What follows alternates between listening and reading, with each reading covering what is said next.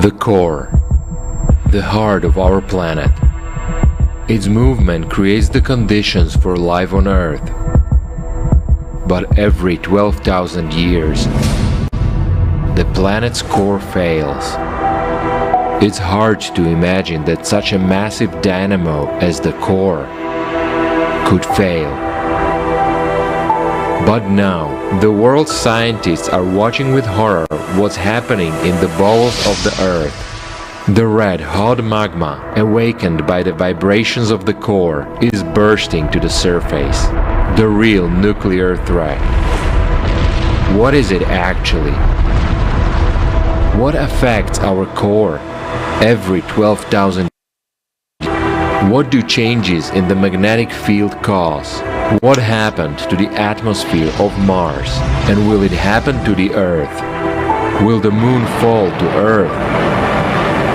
Can the destruction of the planet's core be stopped? Will we be the last people living on Earth? It's time to bring the truth back to people. On December 13, 2022, watch this and much more in the Kaleidoscope of Facts. Earth's core, how can humanity survive?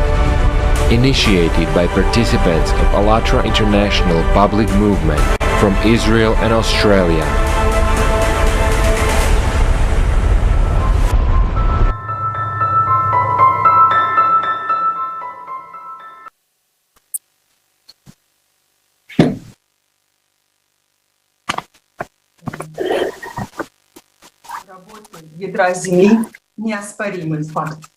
Critical destruction of the Earth's core is an undeniable fact. Hard times are coming for us and our planet. That's why the topic of today's episode of Kaleidoscope of Facts is dedicated to the heart of our planet, the Earth's core. We have collected the facts known to date, interviewed scientists in order to better understand the processes occurring in the Earth's core at the micro and macro levels. We want to understand how these processes affect humans and our planet. This conference is organized by members of the ALLATRA International Public Movement from Israel and Australia, with the support of volunteers from all over the world, and is being simultaneously interpreted into many languages. In preparing this episode, there has also been used information from videos with Igor Mikhailovich Danilov and books by Anastasia Novych. Yes, Anna, changes in the core are already negatively affecting the climate, causing many crises and becoming a severe trial for modern mankind. What should we expect in the near future, and what is the way out of this situation? We need to understand what actions each of us can take to avert the disaster. After all, despite all the clear signs of increasing cataclysms, we're being deceived by the false causes of global climate change. As a result, we're taking the wrong actions, wasting precious time in tackling this problem. Our attention is being deliberately diverted to secondary issues, away from the threat of global extinction of humanity through climate change. Public mass media play an important role in distorting reliable information. People are used to believing the mass media without checking the facts by themselves. And when the truth emerges in the ocean of lies, it is very difficult to explain to people that they have been deceived for a long time. So let's watch a video.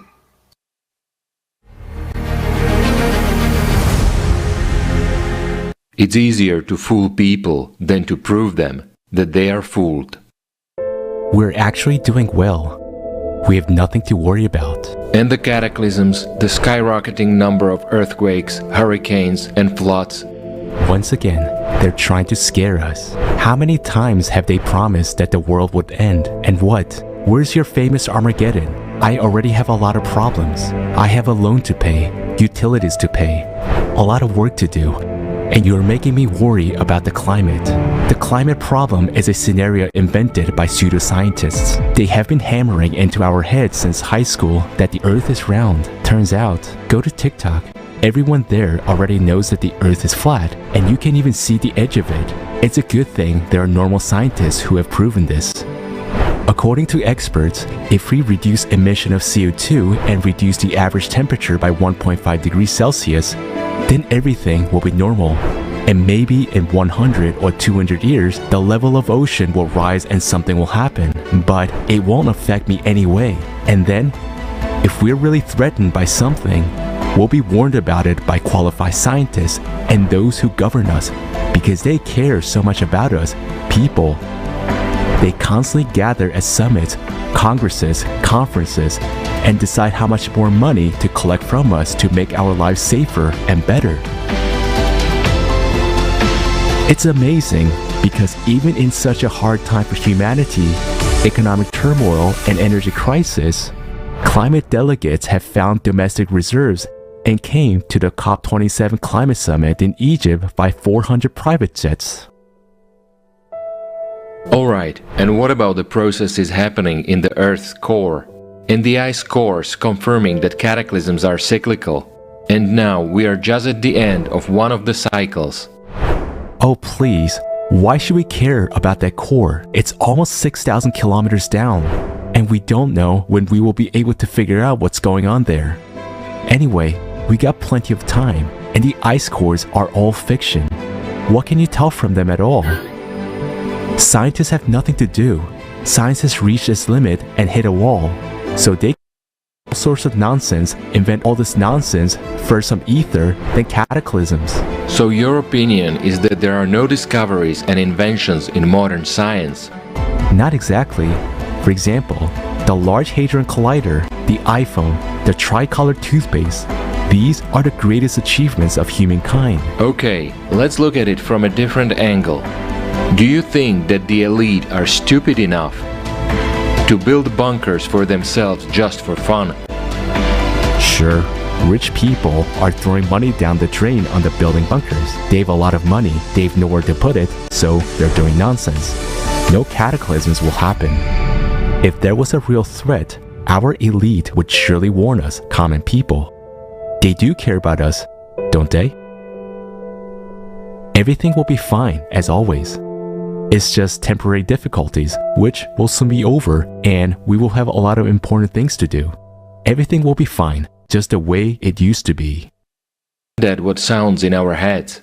It's easier to fool people than to prove to them that they are fooled.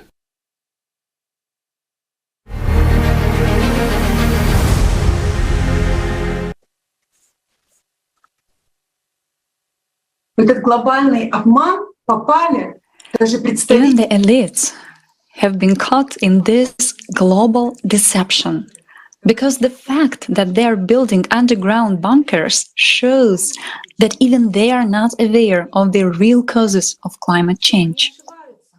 What are they wrong about? Why is that by investing billions of dollars in building bunkers, people are just throwing money away? Why won't it help them now? Что они What are they building? The Ark of Salvation or expensive coffins? I suggest us watching another video. Did you know that humanity has been living underground for 12,000 years, and every time the living conditions underground get better? Right now, the richest people in the world are building comfortable bunker mansions underground. Maybe they are getting ready for something. They know exactly what's coming. And do you know? Do you think there's a place for you in their cities during global cataclysms? You know the answer to that question.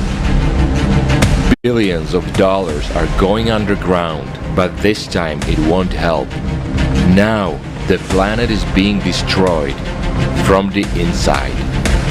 The planet will suffer the fate of Mars, the destruction of its core, the absence of an atmosphere, destruction of all life on the surface and underground.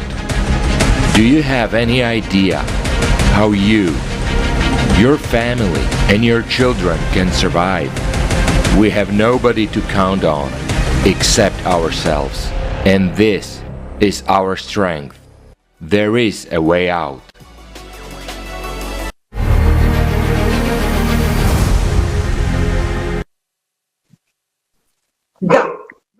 Yes, there is a way out. What is it? And what can I personally do in order to live not underground, but in comfortable conditions, provided with everything one needs, with a full guarantee of safety? Yes, Anna, these are good questions, and today we will hear the answers to them. A lot of people who already understand what's happening to our planet want to find out what are the causes of the climate change. The fact that the climate is changing and it's changing all over the world is no longer a secret. We have conducted a social survey in different countries and asked simple questions about the climate. Let's listen together to what people say.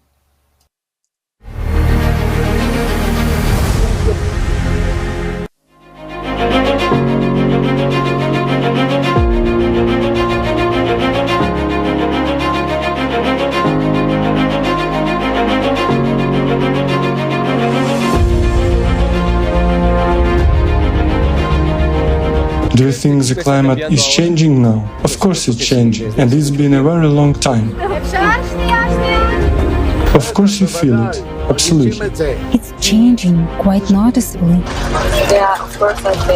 I think the climate today has changed a lot, because I'm 32 now, and I remember when I was a little kid, we had a real winter, a real hot summer, fall and spring, and now it's early November, and I'm still walking around in a t-shirt. The climate change itself is that it's happening now compared the weather now and maybe 20 years ago is completely different around the world.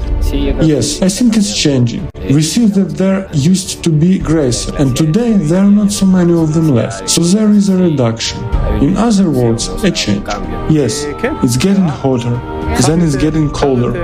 We especially feel it when we exercise, both in the morning and in the evening. You can see there is a change. Well, I think it's in very bad condition, because you can feel the global warming by the weather that we have now. By the way, everything is shifting, so we no longer have 4 seasons, we only have 2 seasons, and everything that goes with that. So I think it's very bad. What do you think this climate change is related to? What is the cause of climate change? We think that most often we talk about in Antarctica, about pollution, about ozone layer. There are different versions. Over-consuming, I think. Over-consuming, extracting too much minerals, oil, materials from the earth. So we are consuming much, too much. People don't think ahead, perhaps only about tomorrow or the day after tomorrow, but what happens next, and that's what we are stumbling over as a species. I believe that in a few decades we will have to struggle even more with the consequences. We as humanity will probably face famine and migration even more than we do now. Do you think human activity affects climate change? Yes, of course. We are practically destroying our own world because of pollution, plastic and factories. I think the climate is changing at its own pace. But humans are speeding it up and act on it all. A negative one. I think that's the way it is. In the event of a climate disaster, do you think there is a safe place on the planet? Safe? No, well, there are rumors. I have heard versions that world's millionaires build bunkers, caves, but in effect I think in the event of disasters, very few will survive. I think we're safe in Germany. We don't have the sea. There is nothing threatening around us. Probably off the grid and as far away from humans as possible. Now it's difficult to say which ones, because everything affects the whole world, even the sea, so nowhere will be safe. Safe place on Earth? I don't think there is one. Do something to stabilize the climate change. I think yes. I've heard that yes. We need to love our planet, take care of it, not pollute it. But that is a job that I don't think has been done, and it's not been done because we are irresponsible. I think we can. Yet we need information, really the right information, to be able to decide and make decisions that could save our planet. I couldn't figure it out, but perhaps you know what each of us can do.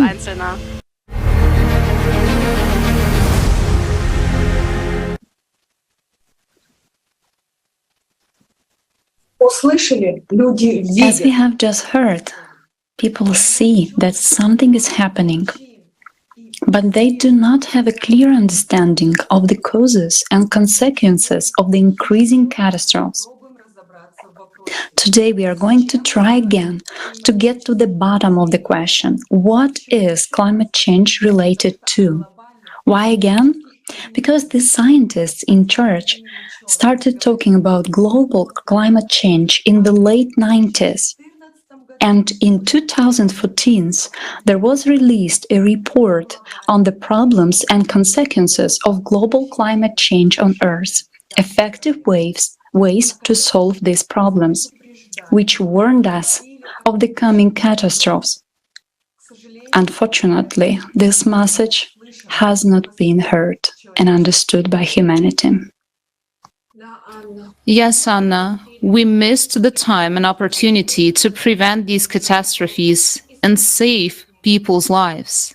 And now, our planet has entered a period of global cataclysms with a cycle of 12,000 years, which humanity is unable to avoid or control. These changes lead to a rapid increase in the number and strength of earthquakes and floods, a sharp increase in volcanic activity, greater frequency and intensity of hurricanes and tornadoes, numerous cracks and sinkholes, and new continental rifts. Let's watch a video.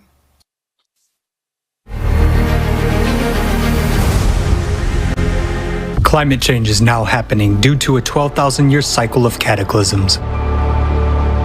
We are not talking about global warming, supposedly caused by human activity.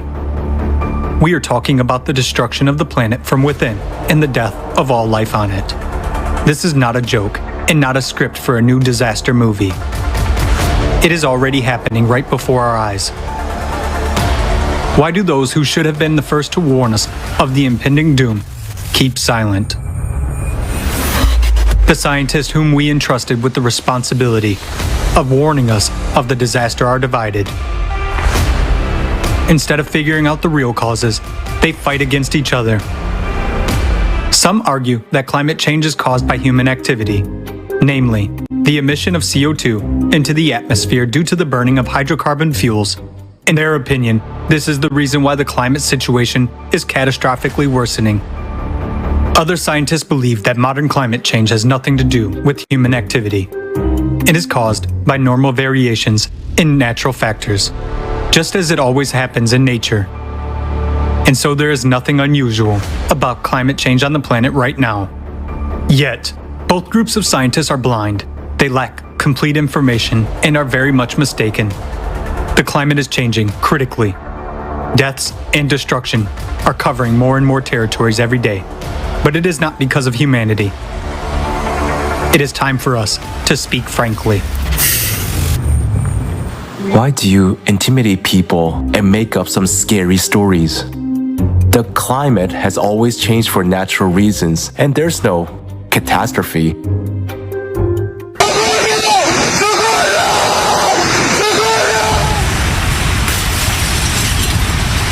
morning as firefighters try to just pull over, Jordy!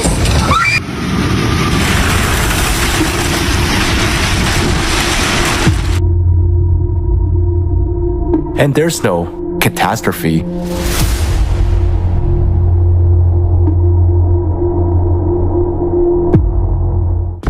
Is a person who wakes you up by knocking at the door when your house is on fire, scaring or saving you. And if it's not just your house that is on fire, but the whole planet, should you be warned about that? What is happening on the planet right now is abnormal for the last 11,000 years. Let's face the facts. Over the entire millennium, the planet hasn't experienced such a drastic climate change as in the last 30 years of our lives. Overall ocean heating has increased by 450% in the last 30 years. Evidence of heating of deep ocean layers suggests that the ocean is warming from the bottom up. The ocean warming provokes an increase in the strength and number of hurricanes. The year 2020 has broken all records for the frequency of hurricanes and tropical cyclones on the planet over the entire period of observation. Due to increased humidity and rising temperatures, the intensity and number of tornadoes is increasing. Since the 1990s, the number of tornadoes in Europe has increased tenfold and continues to grow. Tornadoes and hurricanes can destroy entire residential districts, and they don't care if they're hiding there or not. Over the past 33 years, there has been an increase in the number of storms, wind speeds, and wave heights in the oceans are rising, and a significant acceleration of sea currents has been observed. According to NOAA, the number of floods in the U.S. has increased by about 100% over the last 30 years. At the same time, they began to occur synchronously, hitting several countries at once. Since 1998, floods have affected more than 2 billion people worldwide. The rate of loss of the Greenland ice sheet over the past 30 years has increased 20 times and exceeds the maximum rate of the last 12,000 years. Numerous studies indicate that the cause of melting of glaciers is the increase in geothermal flow. That is, heat from the bowels under the Greenland ice sheet. Over the last 30 years, the rate of ice melting in Antarctica has increased by 65%. Moreover, this is happening only in the western part of Antarctica, where there is a huge magma chamber and 104, the heat of which melts the ice from the bottom up. Despite the fact that high mountain glaciers are melting, lakes and rivers around the globe become shallow, and water escapes into the depths through cracks. According to research by American scientists, water levels in the world's largest rivers have dropped significantly over the last 50 years. Around the world, thousands of water bodies disappear, but at the same time there are powerful downpours. For example, in China, despite frequent floods, more than 28,000 rivers have disappeared in the past 20 years, roughly half of all the country's rivers. The number of extreme fires is growing, and they do not cease even in winter. Nowadays, on average, 7 times as many large wildfires occur in the western United States every year as there were 40 years ago. Even the Arctic is already burning. With 2019 seeing the largest and most destructive fires in the northern hemisphere in 10,000 years. Fires occur in areas where the Earth's crust is fractured and where hydrogen, methane, and other combustible gases emerge from the subsurface. Because of that, fire cannot be put out. It incinerates cities, leaving scorched areas for years. More and more often, people lose their lives in fires or suffocate from the smoke.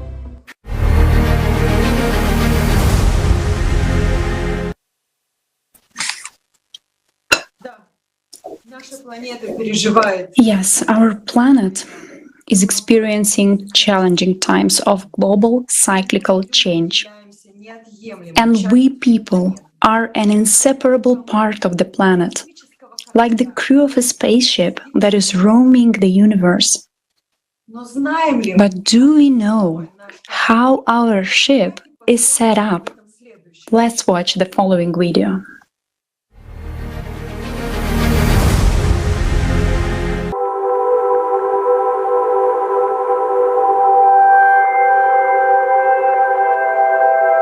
We often look up into the sky and dream of flying to the stars, not even suspecting that we are already rushing with a great speed in a spaceship called planet Earth.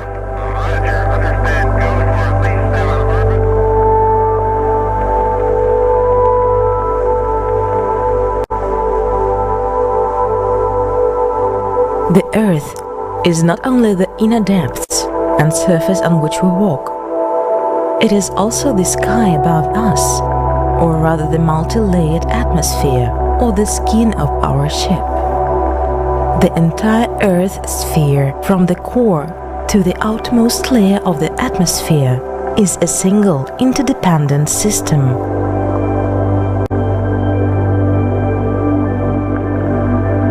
Each layer is an integral component of the planet. The engine of our ship is the core. Lately, we have been seeing malfunctions in this machine. Alarms flashed on our ship's control panel.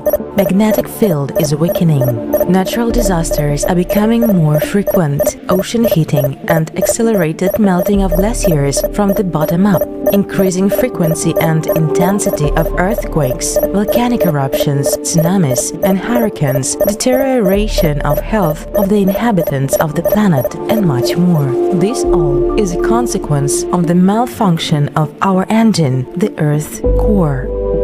The core is the hottest part of our planet. The processes of radioactive decay of substances take place there. They release a tremendous amount of energy that the human mind cannot imagine. The heat flowing out of the depths of the Earth is equivalent to the heat that 50,000 nuclear power plants can generate. So far, science does not know how the Earth's core actually works. In fact, all studies aimed at studying the structure of the core and its properties use only indirect methods. To date, scientists assume that the Earth's core consists of two parts, a solid inner core and a liquid outer core. The core forms the magnetic field on the principle of a dynamo. The essence of this principle is that the rotation speeds of the inner solid core and the outer liquid core are different. As a result of the friction between these two structures, an electric charge is generated. In outer space, everything moves at enormous speeds. Our planet rotates on its axis and orbits the Sun. The Earth moves in elliptical orbit with an average speed of 30 kilometers per second. Our solar system moves around the galactic center at an average speed of 200 kilometers per second.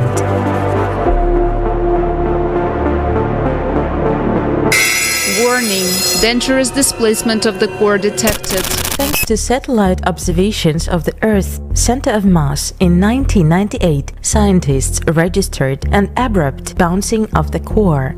As a result, the core abruptly changed the direction of its drift by 90 degrees and shifted northward toward the Timor Peninsula. According to scientists, this caused changes in the Earth's upper and lower layers, but changes in the Earth's core had been observed even earlier.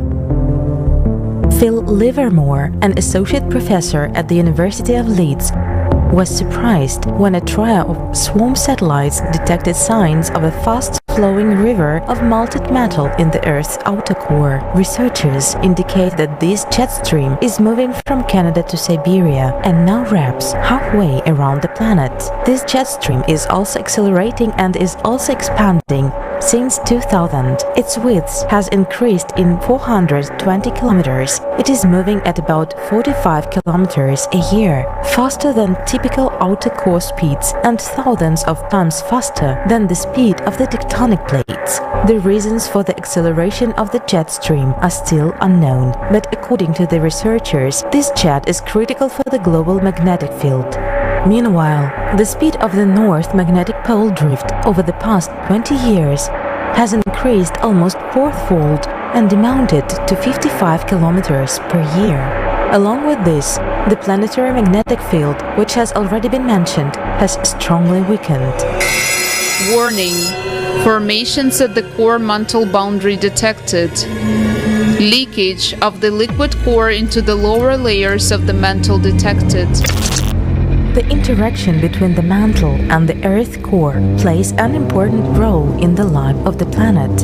In the mantle, streams of hot material move upward, while cold streams of mantle matter go downward.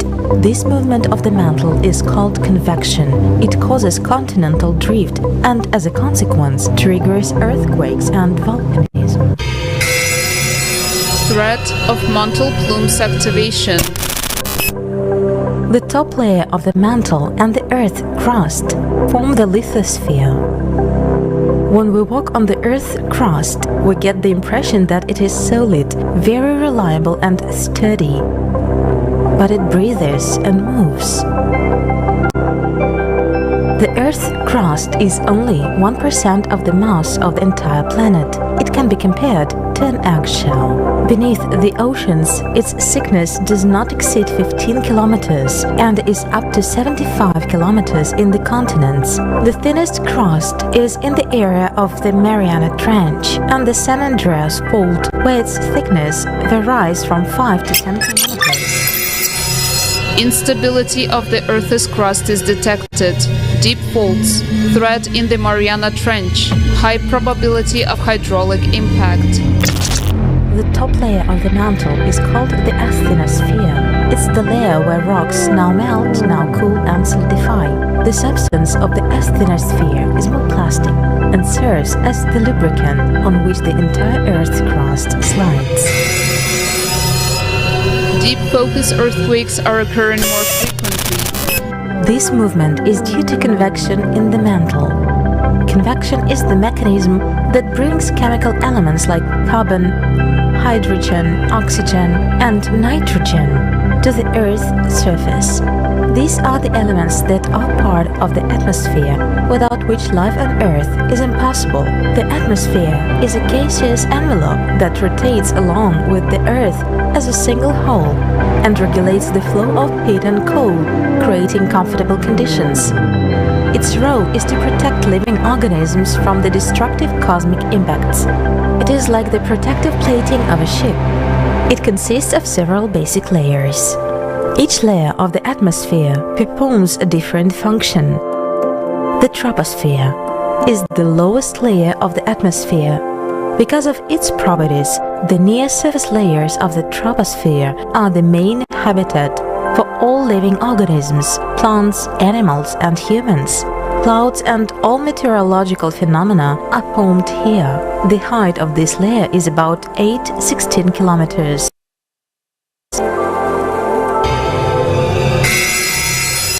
Warning. Troposphere is heating. Extreme intensification of airflows, increase in intensity and frequency of hurricanes and typhoons. Stratosphere. The stratosphere is where the ozone layer is, which protects all life on the planet from harmful ultraviolet rays. The thickness of the layer is 1150 kilometers. Therefore, planes cannot fly above this layer. Warning. Depletion of the ozone layer detected. Ozone holes are forming. The stratosphere is cooling. The mesosphere is the layer that protects the Earth from being hit by small celestial bodies, meteorites, and asteroids. The thickness of the layer is 50 to 85 kilometers. Every day, dozens of tons of meteorites enter the Earth's atmosphere, but thanks to the mesosphere, they burn up before they from Earth. This phenomenon is seen as shooting stars. Warning. Abnormal temperature drop. The thermosphere absorbs extremely dangerous ultraviolet radiation from the Sun and protects the Earth from the harmful effects of cosmic rays. Because of the impact of solar radiation on the atmosphere, we observe a phenomenon called aurora borealis. The thermosphere is the hottest layer, where the temperatures can reach up to 3000 degrees Celsius, depending on the solar activity. In this layer, the air is rarefied, so aircraft in the thermosphere are not heated. Interestingly, it is in this layer that astronauts fly. Space stations and satellites are located. Due to the high radiation exposure on humans, the altitude limit of spacecraft is 500 kilometers. The height of the layer is from 85 to 6,090 kilometers. Warning: abnormal decrease in density. Chemical composition of the atmosphere is changing. Friction from high energy particles is weakening. The upper layers of the atmosphere, mesosphere and thermosphere, form a common layer, the ionosphere. Ionosphere has high electrical conductivity. This is where ionization processes and lightning generation occurs all the time. Thanks to the ionosphere, radio waves travel long distances. Warning: anomalous dysfunctions in the ionosphere. The number of lightning strikes has increased greatly. The outer boundary of the ionosphere is also the outer part of the Earth's magnetosphere. Warning: magnetic field is weakening. Dramatic shift of the magnetic North Pole. The exosphere is the highest and largest outer layer of the atmosphere. It is the gateway to outer space and extends for tens of thousands of kilometers. The planet's extended exosphere is often called the geocorona. It is composed of hydrogen atoms escaping into space. This layer is Earth's first line of defense against the flow of charged particles that come from the Sun and are destructive to all life. Only unmanned satellites can fly in the exosphere. Solar radiation significantly compresses the geocorona to a height of about 60,000 kilometers, raising its density to about 70 particles per cubic centimeter. On the night side of the planet, the exosphere spreads out, becoming much more rarefied, and the geocorona reaches up to 630,000 kilometers away, 100 radii of the Earth itself and much farther than the lunar orbit. The layers of the atmosphere and the layers of the Earth are a single system that works as a coherent mechanism. This work depends on the magnetic field that permeates all of the Earth layers. Without the magnetosphere, all life on the planet would die and the atmosphere would be blown away by the solar wind. A huge amount of cosmic radiation would bombard the Earth. It was the disappearance of the magnetic shield that caused the destruction of Mars, once a flourishing planet. Warning: malfunctions in the Earth's core. Systemic malfunctions in the entire planet's mechanism are detected. Threat of the destruction of all humankind is imminent. We, the people, we all live on one big spaceship. Our task is to preserve our home for us and for future generations. So far, our ship has been flying on autopilot, but there is less and less time left. We can combine our efforts, understand the cause of the malfunction, and take all measures to restore the planet. We still have a chance to repair our ship and continue our journey in order to explore outer space and populate new planets.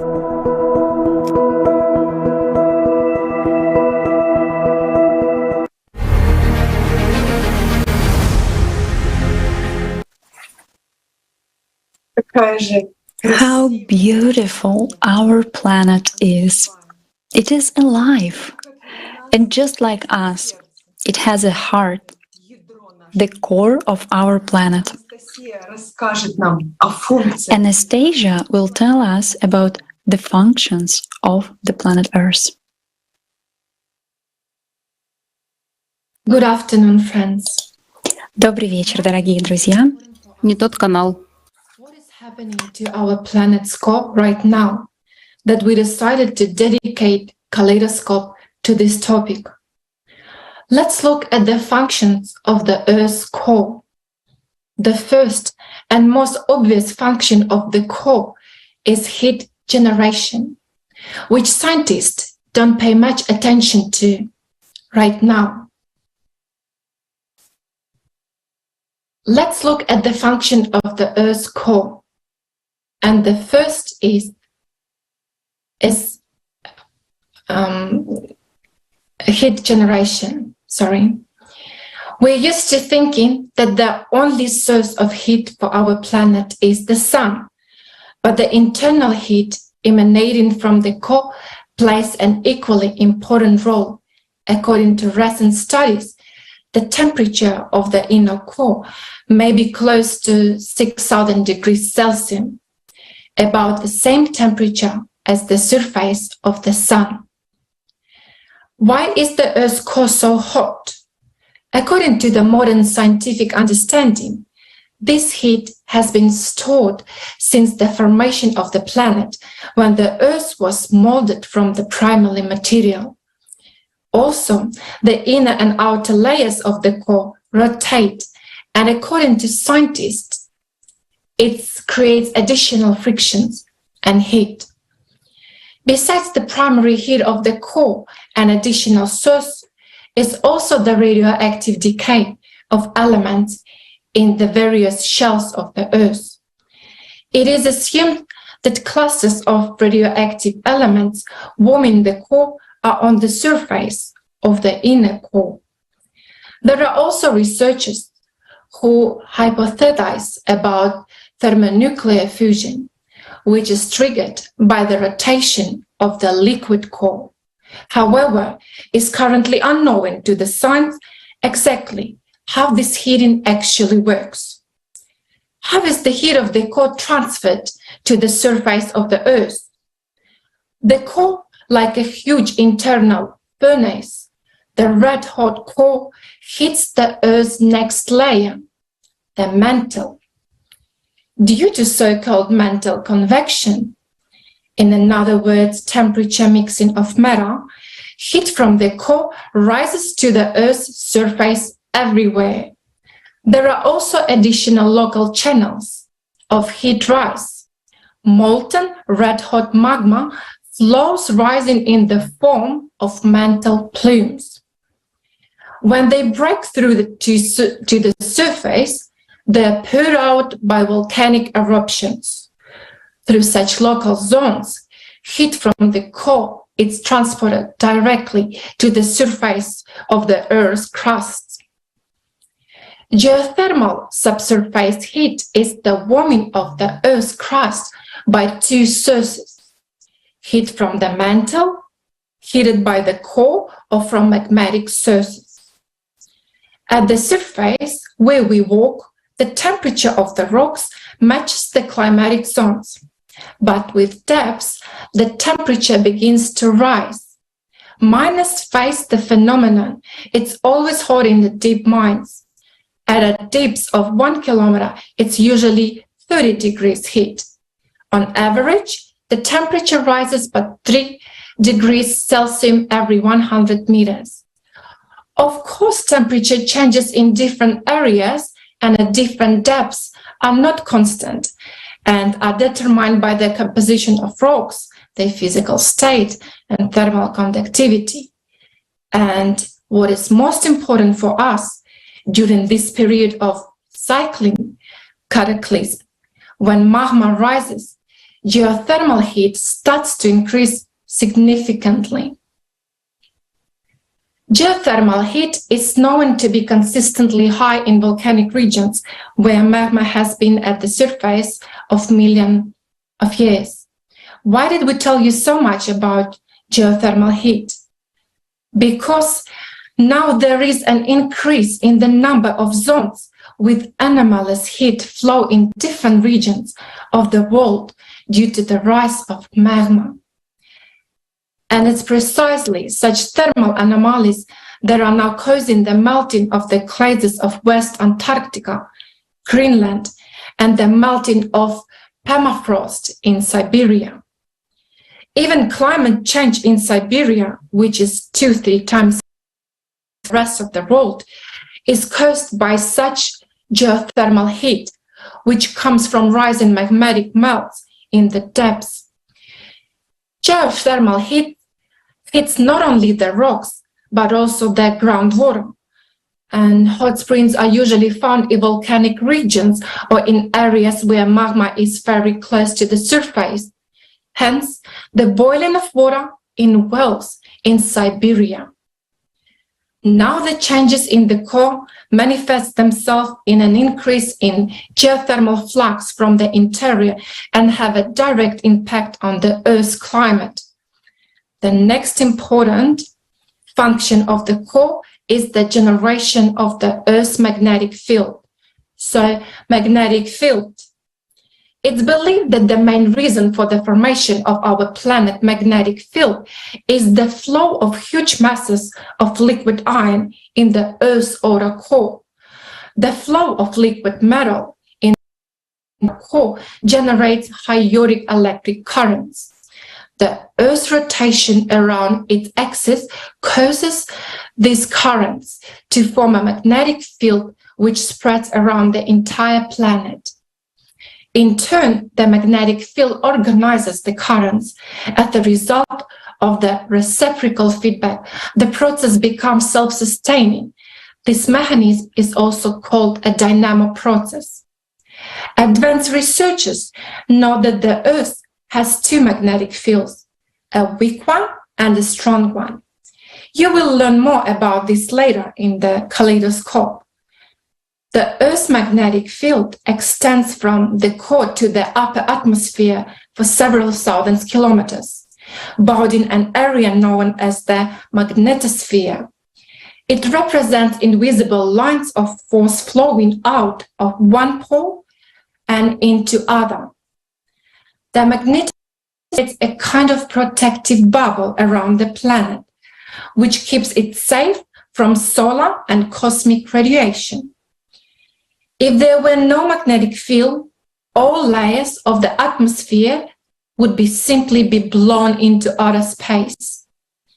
Therefore, the geomagnetic field, as well as the internal warming up of the core, is necessary condition for existence and development of life on the Earth.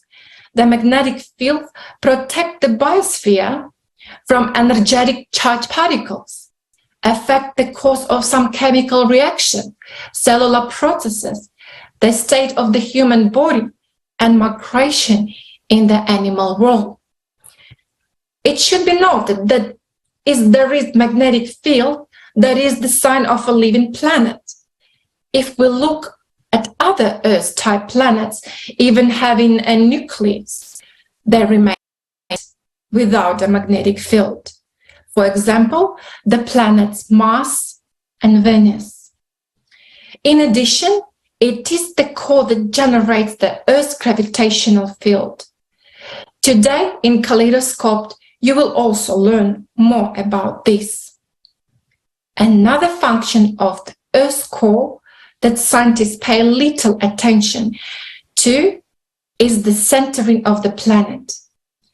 To better understand the centering process, we can compare the rotating of our planet to the process of balancing a wheel. If the wheel is not balanced, it begins to spin and break the chassis. Therefore, balance is very important to the wheel. You can imagine how important balance is to the planet when the core is 31% of the planet's mass. When the core shifts, it imbalances all the other spheres of the planet. Displacement of the core causes changes in all geophysical parameters, such as the velocity and axis of rotation of the planet. So now we have listed the main function of the Earth's core. They are thermal, magnetic, gravitational, and centering. And now all these functions have failed. So what happened to the heart of our planet? Let's watch a video.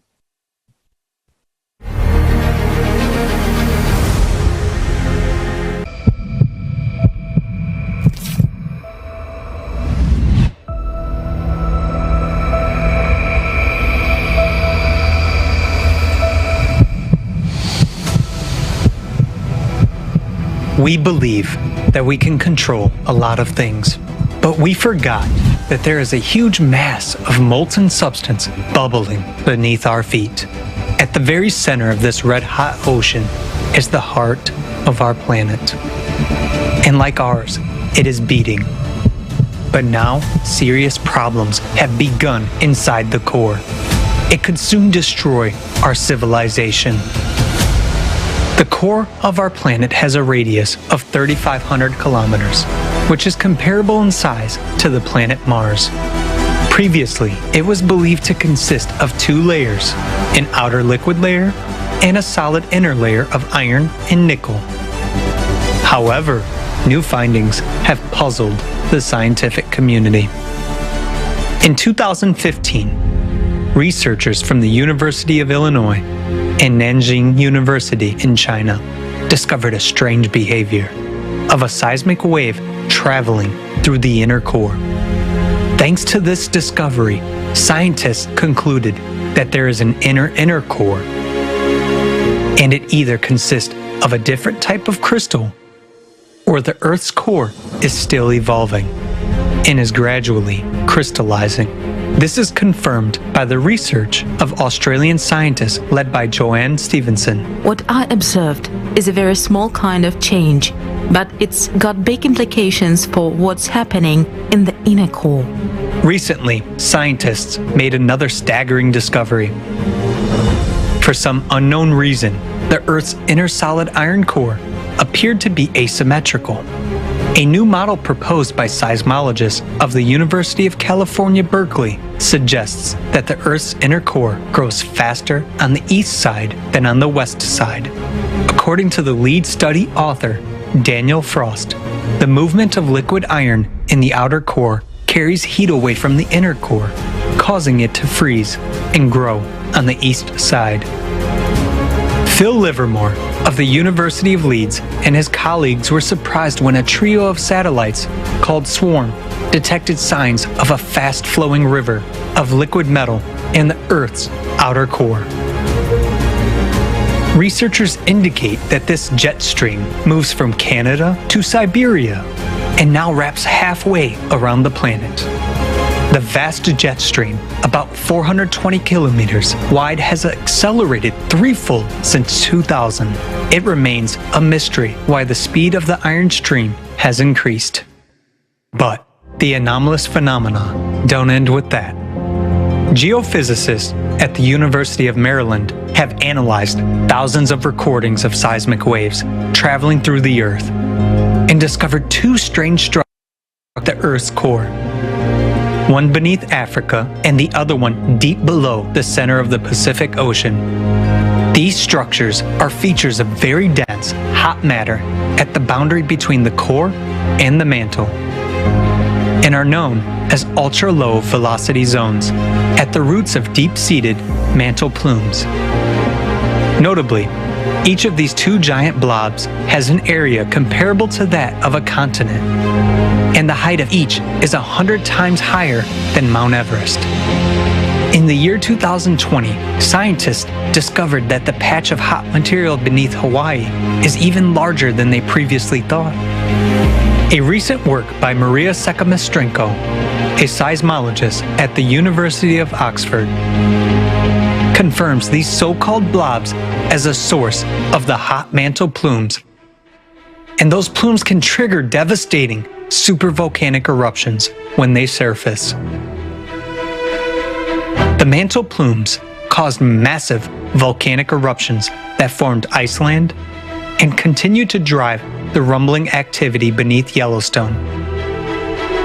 There is a high correlation between these events. Climate changes and mass extinctions over the past few 100 million years. The results of recent studies of the Earth's core and the structures around it are alarming. And while only scientists know about this threat now, it will soon become apparent to all inhabitants of the Earth. Another important evidence confirming that abnormal processes are taking place in the core is the drastic acceleration of the North magnetic poles drift by 3.5 times over the past 20 years. Together with the extreme acceleration of the North Magnetic Pole movement, a mysterious anomaly weakens the planetary magnetic field, which protects us from dangerous galactic and solar radiation. Scientists have been able to calculate that the Earth's magnetic field has weakened by 9% over the past 200 years.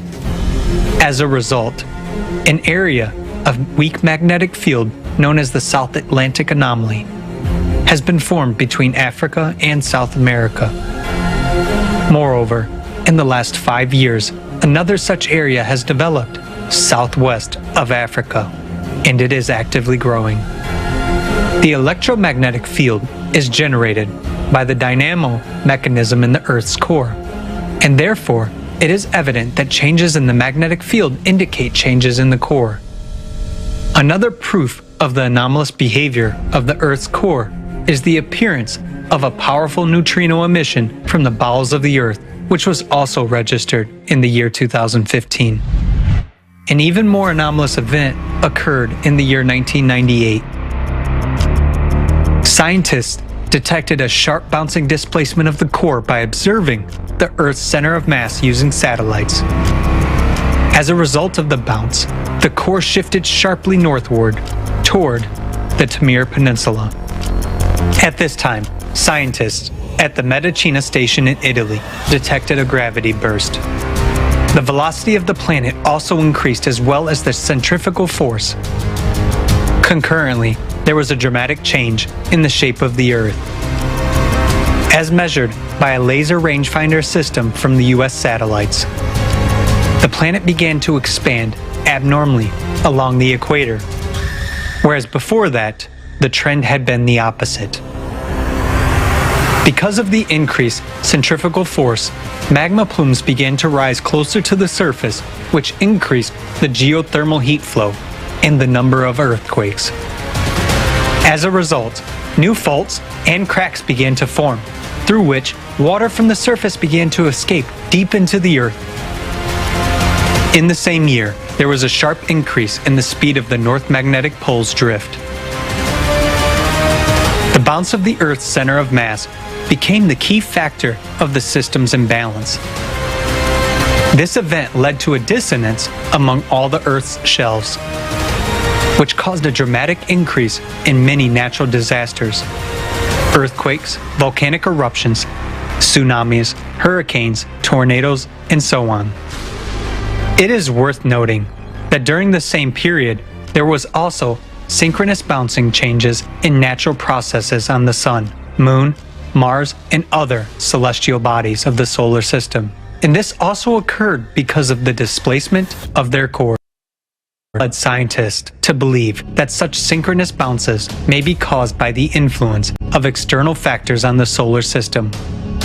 In the year 2010, NASA scientists, together with French meteorologists, established a correlation between the increase in average annual temperatures and the rotation of the Earth's core. The fact that the core affects the climate has long been known in science. Back in the 1980s, a group of French scientists discovered that the movement of liquid material in the core directly affects the rotation of the Earth, which in turn affects the oceanic and atmospheric circulation.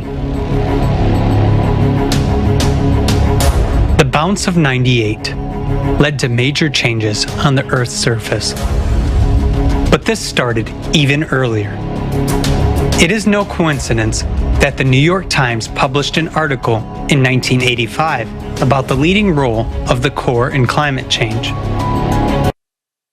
The core pay taxes on gas emissions, while you can make people pay. So now, everyone has forgotten about these studies. But over the past 50 years, our planet has continued to accelerate. Since the year 2016, this trend has intensified even more. July 19, 2020 was recorded as the shortest day in the history of observations. Even seemingly insignificant acceleration of the huge mass of the Earth will cause catastrophic consequences in the near future. It is clear from all the facts that the processes now taking place in the Earth's core are the cause of climate change. According to many researchers, such drastic global changes in the planet's core are caused by immense energies coming from the depths of space. Our planet is exposed to this radiation every 12,000 years. And right now, we are on the verge of a catastrophe. Scientists have yet to answer many questions, but it is clear that extreme changes are taking place in the core. The core bounces accelerate the planet's rotation and increase its centrifugal force, which brings the magma inside the mantle closer to the surface. This causes an increase in the power of volcanic eruptions and earthquakes, the number of which is increasing. Also, the process of magma uplift heats up groundwater, causing glaciers to melt from below, which leads to catastrophic floods. The situation is progressing rapidly, and very soon we will face supervolcanic eruptions and global floods that will make conditions on the planet incompatible with life. How can humankind survive cataclysms of this magnitude? Each and every person must be involved in the solution to this problem, and we must act with full commitment. Now there is no time to shift responsibility to someone else. The heart of our planet is already beating faster. This is causing catastrophic changes. Only by admitting the truth about the real causes of climate change will we be able to grasp the full extent of what is happening and unite the entire scientific potential to ensure the survival of all humanity.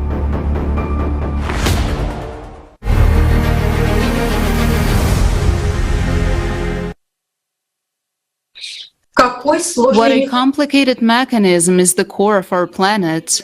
Changes in its work is a serious problem for the entire organism of the planet. Geologists Natalia and Yelizaveta will tell us more about changes in the inner solid core and the catastrophic consequences it leads to, not only on Геологи Наталья и Елизавета. Добрый день, дорогие друзья. Здравствуйте. Сейчас мы предлагаем вам разобрать. We invite you to explore a whole range of topics that are of key importance for all of humanity in the period of cataclysmic cycles of 12,000 years.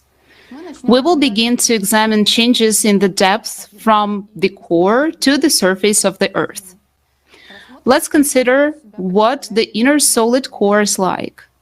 This is the deepest sphere of the Earth. It is believed to consist mainly of an alloy of iron and nickel, in which there is a small amount of other light elements.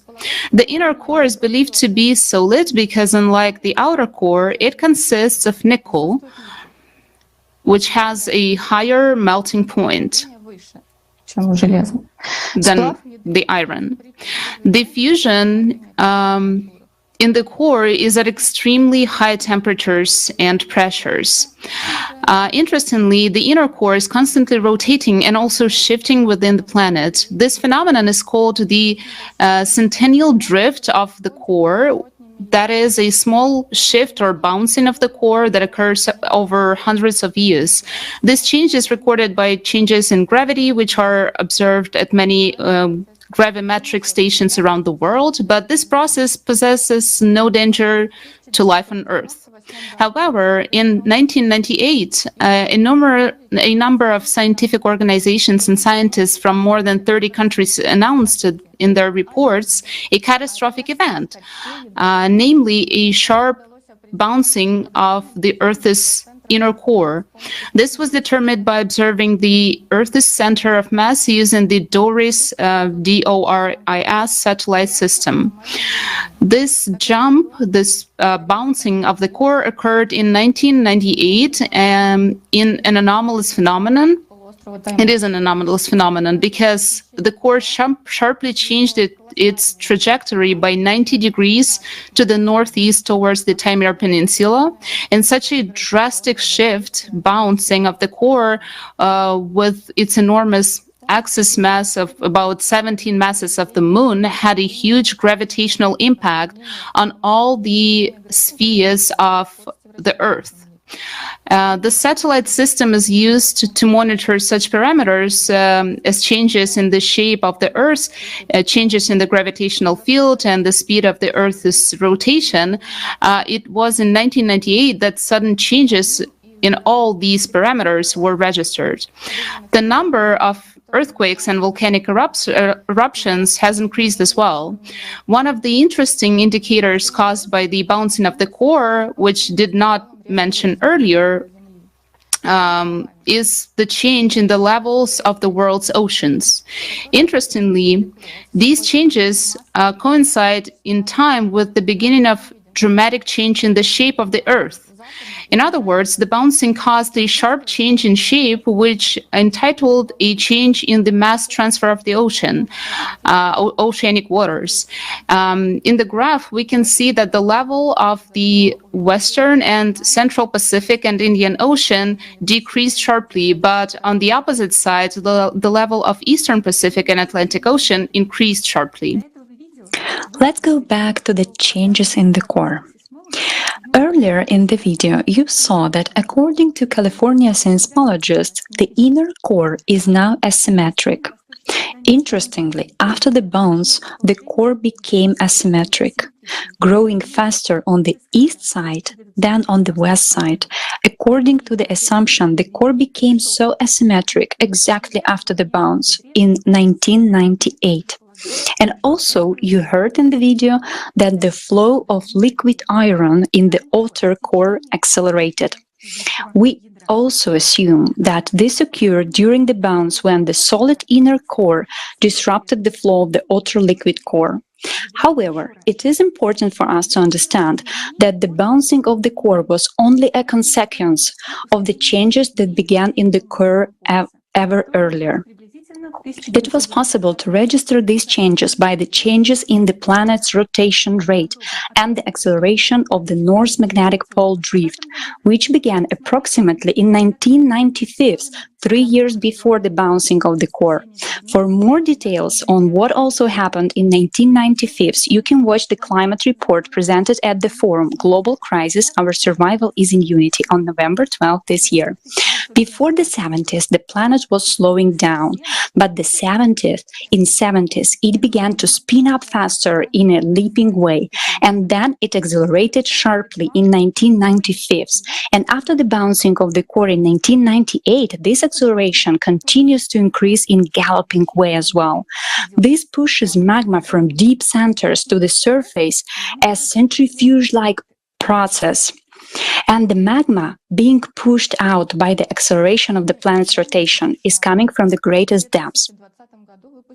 Scientists from Denmark and the United States published an article in 2020 suggesting that iron from the liquid outer core is leaking into the mantle, and as a result, in the interface of the core and mantle, huge areas of more molten matter form inside the mantle.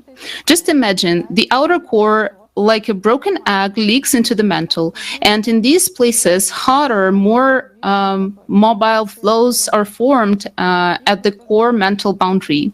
You saw them in the video too.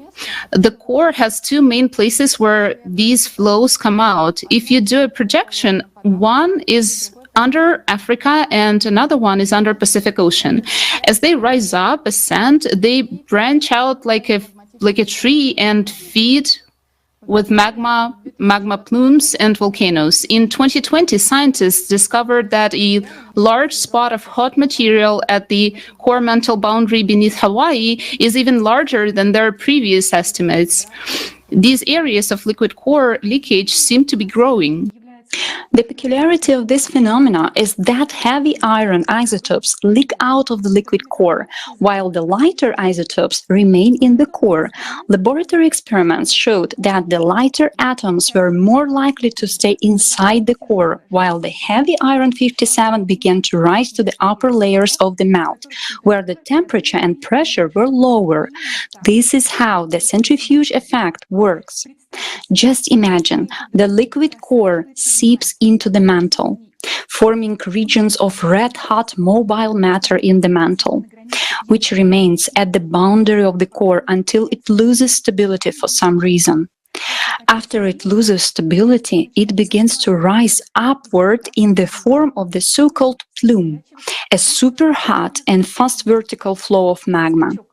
For example, the lava of some underwater volcanoes off the coast of the Hawaiian Islands and the archipelago of Samoa contains an unusually large amount of heavy iron, the same iron 57 isotope that leaked from the core. In this way, fragments of matter in the core can rise to the surface of the Earth. And now, during the cycle of cataclysms and after the changes in the core, this process has an avalanche-like nature. And to our great regret, next we will see more and more red-hot and mobile magma rising from the bowels during eruptions. In 1995, changes in the underlying dynamics of the planet began. We saw a spike in the number of earthquakes and acceleration of the drift of the magnetic North Pole, and glaciers began to melt.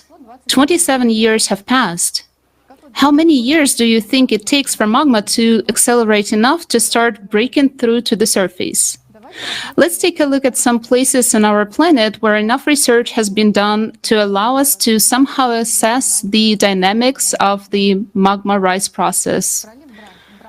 Bransfield Strait near the Antarctica is a place of strong tectonic activity in the Earth's crust, and earthquakes regularly occur here as tectonic plates collide. Until 2010, it was thought that all earthquakes that occur here are related to plates movements. There were 3,900 earthquakes in 2 years. However, as early as 2014, seismic activity was found to be caused by magmatic intrusions.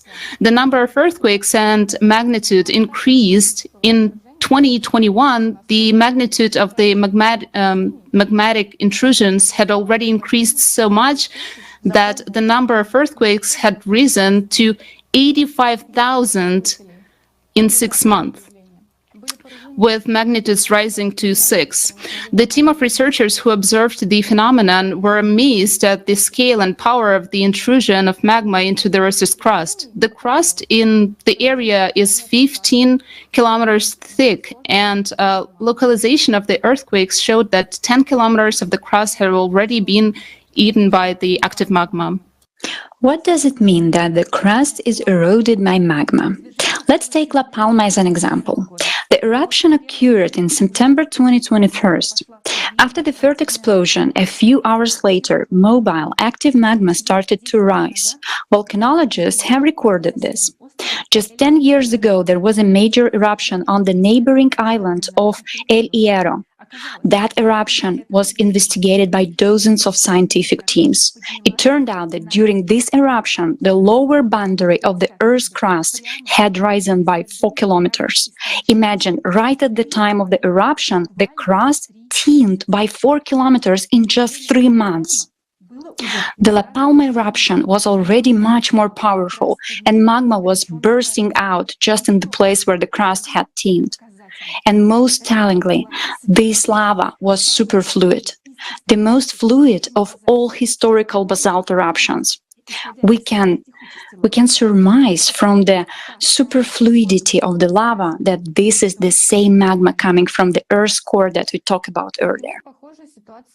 A similar situation is currently observed in Iceland, for instance. A recent study of the volcano Fagradalsfjall, which erupted in March 2021, showed that during its eruption, magma from deep areas of the mantle plume entered the volcano chamber. According to the study, the speed of change in the key chemical indicators of lava at Fagradalsfjall volcano in 2021 was more than 1,000 times higher than during other eruptions.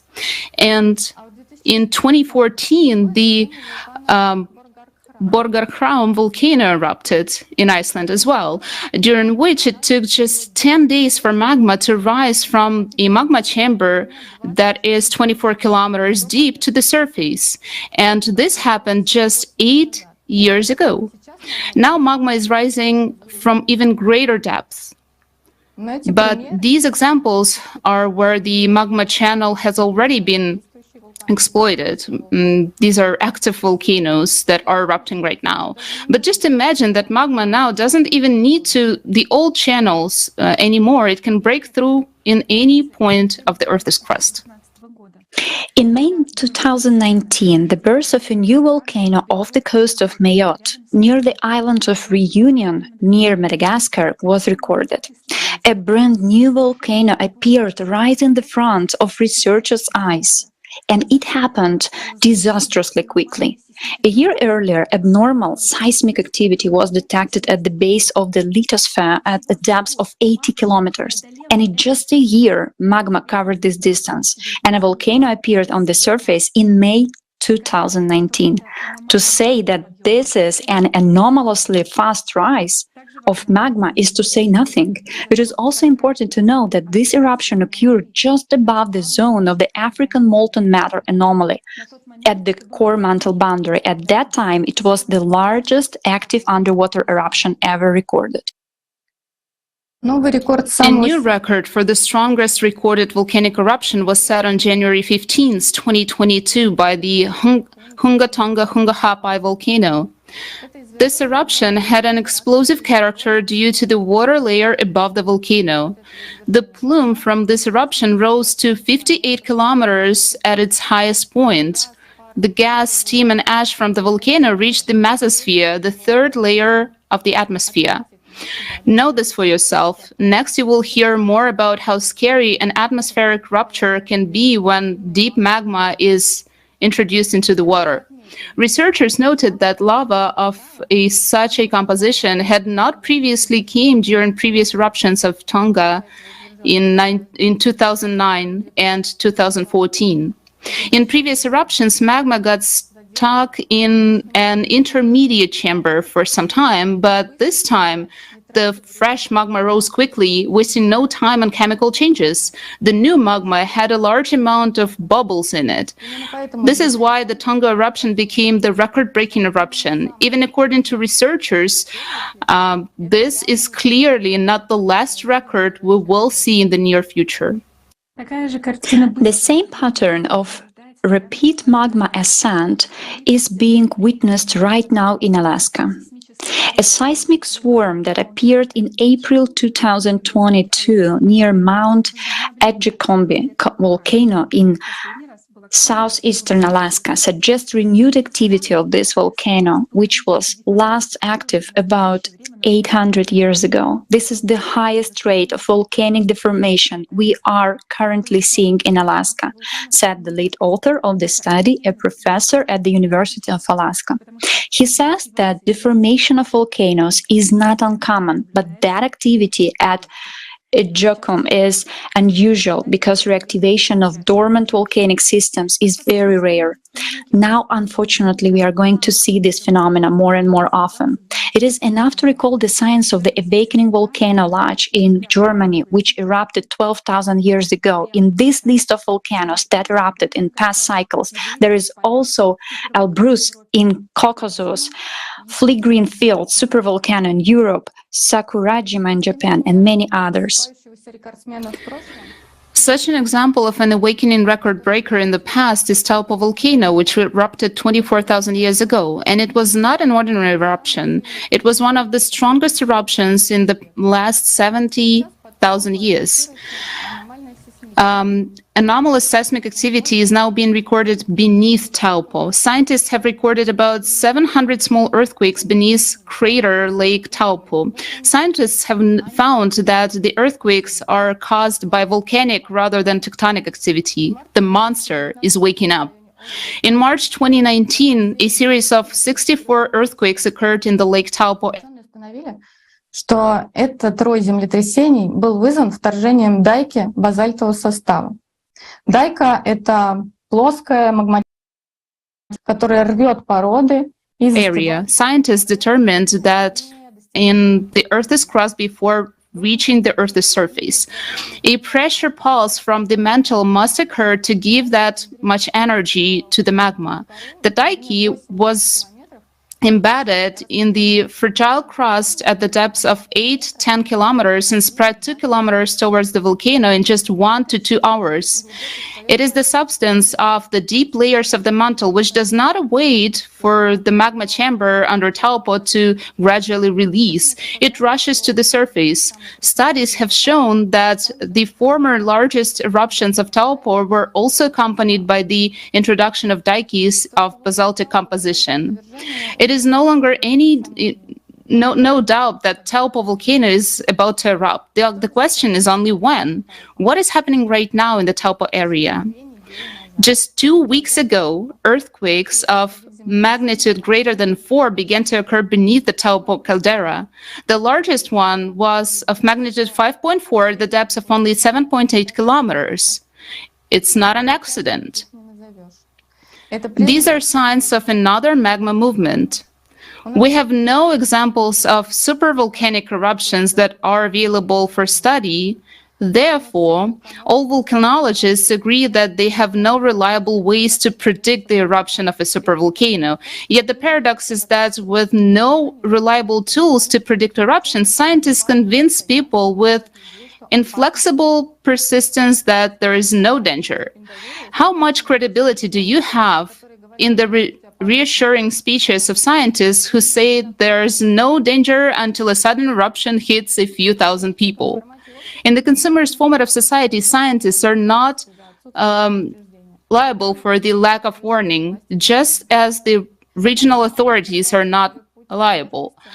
And while the magma makes its way to the surface, we will hope that we still have some time to build a creative society where everyone's life will be the main value, because this is what will ensure timely evacuation and technology for all people capable of stopping the magma apocalypse. Но времени у нас мало. Со времени форума 12 ноября прошел всего месяц, а за это время синхронно по всей планете. But we have very little time left. Only a month has passed after the forum that happened on November 12th, and during this time, volcanoes began to erupt synchronously all over the planet, in many cases with 2 volcanoes nearby. Mauna Loa and Kaliyao in Hawaii, Shevelice and Kulchevskaya Sopka in Kamchatka, Popocatépetl and Fuga in Latin America, Stromboli and Etna in Italy, Semeri and Kirenchi in Indonesia. All of these eruptions are likely to have an anomalous magma composition. All of the eruptions we have reviewed over the past 5 years show similarly anomalous rates of magma ascent. We would be happy to be wrong, but unfortunately, the above examples prove the model presented at the forum on November 12th. We'd like to remind you that the abnormal rise of magma is happening due to the changes in the planet's core as a consequence of cyclical external influences every 12,000 years, and this is undeniable fact. What we will tell you next will come as a shock to an unprepared viewer. Changes in the cores are now occurring on all planets of the solar system. You might think, how was this established? Yuri Vladimirovich Barkin, a doctor of physics and mathematics, professor at the Schmidt Institute of Physics of the Earth of the Russian Academy of Sciences, was engaged in such research for many years. He was also one of the first to write about the jump in the Earth's core in 1998, and that this bouncing occurred synchronously on other planets of the solar system. The jumps were measured on the Earth as well as on the Moon, and on other objects that jumped were recorded by indirect signs.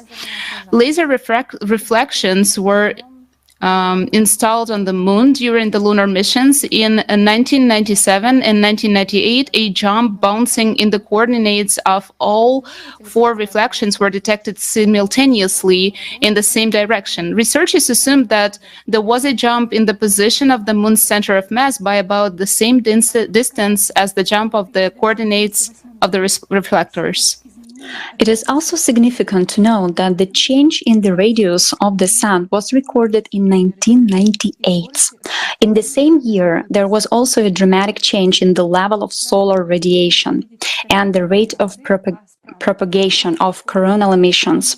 In the graph on the left, you can see a red dot as a jump in radiation, and on the right, the increase in the rate of coronal emission propagation. According to scientists, the impact on the sun proves that the spikes in planetary cores could have been caused by outside influences on the entire solar system. Barkin wrote, "We expected and expect similar shifts for other bodies of the solar system, Mercury, the Moon, the Sun, Titan, Mars, etc. Let's note that the mentioned jump-like geodynamic phenomena for the bodies of the solar system are synchronous and accordingly should have been observed exactly in 97-98. The calculations of Barkin showed that the centers of mass of all the planets are displaced relative to their geographical positions, which indirectly indicates jumps in their course. For example, the Earth's center of mass is shifted relative to its geometric center by 1 kilometer, the Moon by almost 2 kilometers, Mars by 3, and the Sun by almost 300 kilometers. Barkin noted and predicted on different planets of the solar system the displacement of the core relative to the mantle by indirect signs such as anomalous gas emissions, increased melting of polar caps, increased storms, increased volcanic and seismic activity, and other external signs. The basic principle is that if the core of the planet is displaced relative to the geometric center of the planet, then the core will cause increased hemodynamic and geothermal activity along the axis of its displacement. That is just like on Earth, the glacier melting zones of West Antarctica and the warming zones of Siberia are located on opposite sides of the planet along the axis of the core shift. It is the same as on other planets. Based on this principle, Barkin made predictions about the structure and geology of some space objects that had not yet been studied by spacecraft. Later, when studying these objects, Barkin's predictions came true. For example, in his 2002 paper, Explanation of Endogenous Activity of Planets and Satellites and Its Cyclicity, he predicted the high activity of Saturn's satellite Titan. Until 2005, the surface of Titan was hidden from observers under a powerful atmosphere. It is about 10 times as massive as Earth's atmosphere. Barkin predicted that there would be a high activity of natural processes on the satellite. The phenomena of displacement of the center of mass itself would be observed. That is, as we assume as a symmetric position of the core as on Earth. Barkin also predicted geological features on the satellite, particularly mountain ranges, faults and fractures, volcanic activity, rivers and seas of liquid methane. All this was clearly predicted 2-3 years before the arrival of the Cassini-Huygens space expeditions on Saturn and Titan in 2005. Already the first images and the first studies carried out by this apparatus started in 2005 have fully and accurately confirmed the predictions made. Similarly, the high activity of another satellite of Saturn, Enceladus, was established, and about 5 years after the publication of the scientists' work, an active Kaiser plume was discovered at the south pole of Enceladus with emissions of substances and gases. Barkin's research made it possible to substantiate such difficult-to-understand phenomena as the activation of natural processes and geological tectonic activity in the polar regions of planets and satellites. That is, those changes that cannot be justified in any way by action of the Sun. These changes can come only from the depth. Examples of such polar activity include the growth of giant hurricane spots at the North Pole of Saturn and the polar emissions of geysers of its satellite Enceladus. So is the melting of Antarctica's ice and heating of the Antarctic on the Earth.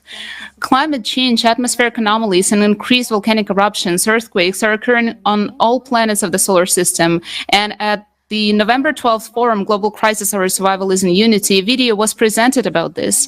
Thanks to Barkin's work, we can see that these climate changes are due to the synchronous bounce of the planet's cores. Based on the geological evidence on Earth, such changes in planetary cores occur every 12,000 years, and you will learn more about it in detail during today's Kaleidoscope of Facts. And right now, I would like to pass the floor to Vyacheslav from Australia, who will talk in detail about climate changes on Mars. Good afternoon, friends. Mars is now experiencing climate changes similar to those on Earth. Because Mars is relatively close to Earth, it is more studied than other planets in our solar system. Let's take a closer look at what's happening on Mars. As on Earth, Mars has recently recorded an increase in sand and dust storm. It means an increase in wind in general. This is despite the fact that now Mars has a very rarefied atmosphere. The pressure at the surface of Mars is on average 170 times lower than that on Earth's surface. According to NASA research, the dense atmosphere that Mars used to have was blown away by the solar wind. And yet now, even the rarefied Martian atmosphere, winds and turbulence are increasing as a result of changes in Mars climate. This is due to a general warming of the Mars surface. Researchers write that now an ice age is ending on Mars. How does it manifest itself? There is ice caps at the poles of Mars, just there are increased ice caps in poles on Earth. Both ice caps are equivalent to the Greenland ice sheet in terms of total ice volume. They consist of aqueous salty ice with admixture of dust. The polar caps are subject to seasonal changes.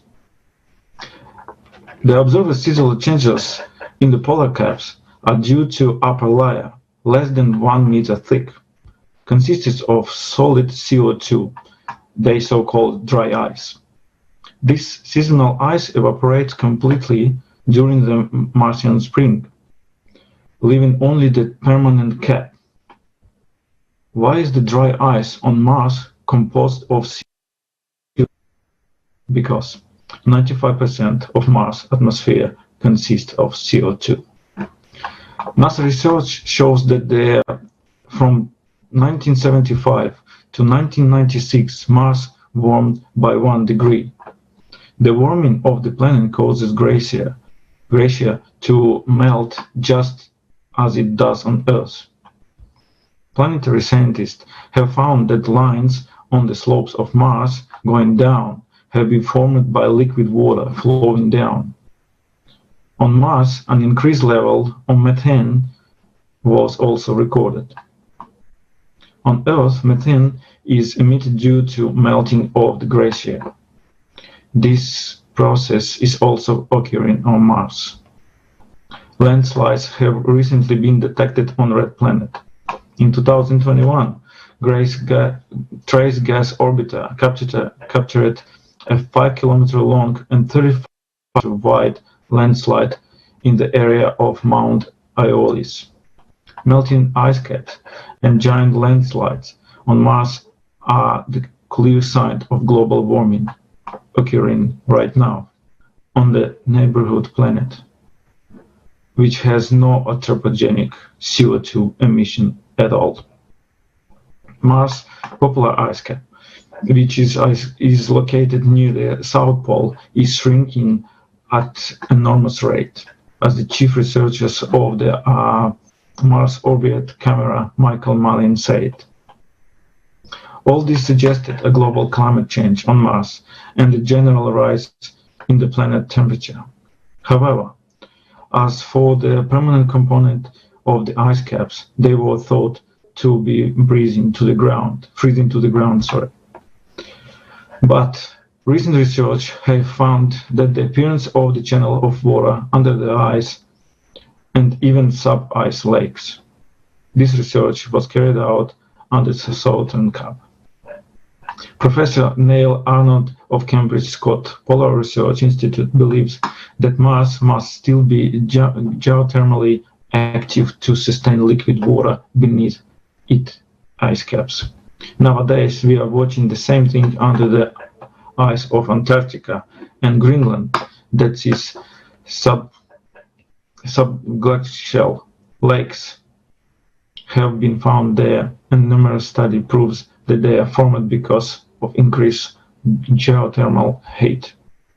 Remarkably, the subglacial lake is found in zone of rising relief. What kind of positive landform would cause this ice to thaw from below? We know that the area is about 140 volcanoes underneath Antarctica. The analogy suggests itself. But an even more shocking fact is the intensification of magnetic and seismic activity on Mars, which is happening right now in recent decades.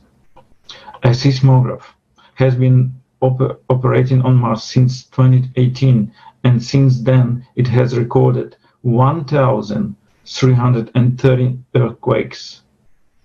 On 4th May 2022, there was a powerful Marsquake of magnitude of 5, which had been observed on Mars before, has never been observed on Mars before.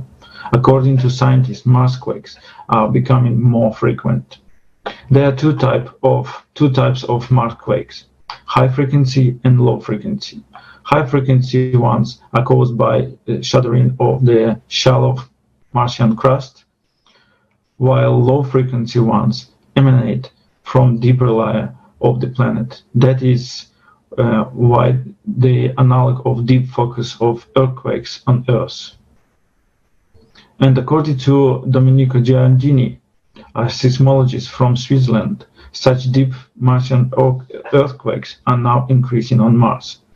So that is just as on Earth, the number of deep focus earthquakes is now growing catastrophically. Volcanic eruptions on Mars are thought to have long case, but according to the latest data, they could resume at any time. Shaking in the Martian depth indicates that there is a pocket of liquid magma. Seismologists who study earthquakes on Mars believe that increasing seismic activity is precisely due to activation of magma in the mantle of Mars, just as it's happening on Earth now. A week ago, on December 5, an article was released in which planetary geophysic Adrian Brock and Jeffrey Andrews Hanna of the University of Arizona wrote that the interior of Mars is now geodynamically active and suggested that volcanism has caused by mantle plumes, which push magma upwards, causing Marsquakes, fault, and volcanic eruptions. Satellite photos have released evidence of 50,000 years old volcanic surface sediments in Mars' system of cracks. Beneath a wide plain called Elysium Planitia, a colossal 4,000 kilometers wide convection plume in the Martian mantle, 250 miles, can push out molten magma to surface. There have been several other strange observations. For example, the local gravity field of Elysium Plateau is unusually strong, which is consistent with some surface activity. According to the analysis, the mantle plume meets all the requirements. It is the rise of hot internal material that press on the boundary between the planet's core and mantle, pushing magma upwards and forming hotspot in the Martian crust and surface volcanism. This is very similar to mantle plume on Earth, which is being activated on Earth right now as a result of change in the core. So we see that as a result of climate change, dust storms are occurring on Mars, landslides are increasing, ice from below is melting, seismic activity is increasing, and magma in depth is being. All of this is occurring synchronously with increasing natural disaster and similar process of Earth, suggesting that, like on Earth, changes have occurred in the core of Mars. But the most surprising thing is that there is a lot of evidence that not so long ago by geological standards, there was life on Mars, which was the same as on our planet. According to remote sensing study, there were rivers, seas, and very dense atmosphere, says Alexander Protnov, professor, doctor of geological and mineralogical science, geochemist, as well as the author of the book The Mars Apocalypse, The Real Space Tragedy. Alexander Mikhailovich studied images of Mars surface in detail and has an in-depth understanding of the process of the red planet. Let's watch the fragment expert of the interview.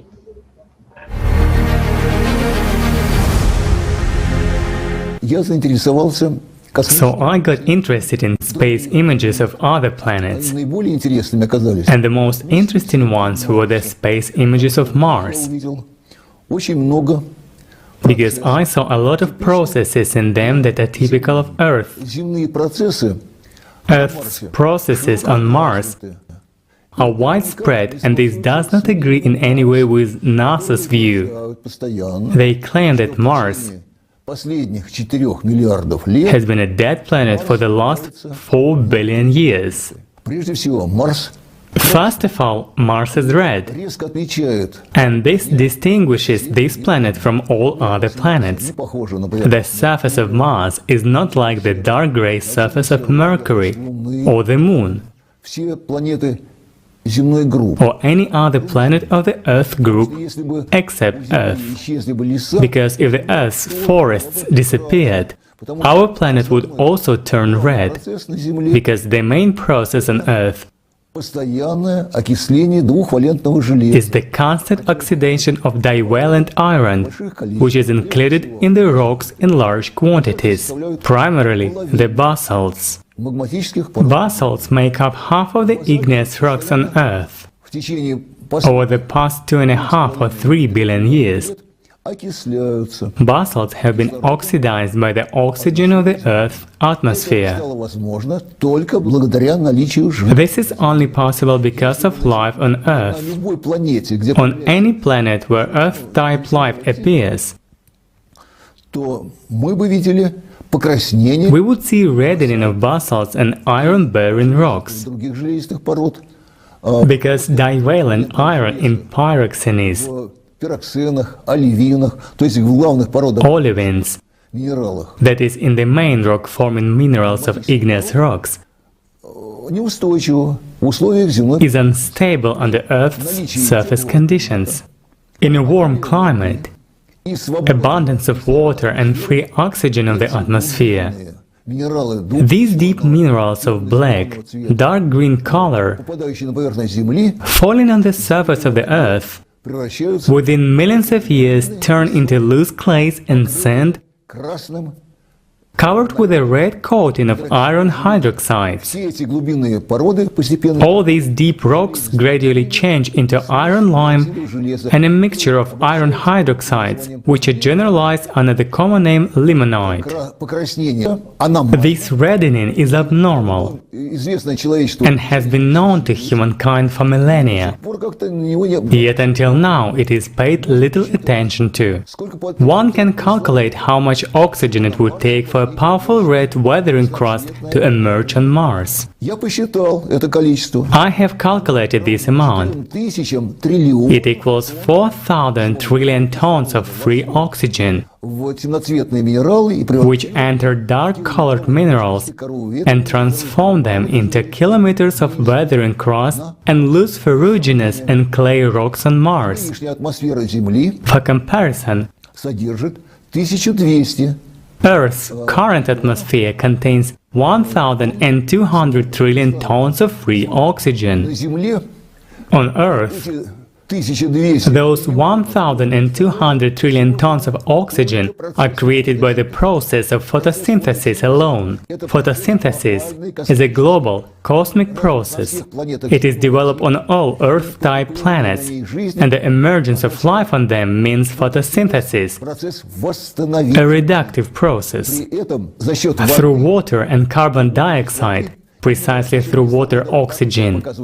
According to the isotopic studies, billions, hundreds of billions of tons of free oxygen are formed. The process goes on with great energy, with great force, which we do not quite understand. And within a few thousand years, this huge amount of oxygen that is in the atmosphere of the Earth is created. This process is created by the green leaf.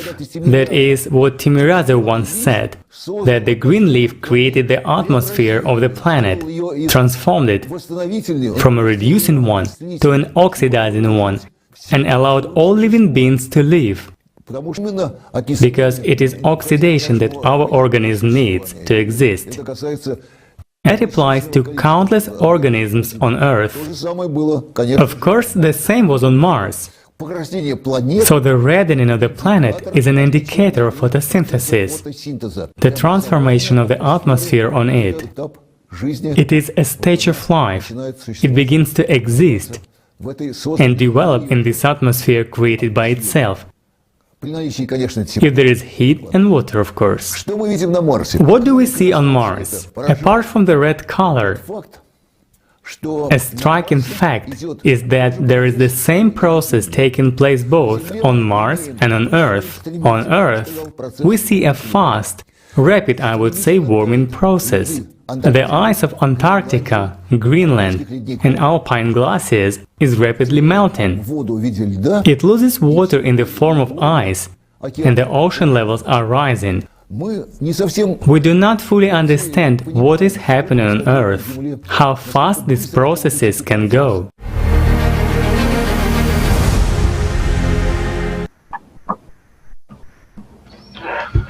Let's summarize what Alexander Mikhailovich told us. There was a life and abundant vegetation on Mars, and the red color of Mars rocks tell us that. The surface of Mars consists mostly of basalt, which is usually black, but on Mars basalt are covered in iron oxide, in other words, rust. This is what gives the planet its characteristic red hue. To oxidize that much basaltic lava, a dense oxygen-rich atmosphere was needed, and hence the planet that produced it through the photosynthesis. But now there is no atmosphere on Mars. According to NASA research, it was blown away by the solar wind. The planet atmosphere and hydrosphere are held and protected by a magnetic field generated by the core. But now Mars has no global magnetic field, no north or south poles. Why Mars has lost its magnetic field?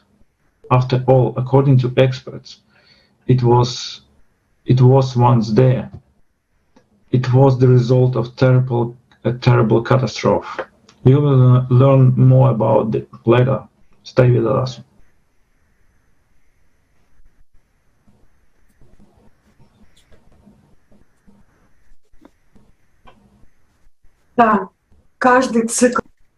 Every cataclysmic cycle of 12,000 years is a major challenge for all planets in the solar system. Unfortunately, we Earthlings, as negligent children, have brought the planet to the pre-infarction and pre-stroke state, and this cycle for Earth may become insurmountable. Now the esteemed Igor Mikhailovich Danilov will tell us what may happen to our planet.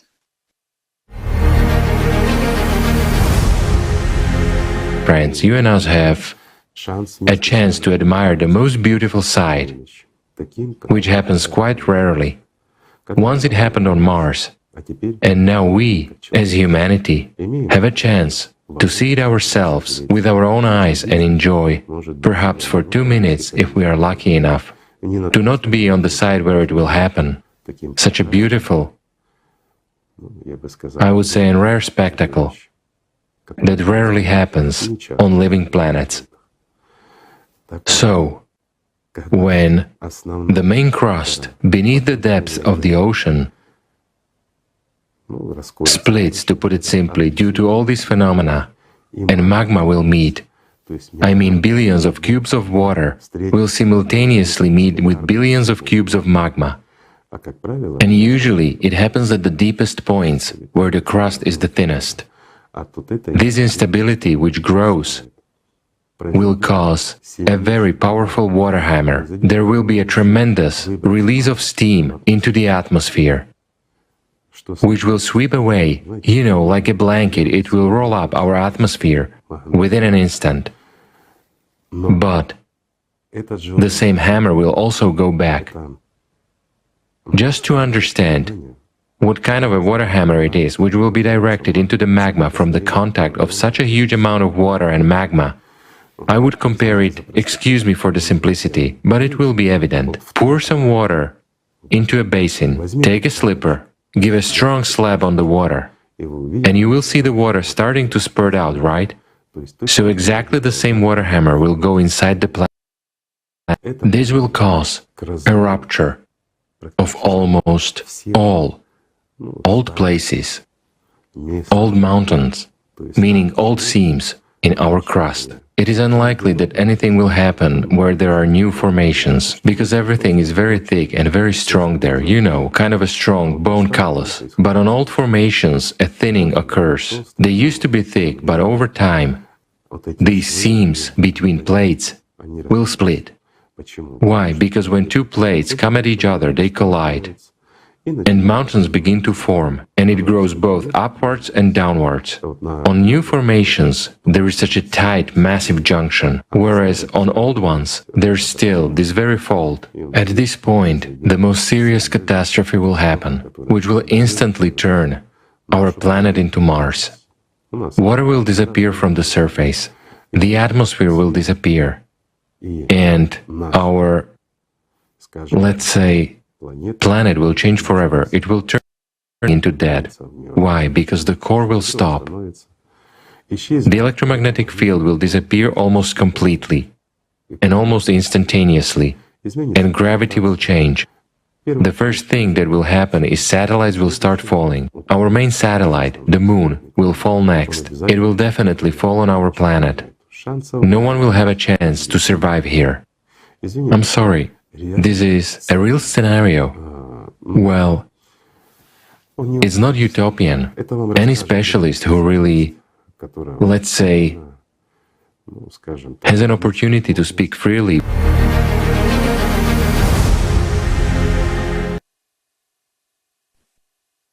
Greetings, dear viewers. Great thanks to Igor Mikhailovich for presenting the information which is crucially important for the whole mankind right now. Lifeless Mars is actually a monument to the planet's demise, a reminder, careless Earthlings, that the Earth may also perish in the same catastrophe. Let's find out what is the trigger for such a catastrophe. In the climate report presented on November 12, 2022, at the forum Global Crisis, Our Survival is in Unity, there was outlined a mathematical model of the probable tragic future of our planet. According to this model, the growing imbalance of the Earth's core will lead to increasing of magma activity, breaking the Earth's crust in the area of the Mariana Trench, combining ocean water with magma, which will result in the decomposition of water into oxygen and hydrogen, and the explosion of the emerging gases will entail a hydraulic impact. You may ask, what is this phenomenon, a hydraulic impact? A hydraulic impact is basically the phenomenon of a shock wave characterized by an abrupt jump in fluid pressure. A hydraulic impact in the classical sense can occur in the pipelines, engines, or any other closed systems. Usually, a hydraulic impact is accompanied by a rupture of the walls of a closed system by liquid bursting out under high pressure. In the case of a hydraulic impact of an engine, for example, this is a pressure surge when a large quantity of liquid enters the insulated parts of the engine while it is running. Because of this, the engine suddenly comes to a standstill and stops with a characteristic impact, which results in the breakage of metal structures. In all these cases, water, when the pressure or temperature changes, becomes a powerful, uncontrollable destructive force. According to Professor Kulakov, who studies geodynamics and mantle processes, water is the most explosive substance on Earth. Because often, when water comes into sharp contact with lava during eruptions, explosions are far more powerful than if a volcanic eruption were to happen without water. An example of this would be the eruption of the Tonga volcano in January 2022. Even ordinary rain increases the explosiveness of an eruption. So, for example, rains caused the eruption of the Kilauea volcano in 2018. Let's examine the mechanism of a hydraulic impact if it happens at the bottom of the Mariana Trench as a result of the rise of hot magma. Cold ocean water combining with super hot red magma, superheated red hot magma at the bottom of the Mariana Trench will suddenly break up into oxygen and hydrogen, creating huge explosions that will cause a shock wave. Why will be there a magma explosion at the bottom of the Mariana Trench, you may ask, despite the fact that there is 11 kilometers of water column, which is an enormous pressure. It is considered that water cannot boil at such depths because of the high pressure. But the thing is that during this process, there will be no boiling like the formation of a steam, but the decomposition of water into hydrogen and oxygen. This is a reaction that takes place at extremely high temperatures. The magma that rises from the depths is much hotter and has a different chemical composition than a magma that normally pours out into underwater eruptions. Plus, the explosion will take place precisely because the explosion will be trapped in the interior by magma pressure and an 11 kilometer of water, of column in the water. The water seeps through the cracks to meet the magma. Therefore, an explosion in a closed space will be many times more powerful than those explosions that occur in open spaces. So the hydroshock that could turn the planet into Mars is predicted to be in the Mariana, where the crust is the thinnest and the water column is the thickest. This hydraulic impact will occur due to sharp expansion of the bubble of decomposed hydrogen and oxygen, and will tangentially spread inwards into the planet. This will trigger a tenfold increase in magma volume through cavitation. This will tear the planet from the inside out. Magma will pour from all faults, cracks, and volcanoes across the Earth's surface. Because of the impact inside the planet, the solid core will bounce back to the boundary with the mantle and come to a halt. The planet will die within minutes.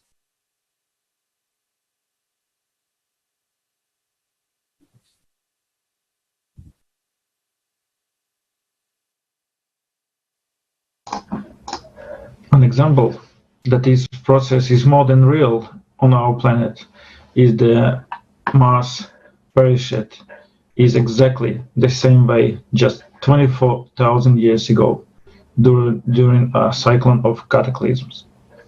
Professor Potnow considers the precisely eroded topography of modern Mars to be an indication of the fact that the Mars perished only a few tens of thousands of years ago.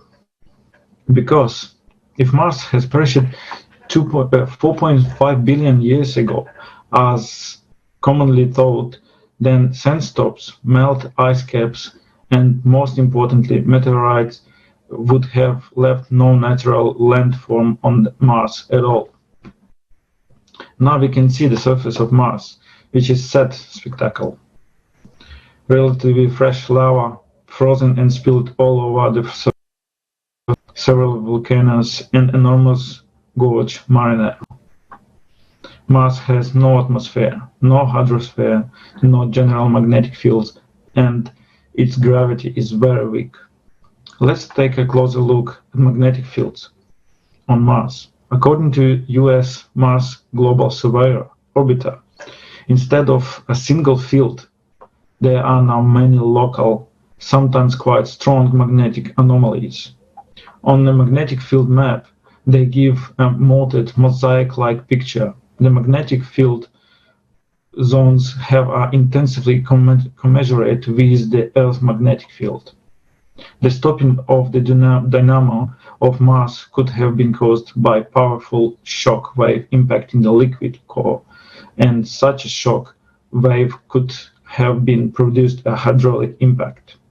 Hydraulic impact on Mars, in our opinion, occurred when the huge amount of red-hot magma broke through the crust and entered a huge mass of water. We can locate where the hydraulic impact of Mars may have occurred by examining a topographical map of the dead planet. In our opinion, this is place where the crisscross pattern of tectonic faults is observed. Mariner Gorge is the location of the thinnest crust on Mars. That is a Martian equivalent to Mariana Trench on Earth. Mariana Gorge and Mariana Trench, is this a coincidence? That remains to be sorted out. Supposedly, Mariana Gorge is the Mariana crust broke through the magma poured to the surface, forming the huge magmatic plateau and 4 volcanoes, including Olympus Mons. It's the tallest volcano in the The western part of Mariner Gorge is completely flooded with lava. Mars core rebounded from the explosive effects of dynamo stopping working. Mars surface rock have had residual magnetization since the explosion. The picture of Mars' current magnetic field probably captures what it looked like in the moment before the hydraulic impact. Since the magnetic field of Mars may have been multipolar at the time, it can be assumed as Mars experienced a magnetic pole inversion during the 24,000-year cycle. On Earth, many individual poles also appear during the inversion. It is important to remember that our planet is now also going through the 12,000 and 24,000-year cycle of cataclysm, and we are already seeing the magnetic poles excursion. Another interesting aspect of Mars catastrophe is fallen satellite. Photographs of Mars' present-day surface show the huge crater, supposedly the impact of huge asteroid. Professor Alexander Mikhailovich Portnov believes that it's not an abstract asteroid that fell to Mars, but the third Mars satellite, Thanatos. In our opinion, Mars used to have single satellite, just like Earth, but it fell on Mars during the catastrophe. 2 independent research teams ran a number of possible scenarios, varying the angle of impact, mass, and velocity of the celestial body believed to have collided with Mars. As a result of the simulated collisions, one part of breakage, thanks to gravity, remained on surface of Mars. Another part received a push strong enough to send it away to outer space, and another part remained in the planet orbit. Modeling has shown that the mass of the debris is sufficient to form Phobos and Deimos. That is, Phobos and Deimos are young satellites of Mars, which is why they have such a irregular asteroid-like shape, similar to melted potato. Hydraulic impact, Mars atmospheric collapse, and massive lava outpouring 24,000 years ago caused the death of life on the planet. By studying picture from the surface of Mars, Professor Fortnov suggested that there was a civilization before the catastrophe. By reconstructing the tragedy of Mars, one can assume that Martians were so foolish and careless, hoping for help from someone above and doing nothing to save their planet. There is a possibility that the history could be repeated. It could be repeated on Earth, whatever. Earthlings repeat the mistake of the Martians or choose the new path of uniting. Depends on everyone's choice.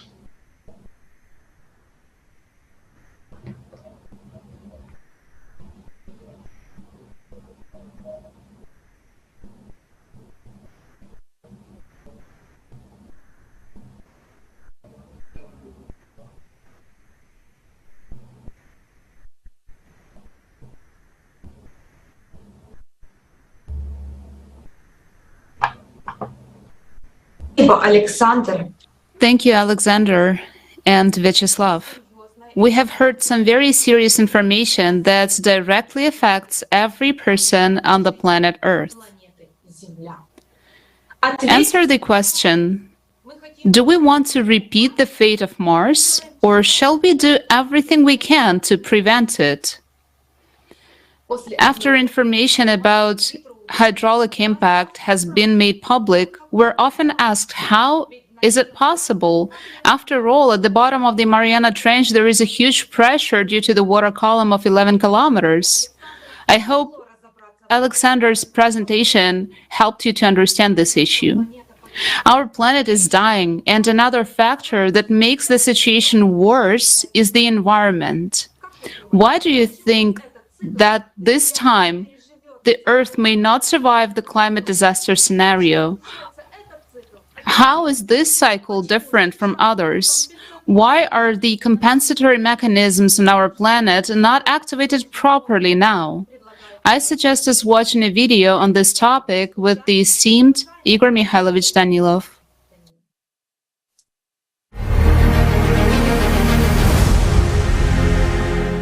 We, humans, have been destroying our planet for many years. We have been cutting down forests. We have been polluting the ocean. We have been extracting billions of tons of fossils. We've been destroying our planet. We've been disturbing the balance. We've been disturbing the load on the plate. We've been disturbing the windrows. We have been heating our planet where we shouldn't. We, in the same way as parasites in a human body, kill it. So we, as parasites on the body, have literally killed it. Isn't that true? So now we have faced the reality when each of us has to become a doctor. Otherwise, we will become those who will simply cease to exist on this planet. This is no longer a joke. That's where everyone bears responsibility. And to shift it onto someone else, to wait for someone to come and save the world, someone whom we trusted, to rule over us, someone whom we believe, someone we hope for. Why do we do this?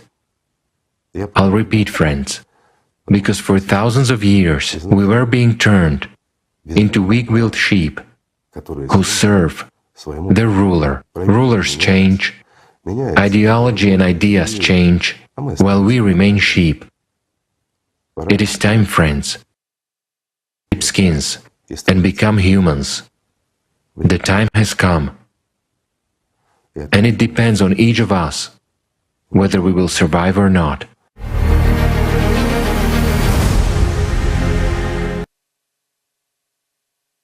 Thank you, Igor Mikhailovich.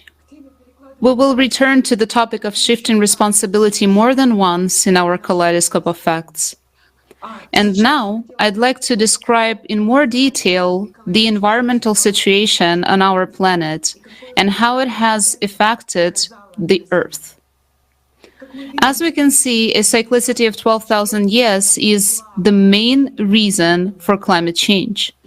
The Earth has been through such cycles many times in its history, and it knows how to react. After all, over millions of years, natural ecosystems have evolved with compensatory mechanisms to mitigate the effects of climate change. But even the presence of a healthy ecology does not provide 100% protection during cycles. There were many periods when no more than 10,000 people survived, but nevertheless, life on the planet was preserved. Then why do we say that now, in this cycle, the apocalypse awaits us, and not only humanity will die, but the Earth will return into Mars? Because the planet's immunity has been destroyed, and the ecosystems are no longer able to dampen the forces of destruction. We're cutting down forests with the speed of 3.5 million trees a day, and yet forests have unique properties that can balance the ecosystem. They participate in the circulation of moisture. Their root system absorbs water, preventing soil erosion and the formation of landslides and mudslides during heavy rains. Forests, thanks to the flow of evaporation, transport moisture inland and distribute precipitation.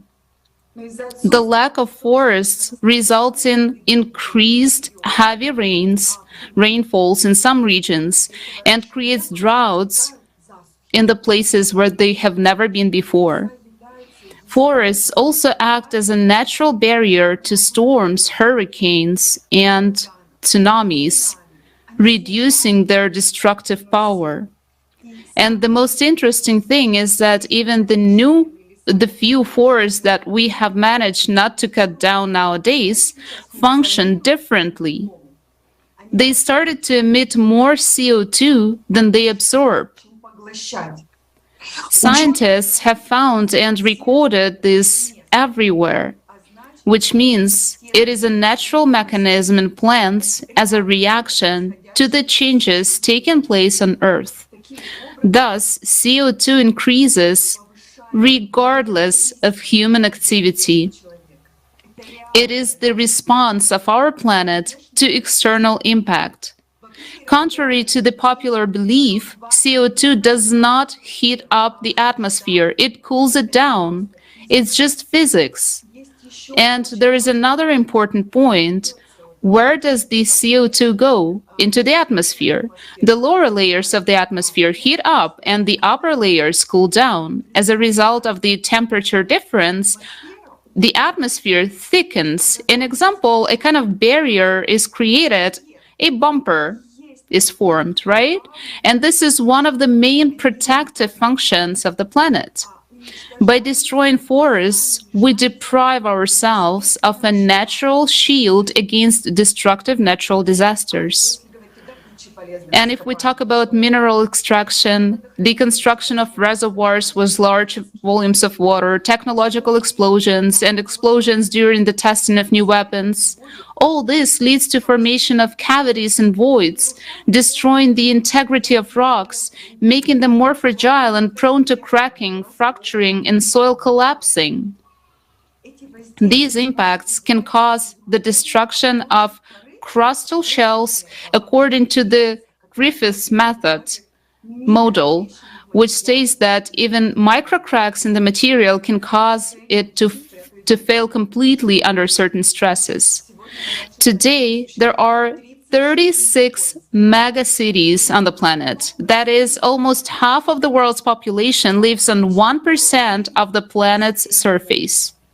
Just imagine 36 points of increased pressure on the lithospheric plates. It turns out we are creating additional point pressure on the lithospheric plates from top to bottom. And at the same time, as a result of processes occurring in the planet's core, magma pressure comes from the bottom up.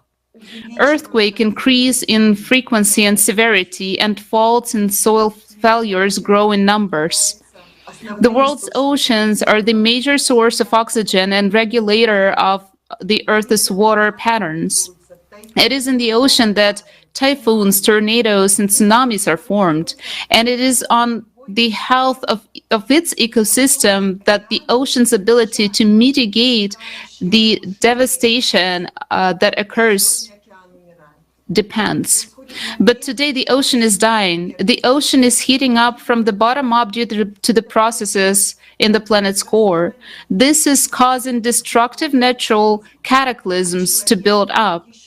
And by polluting it, we humans are speeding up the process of death of the ocean even more. Every year, about 14 million tons of plastic waste, 730 million tons of sewage, more than 10,000 tons of oil is released into its waters as a result of spills from tankers alone. Just think about already now 88% of the surface of the ocean is already polluted, and the process continues to grow steadily, turning the ocean into a toxic solution. And even if you don't see plastic bottles or other debris while walking along the coast, it does not mean the water is clean at the moment. The microplastics that pollute the ocean is invisible to the eye, but just as dangerous. Microplastics, like a grocery firm, covers the ocean and interfere with the natural circulation processes between the ocean and the atmosphere. And this is another reason why the compensatory mechanism built in the ocean is not activated. The planet is like a living organism, and everything on it is interconnected. The destruction of even one part of it will cause a chain of destruction in the entire ecosystem. We've only described a few of the compensatory mechanisms, but there are many more. Our irresponsible actions have resulted in the planet's defense function not being activated, and it will not be able to survive the coming catastrophe. The Earth is like a gravely ill person who has to climb Mount Everest and come back down. There is zero chance of survival. But what is the key reason for this state of the planet's ecology? It is the format of society in which we live. Our habit of consumerist attitudes towards everything that surrounds us. We overuse the Earth's natural resources to produce huge amounts of goods, 99% of which are thrown away within 6 months. Technology is financed to maximize economic gain rather than protecting the environment and ensuring a good life for all people. In such a society, climate and environmental problems cannot be solved. But there is no time to save their environment now. The compensatory mechanisms that could mitigate the cosmic rays that are hitting us are no longer activated.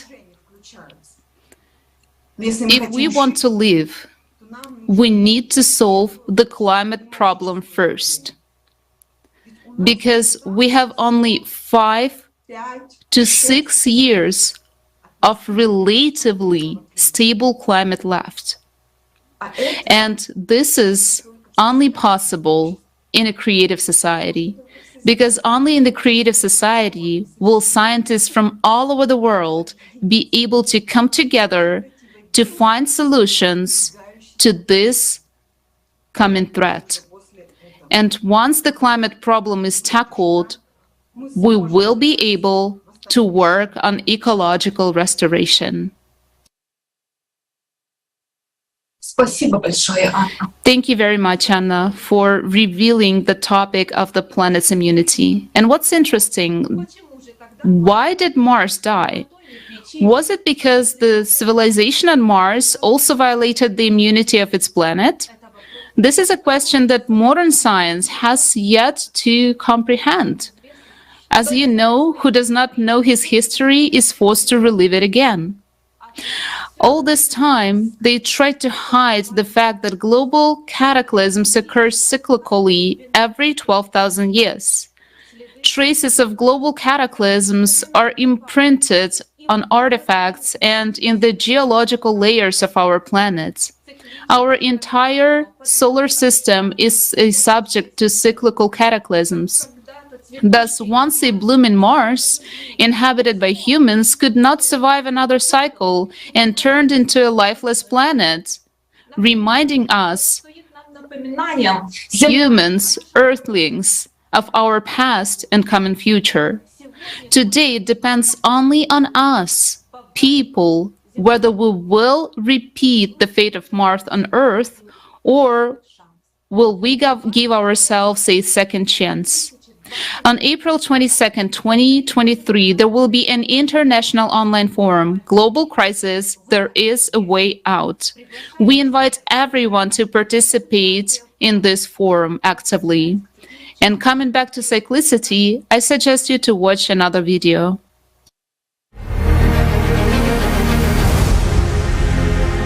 Earth, our home, is part of the solar system, a group of planets orbiting a star, the Sun. It is located in the Orion arm of the Milky Way galaxy. Every 12,000 and 24,000 years, the entire solar system is exposed to a flow of a type of high-energy influence from the depth of space.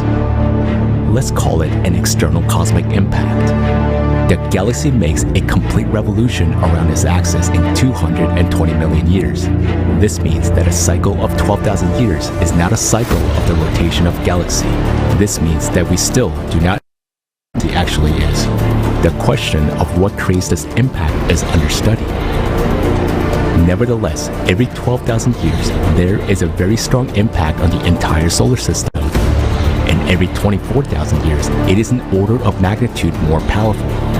When you actually go back into geologic records, ice core samples, volcanic data, you find that not only has this cyclicity occurred very recently, but quite frequently and exactly lining up with that great year cycle, the cycle of the yugas, if you will, the 24 to 26,000 range of our crossing of a very interesting region of space.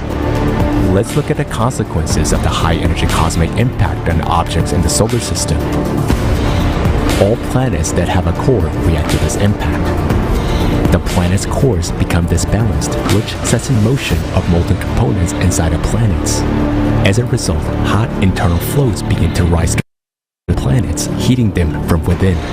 As a consequence of these processes, abnormal phenomena begin to occur in the atmospheres of the planets, and destruction builds up in the planet's interior. And this happens even with the gas giants, despite the fact that they do not have dense cores. We're seeing this thing happen on other planets in our solar system. There's nobody there.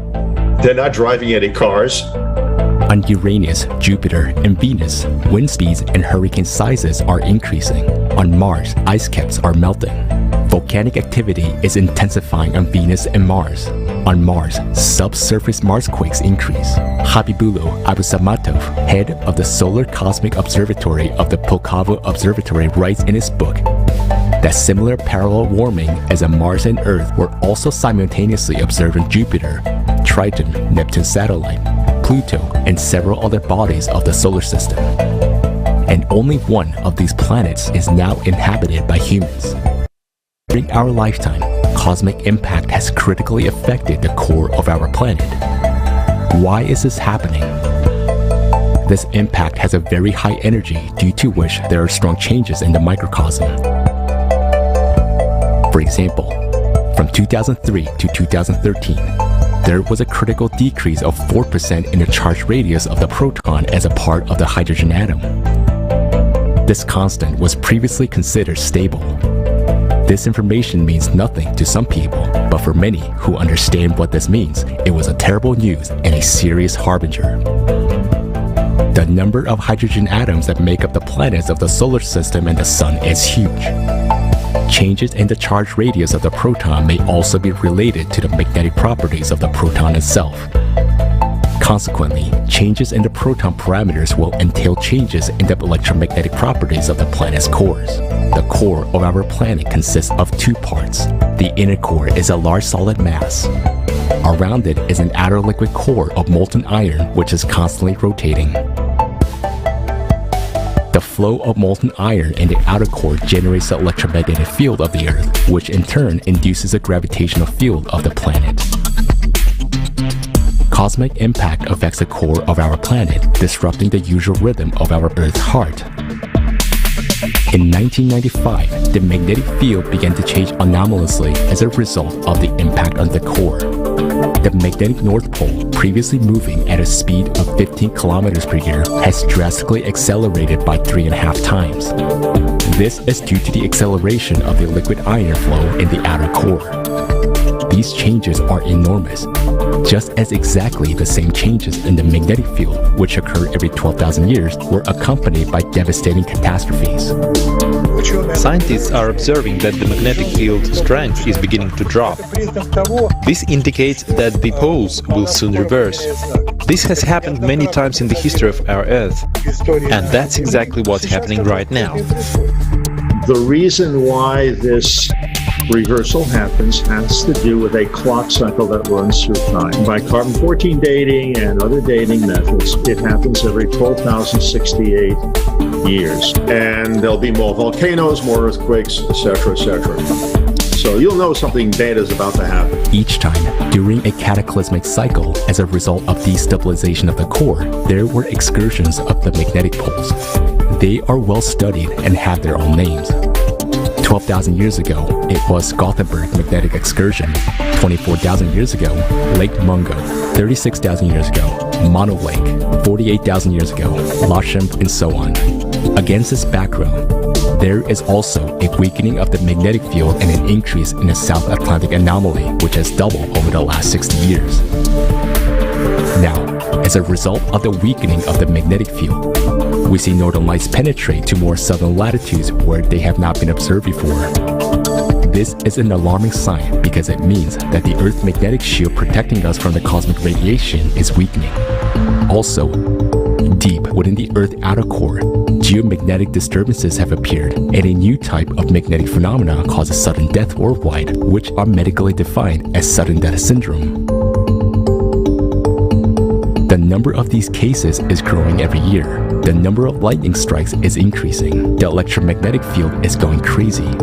All these anomalies in the magnetic field reflect critical changes in the core. Simultaneously with a change in the magnetic field in 1995, the geographical pole, the axis of the planet's rotation, began to shift sharply. Just imagine, it is as if the axis around which the globe revolves suddenly shifts to a different place. The Earth axis changed direction from southward to eastward and suddenly started shifting 70 times faster than before. Simultaneously with a shift in the axis of rotation, the planet's rotation began to accelerate abruptly. This can be seen in the graph of the reduction in the length of the day. By the way, last year was the most anomalous year in terms of the Earth's rotational speed. The Earth's rotation rate is abnormally high. Why? Because the core has moved northwards. So, that has naturally increased the rotation speed. It's pure mechanics. And in 1998, the core suddenly leaps significantly northeast towards the Taimyr Peninsula. The subsequent abrupt acceleration of the planet's rotation increases the centrifugal force and, like a centrifuge, starts squeezing the melt from the depth towards the surface.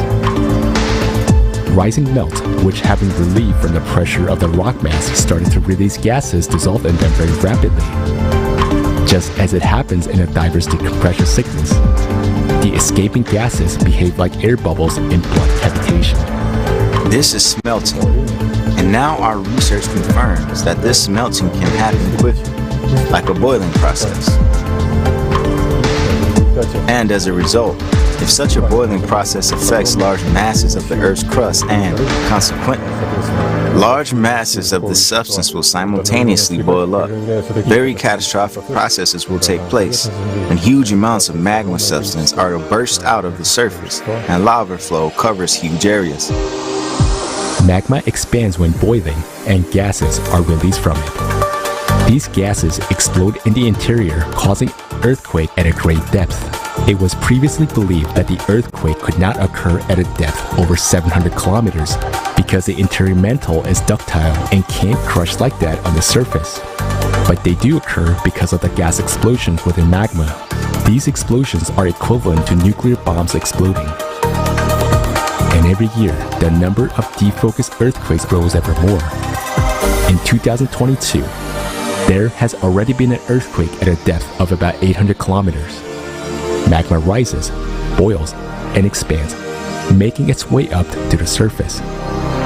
This process is self-accelerating. Magma starts pushing harder against a thin covering on the surface, the Earth's crust.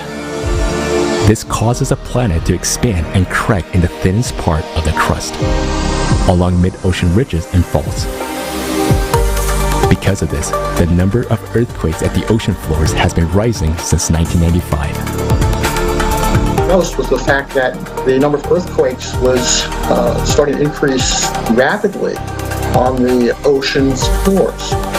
And I said, gee, this looks kind of interesting because it sort of coincides with a large jump in temperature that we saw in 1995. And at that point, I started to research what I call the mid-ocean seismic activity. And sure enough, it's correlated very, very well with global temperature. Rising magma increases the heat flux from the interior and the number of earthquakes. The boiling magma bursting through the thick continental crust creates a specific rumble, a series of earthquakes called swarms. These swarms appear in new places and last for many months. Earthquakes are getting more powerful and their number is increasing all over the Earth. Not only do they appear at depth, but they also get closer to the surface, making them more destructive. The results of observations of major manifestations of the Earth's activity, such as volcanism and seismicity, show a substantial increase in both their number and strength. What is peculiar about this increase is that it's almost exponential, meaning the increase is quite sharp. Due to magma ascent, seismic and volcanic activity increases. The number of new fractures and faults increases, and the old ones are activated. New fracture zones are opening up, allowing water from the surface to escape into the interior. Rivers and lakes all over the planet are drying up because of this. At the same time, the gases that escape from the magma during the cavitation rise to the surface along fractures and faults. These gases are easily flammable so that there are more and more fires along the faults. Fire dangerous situations are correlated with the faults of the Earth's crust.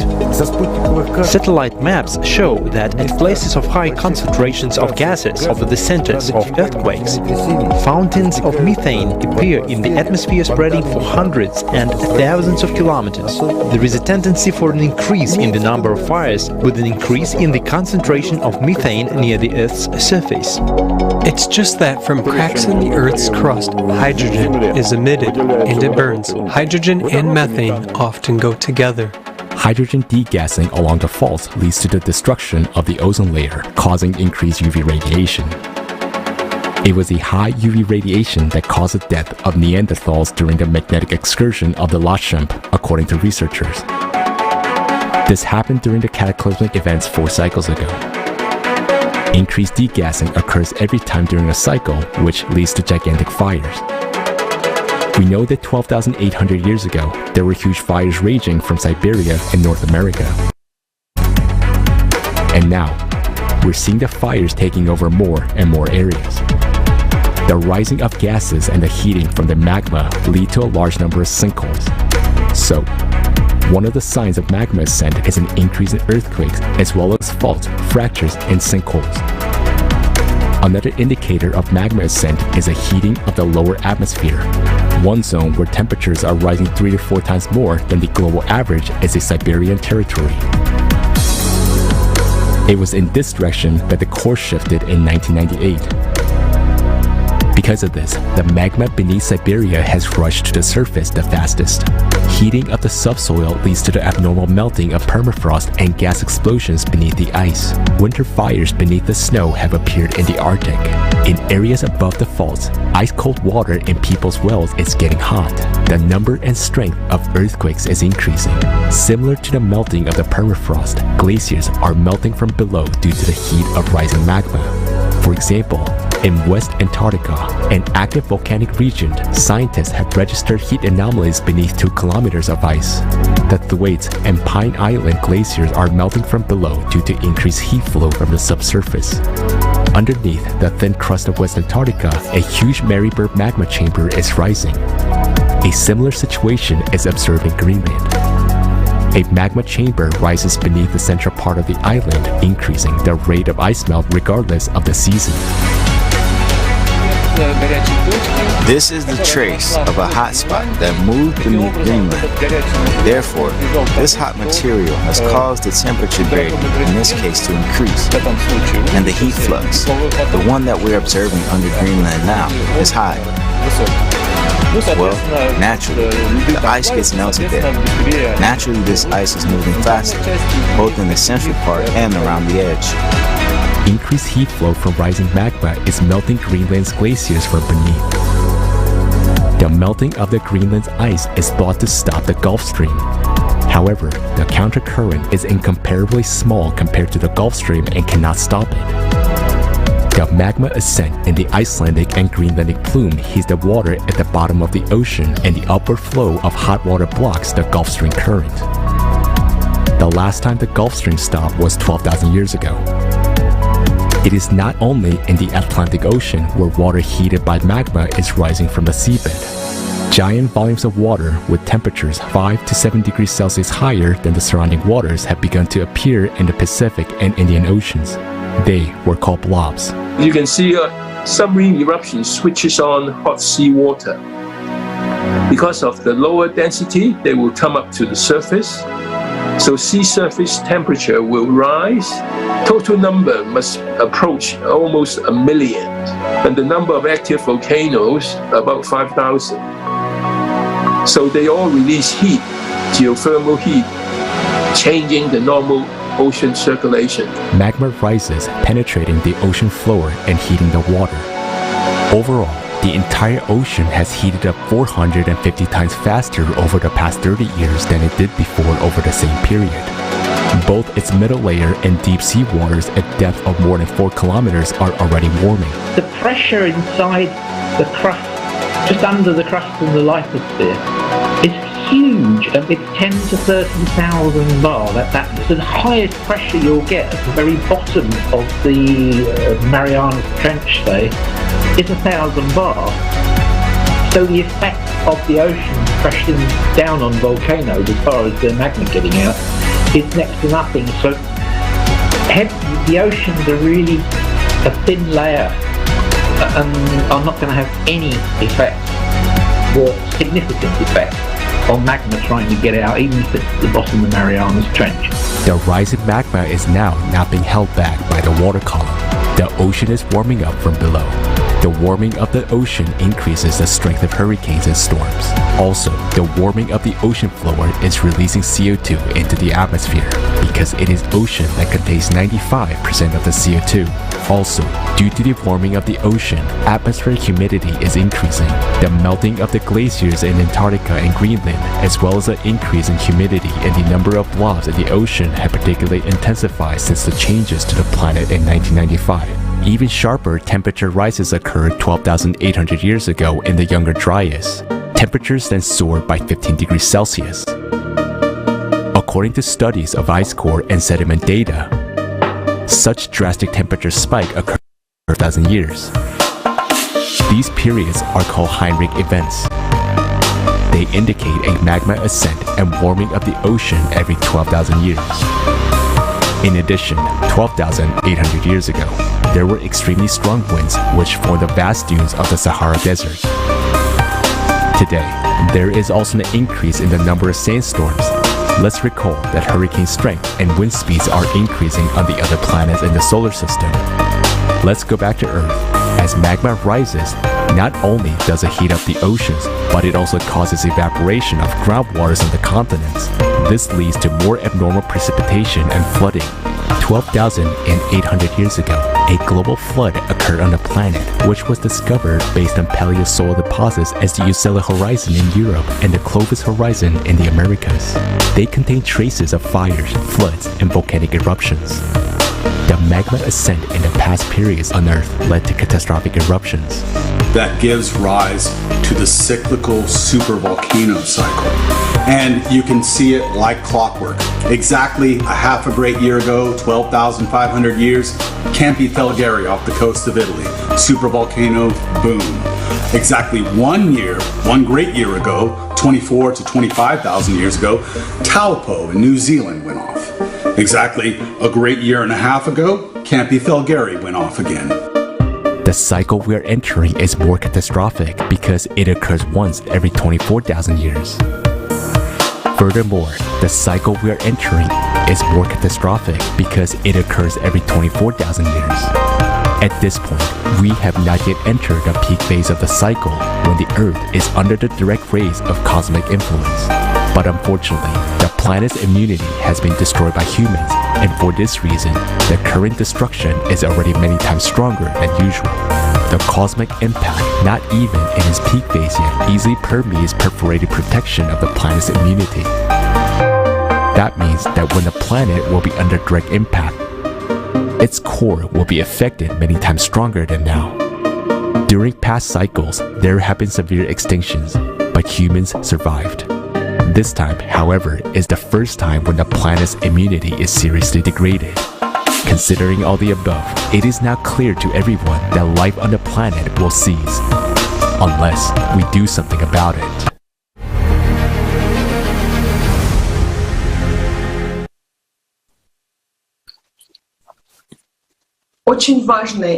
Very, very important information was voiced in the video.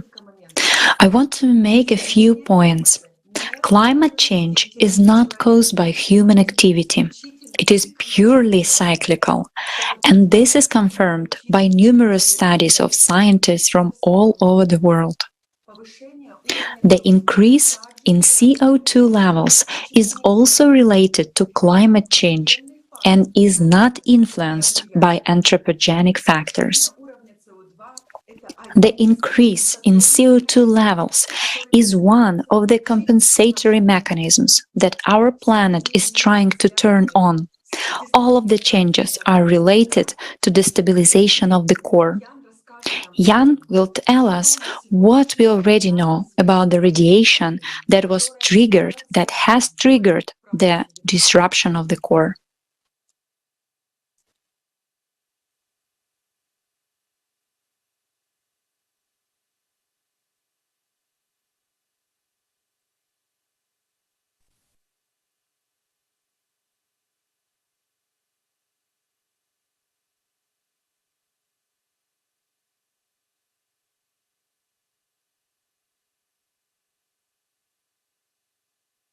A sharp change Secondly, a sharp change in the trajectory of the geographic North Pole happened in 1995. Thirdly, In 1997 and 1998, there was rapid displacements of the centers of mass of the cores of the planets of the solar system and the satellites of the planets, including the Earth. Finally, according to geological evidence on Earth, such changes in the core occur every 12,000 years, which is recorded in the traces of catastrophic volcanic eruptions, rapid temperature variations, and magnetic excursions. Let's watch the following video about changes in the microcosm, which also occurred as a result of cyclic influence of unexplored nature.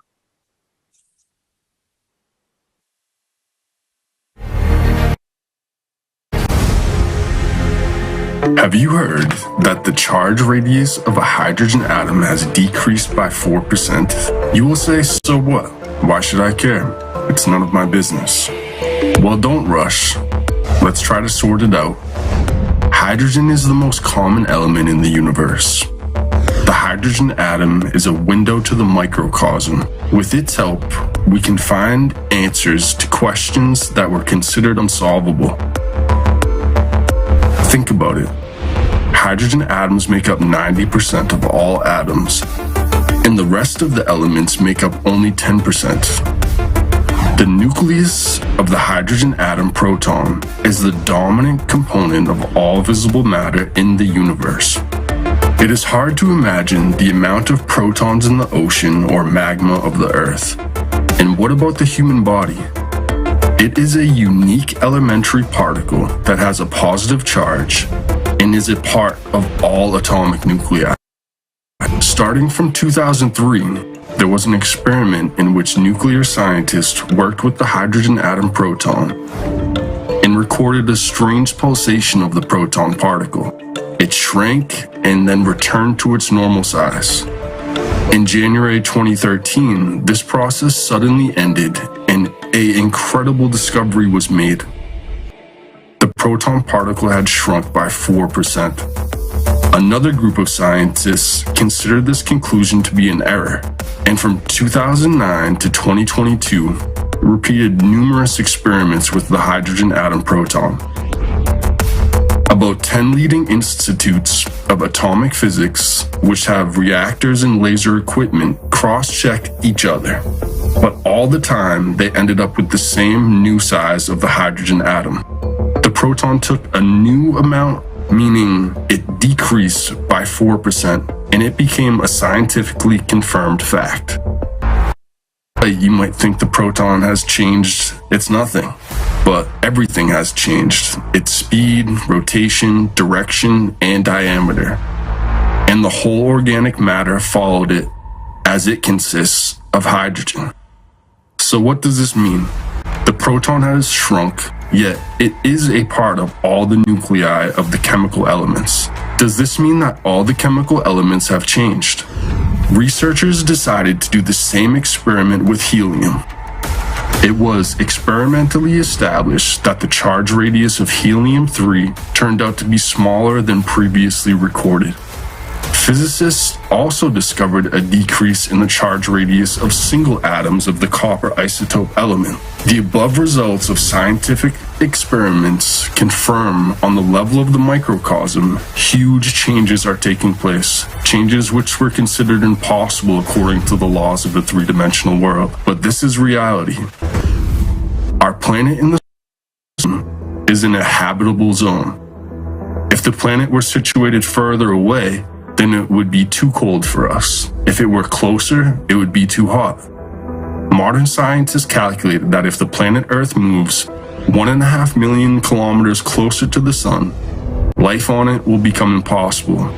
And this is only 1% of the shortest distance from the Earth to the sun, meaning the length of a perihelion. Now, let's conduct a mental experiment. Imagine that the proton increased to the size of the sun, and the electron in its orbit increased to the size of the Earth. And let us now see how a 4% decrease in the charge radius of the proton sun will similarly affect the minimum distance from the Earth electron to the sun. Possibly the Earth will get much closer to the sun, due to the change in the internal potentials and external changes of the Sun and the Earth.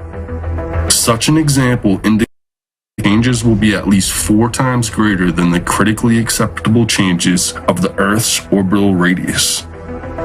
The number of protons that make up the chemical elements forming the Sun is about 69%, and the number of protons making up the Earth is 48%. Presumably, these proton changes will affect the Sun more than the Earth. Changes in the charge radius of the proton can also be related to both the magnetic properties of the proton itself and those of the macro objects that it is a part of. Consequently, changes in the proton parameters are related to serious consequences from the micro to the macrocosm. In other words, they may cause changes in the properties not only of the Sun and the Earth, but also of other planets of the solar system. In the same way, changes in the protons that form the human body, the ocean, or magma have profound impacts and, as of today, unexplored consequences. These changes should not be. Why is this information so important? In her research, the physicist PhD in Technical Sciences Denisova N.A. draws our attention to a very important fact that polarized hydrogen is a carrier of vital energy. What could that mean? If the charge radius of the hydrogen atom has decreased by 4%, organisms lose vital energy. There are 48% of protons in different elements on Earth. Catastrophic processes are already taking place in all living organisms and even in the planet itself. This also proves that all elements of which this world is woven are not a constant and can change depending on different conditions. What could cause a change of a hydrogen atom's charge radius, and how has it affected us and the world around us? Scientists have no answers to this question. Based on the geological evidence of the past, our planet undergoes dramatic changes in the core every 12,000 years. Researchers, the nucleus of our planet, just like the proton, is affected by high energy impact. The impact on the gravitational level has not yet been discovered by science, but may be discovered and studied by scientists in the near future. After all, recently, gravitational waves of dark matter were not known to science either. There are suggestions that this high energy impact works on the same principle as the connection between elementary particles and the quantum entanglement effect. We invite scientists to study the presented information and find the exact reason for the changes in the observed properties of the elementary particles. It is necessary to unite all the scientific potential to consider the problem holistically and globally. The already recorded impact of serious changes of people and planetary climate speaks of a global threat to the existence of life on the planet.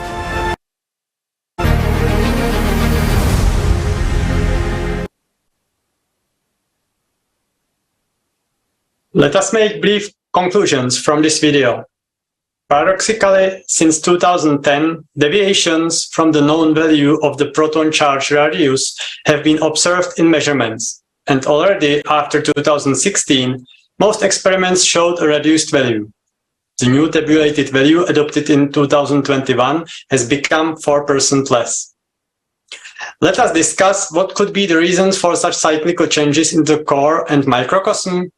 Why do we believe that this is a new type of radiation or interaction so far unexplored by our modern science?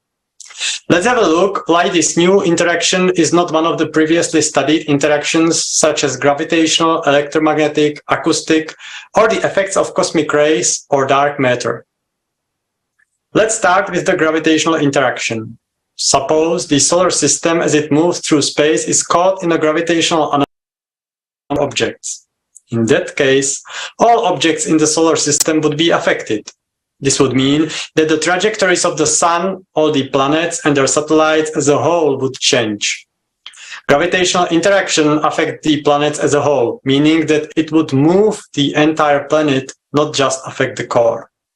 For the same reason, it cannot be the gravitational interaction of neighboring planets or gas giants, which periodically interfere and slightly affect each other's orbits. These interferences occur with cycles of only a few tens of years, i.e., they cannot be the cause of catastrophic changes in the core once every 12,000 years. Let us note that the observed changes in the Earth's core began with changes in the planet's magnetic field. The displacement of the center of mass was already a consequence of the processes occurring in the core. Therefore, the changes in the planet's core cannot be caused by the gravitational interaction of cosmic objects on the macro scale. In the astronomy and cosmology called dark matter. This is a matter that does not participate in electromagnetic interaction. It participates in the gravitational interaction and affects the motion of stars and planets. Since it acts through gravity, it also could not affect the state of the Earth's core, but only could change the trajectory of the entire planet. Therefore, it does not fit either. What if our solar system was hit by powerful electromagnetic radiation, for example, from a pulsar? Or a powerful emission of electromagnetic radiation occurred on the Sun? A pulsar is a cosmic source of powerful electromagnetic radiation in the radio, optical, X-ray, or gamma ranges, coming to Earth in the form of periodic pulses. To begin with, pulsars are not located along the trajectory of our solar system every 12,000 years, when there are global changes on the planet. So, okay, let's assume that some factor other than the pulsar is the source of the powerful electromagnetic radiation coming to Earth at this moment. What happens if it is in the hardest range, X-rays or gamma rays? This range is mostly absorbed by the atmosphere. If the flow of X-rays and gamma rays had increased in recent years, there would have been more ionization in the atmosphere and a slight increase in the temperature of the upper layers. While now, on the contrary, there is a cooling of the mesosphere and thermosphere, that is the uppermost shells of the atmosphere. Also, satellites are used to study the cosmic radiation in the gamma and X-ray range, but no additional external electromagnetic radiation is detected by our instruments on satellites. Gamma radiation, in any case, cannot affect the core of the planet because it is absorbed by the atmosphere, that is, it does not penetrate under the ground. In the human visible range of electromagnetic waves, we do not observe changes either, and the light is absorbed on the surface. That is, it also does not pass deep into the planet and accordingly does not reach the core. Electromagnetic waves in the radio range reach the Earth's surface, however, they are also absorbed at the surface. Illustration shows the transparency of the atmosphere for all ranges of electromagnetic waves. It turns out that no electromagnetic waves from an external source could affect the state of the planet's core because they do not reach it. Another factor affecting the planet from the space are cosmic rays.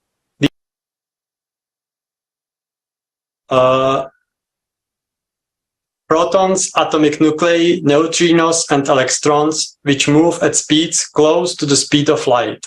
They are extragalactic, galactic, and solar. Many of them, under the influence of Earth's magnetic field, change their trajectory, moving around the Earth or heading to the region of the magnetic poles. The rest of the charged particles of cosmic rays are scattered in the atmosphere, causing elementary particle showers, so-called secondary particle showers. Of these secondary particle showers, most are absorbed in the atmosphere. Some of them can reach the surface of the Earth. There are only two types of particles known, muons and neutrinos, which penetrate below the surface of the Earth. Muons penetrate hundreds of meters before being deflected, decelerated, and decaying into electron and neutrino. That is still too few to reach the Earth's core. Neutrinos are the only known particles that can reach the Earth's core. However, they only rarely interact with other matter, according to modern science. Low-energy neutrinos usually pass through the Earth without interacting. High-energy neutrinos have a high probability of interacting within the Earth, but their flux is not large enough to transfer a significant amount of energy to the Earth's core.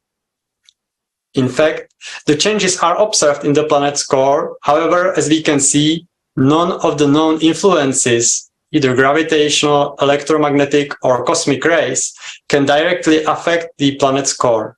The following speaker will tell us what this external influence, which causes cyclicity every 12,000 years, could be. Thank you, Jan.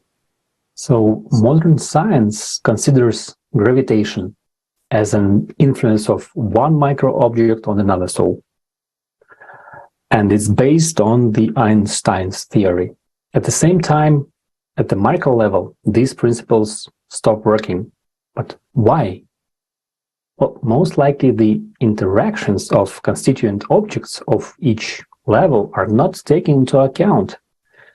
It is theoretically proven that there exists the smallest elementary, indivisible, massless particle of the material world called graviton.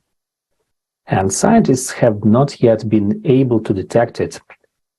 At the same time, there are suggestions that all elementary particles, such as photons, neutrinos, electrons, and so on, consist of gravitons.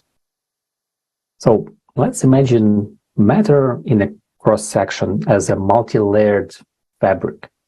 So the lowest layer is packed with gravitons, which form the elementary particles on the next level. And the following principle will work here. So the more bound gravitons are in elementary particles, the stronger and tighter is their connection. So the stronger is their interaction as well. And the next level of atoms already consists of, respectively, of even more gravitons stacked in a certain order, and so on. So when we look at the fabric from the outside, we will see that it is very dense, sturdy, and due to a large number of particles, which are connected to each other in a special way, let's say layer by layer. Okay? And let's give an analogy for such a fabric. It's like a dense knitted sweater consisting of several layers. So the bigger the object is, the more constituent particles are in it, the more gravitons are bound together. It is this bonding on the micro level that forms gravitation. It is known that the splitting of an atom releases enormous amounts of energy, which is connected with the mass of the atom. And the released energy in the nuclear reaction is the energy of interaction between the gravitons. It is believed that gravity is caused by macro objects as a whole, but in fact, gravity is caused by the interaction of gravitons. So now an increased flow of geoneutrinos from the center of the Earth is detected at neutrino observatories in Italy, Antarctica, America, and Russia. Neutrinos are produced during nuclear decay reactions, and the enormous neutrino flux emanating from our planet's core indicates that the processes of decay in it are increasing, releasing enormous energy. And this leads to an unbalanced and unstable core. Let's imagine that the lowest layer of matter at the level of gravitons is affected by a beam, and this breaks the loop. What happens next? So the fabric will tear and there will be nothing to patch it. And the beam will keep tearing the matter from the inside. So the process will only increase until we eliminate the cause. Perhaps it is time to reconsider our approach to studying and understanding the importance of microcosm and gravitational interactions.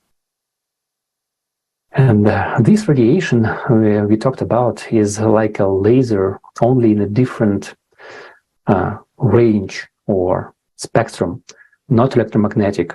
It is focused and coherent. And that said, it is something so small that it passes through atoms, molecules, and through elementary particles. We have an assumption that the answer to the question, what is this radiation, is to be found in the energy that provides quantum entanglement of the particles and their instantaneous coupling. It has something to do with gravity caused by the gravitons. So the planet's core has a higher density of matter than the crust or the mantle, and it should react earlier and more intensely to this type of radiation. Although this radiation changes the state of all the Earth's shells.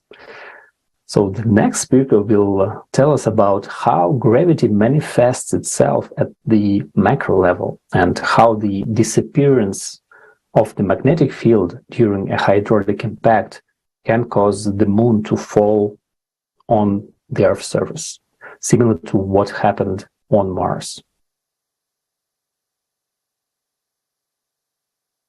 Thank you, Alexei. Hello, dear friends.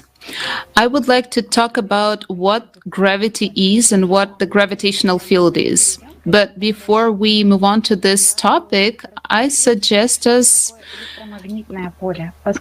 examining and finding out what the electromagnetic field is. Because as we know, the electromagnetic field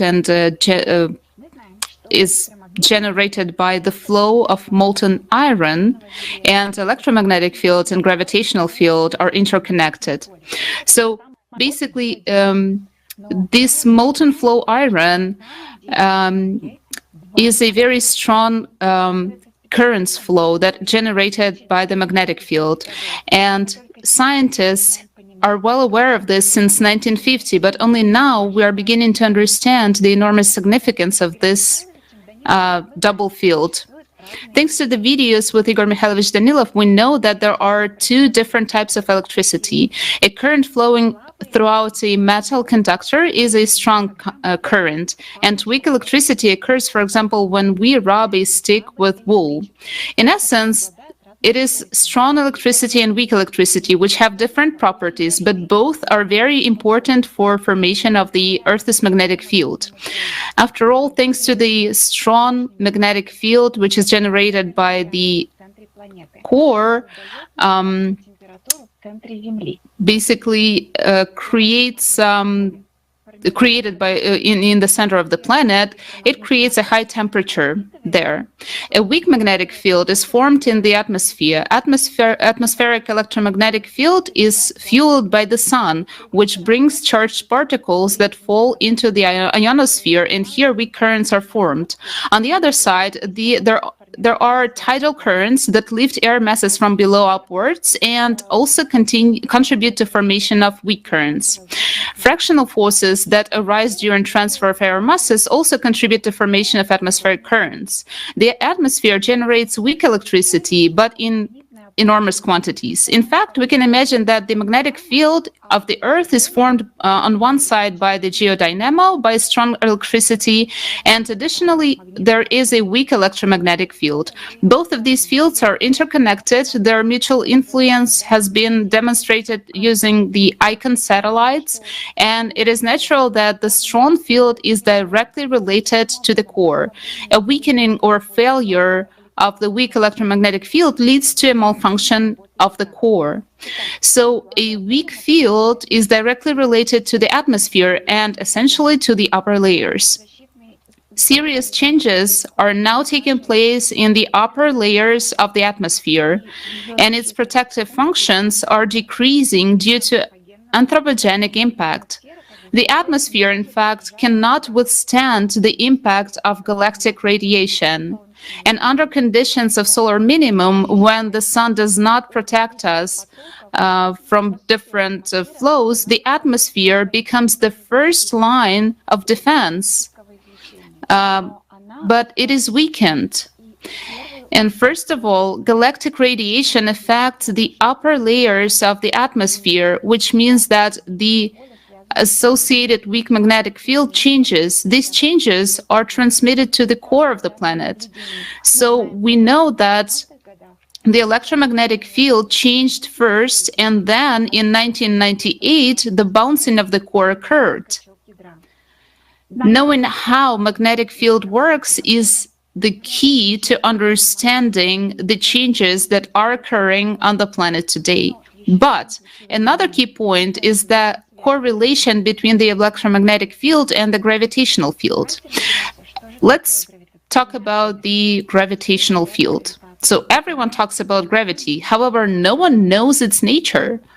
Formal methods of describing gravity assume that mass itself has the innate property of attracting other masses, and that stars fly in the void. What is gravity? Newton discovered this phenomenon when he saw an apple falling down, for the first time. The original theory states that all bodies in the universe, both celestial and those on Earth, are mutually attracted. This interaction is called gravitational, and the phenomenon itself, gravitation, from the Latin gravitas, gravity. In classical mechanics, gravitational attraction is described by Newton's law of universal gravitation, which states that the force of attraction between 2 points will be proportional to their masses and inversely proportional to the square of the distance between them. Here, g is the gravitational constant, and this interaction is carried out by a special kind of matter called a gravitational field. Such a field exists around any body, and Einstein's theory states that mass bends the space. That is, bodies caught in curved space are attracted to mass. Mass affects space by emitting gravitational waves at the speed of light. That is, it turns out that mass has the key point in explaining the gravity, but shocking to many scientists was the fact that some small bodies in the solar system have no gravitational pull. One example of this is the asteroid Eros, a huge boulder of 33 kilometers long that has almost no gravitational pull on itself. It was expected that a probe sent to observe this asteroid would be captured by its gravitational field and be able to follow it, but this did not happen. So the asteroid Eros has no gravitation on its own, and therefore there was no and could not be any capture of the probe by its gravitation. In the solar system, the sun, the planets, the moon have their own gravitation, and judging by the presence of the atmosphere, so does Titan. Dozens of satellites of the planets of the solar system and asteroids have no signs of their own gravity. So it turns out that not all bodies possessing mass are able to attract other objects themselves. And in the Earth attracted apple, it does not mean that apple attracts the Earth. Another important fact is that the gravitational constant was calculated based on interactions and experiments that were conducted on the Earth, and then the effect of this law was extended to the entire universe. The acceleration of free fall on the planets and the gravitational constant are interrelated. If we use this equation and calculate the universal gravitational constant using the refined acceleration of gravity on different planets from the NASA website, we get that gravitation constant is not a constant at all on different planets. So for example, for Saturn, it is almost 2 times less than for Pluto, which means that the law of universal gravity is not worldwide. In 2016, scientists announced their discovery. Но любой волновой процесс может иметь место только в соответствующей среде. Пустоты не существует, и абсолютно пустое пространство To space without any physical content cannot serve as a venue for the propagation of any waves.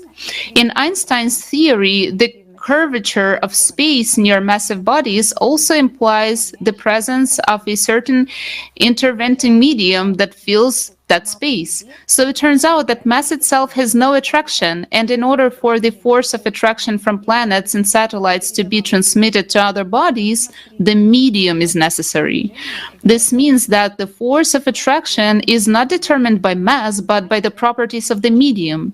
The medium is a critical concept for understanding many processes. In fact, we are talking about ether, but we will use the concept of medium here. Physicist Victor Pakulin offers the following understanding of gravity. Gravity is a manifestation of the energy of the world medium of the electromagnetic field. And he introduces the concept of homogeneous invisible medium which fills all space. The smallest particles of the medium, gravitons, continuously move with the speed of light. And gravitational force is created as a consequence of the medium's pressure.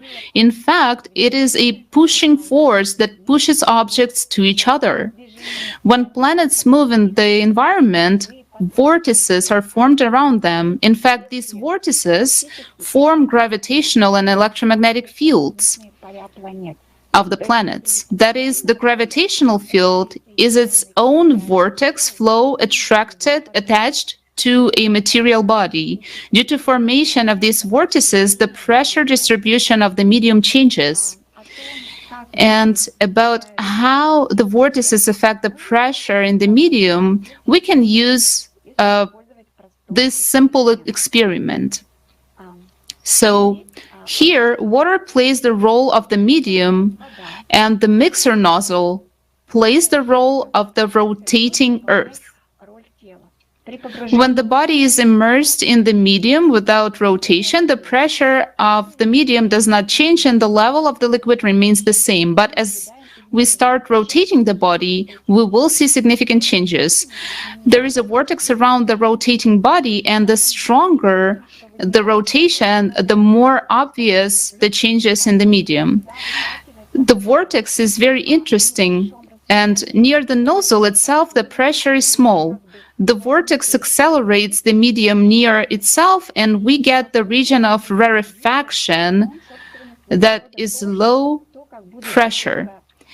And at the same time, at a small distance from the body, the liquid levels rise, and a kind of wave arises, a region of increased pressure. In fact, this vortex is how the electromagnetic and gravitational field will look like. And a similar situation is observed with the Earth. By rotating in the medium, the Earth creates a vortex around itself. Due to the rotation of the planet and its core, vortices arise in the medium, which are essentially the rotation of the medium to the rotation and motion of the planet. A region of rarefaction appears near the Earth, and we see the minimum of the pressure curve in this picture and near the Earth. And if we put a body near the Earth, it will be sucked into a vortex towards the Earth's surface. That is, the body acquires gravitational force. And this is the reason for the attraction of the objects to the Earth. And as you move away from the Earth, the pressure of the medium increases. And let's turn to the Earth-Moon system. So if there are no bodies near the moon, and when the power does not act there, the pressure of the environment around the moon will look like this yellow line. What happens in the system if we add the moon to the Earth? If we superimpose the pressure curves of the Earth and the moon, we get this picture. That is the region of rarefaction of normal pressure around the Earth, into which moon is pushed by the external environment.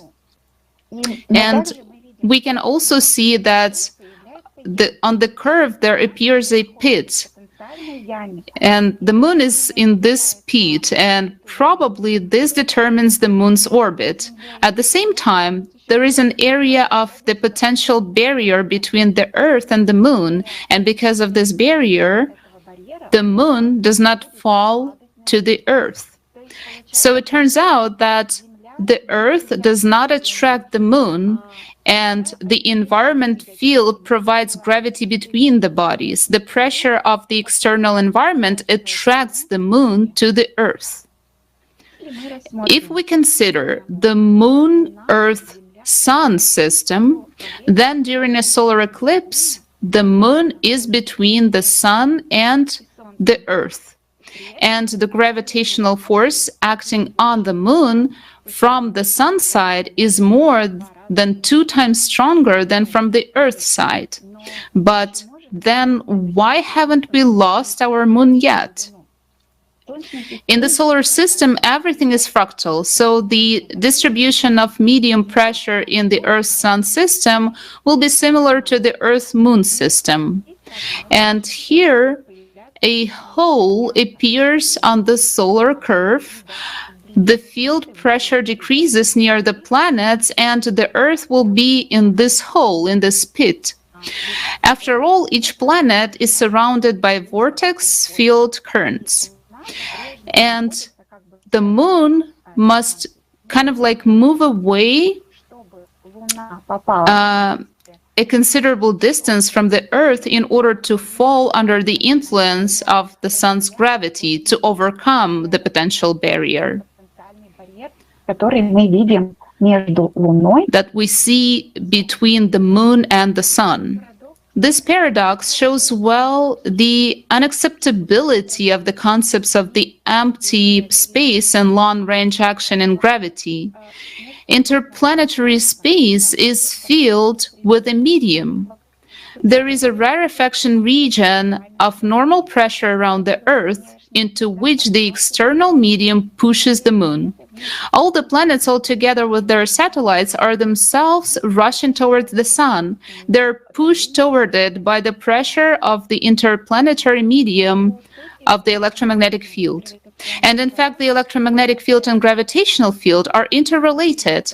We have already mentioned that the electromagnetic field of the Earth consists of 2 components, a strong one formed by the motion of iron in the outer core of the Earth, and the weak one formed by the atmosphere.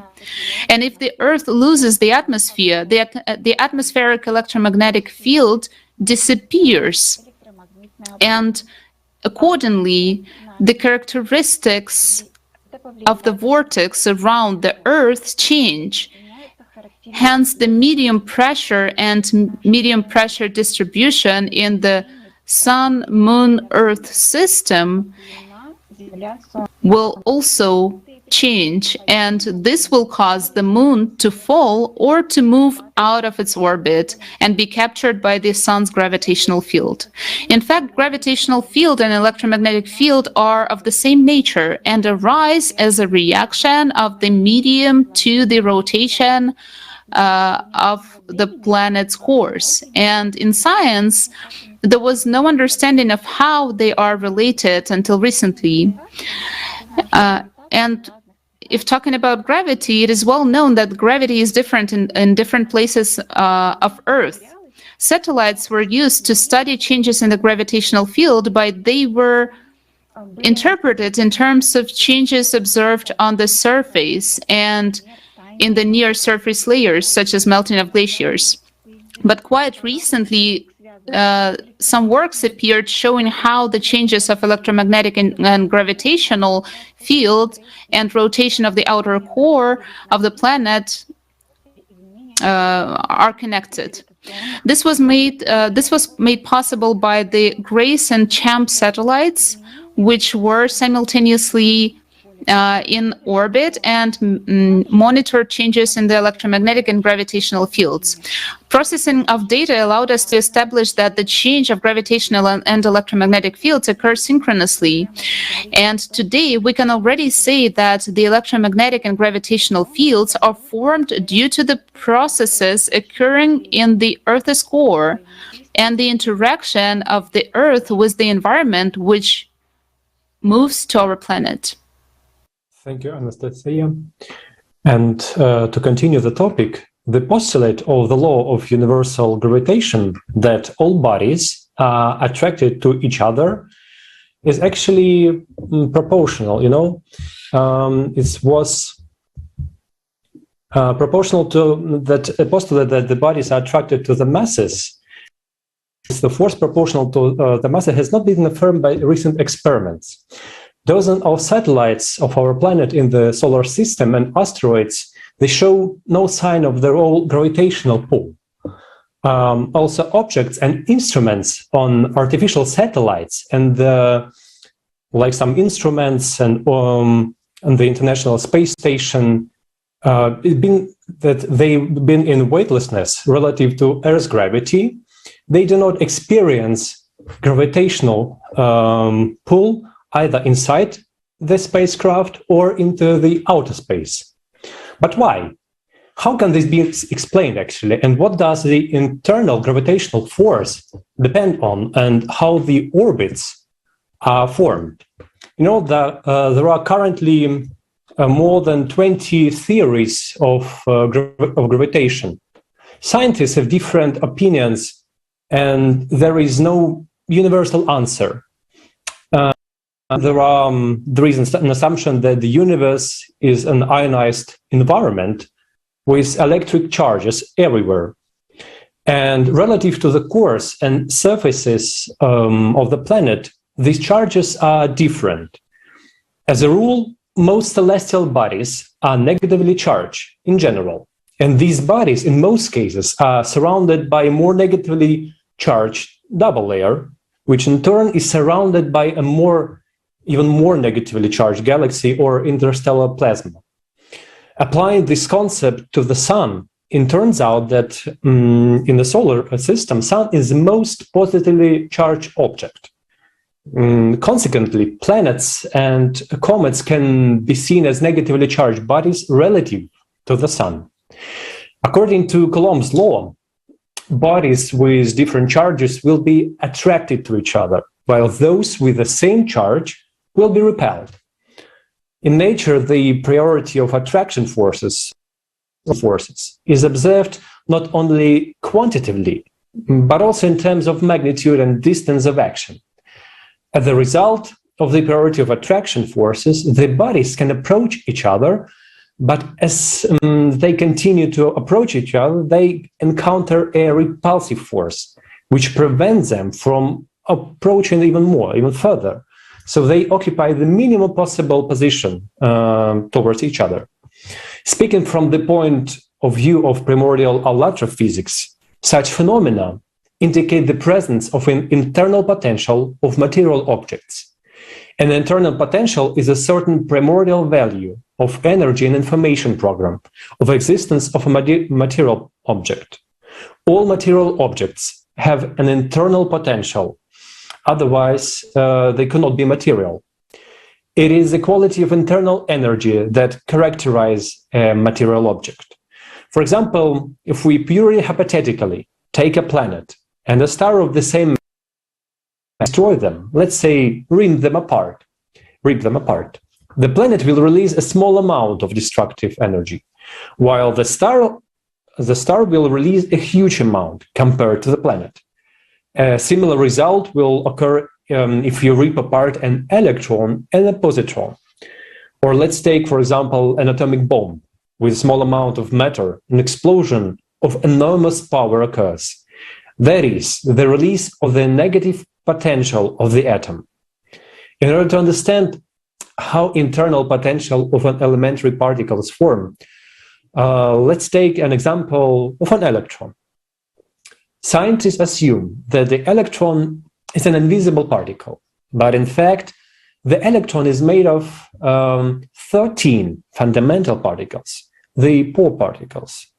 More information about the structure of the universe and the structure of the material world can be found in the Primordial Allotrophysics report.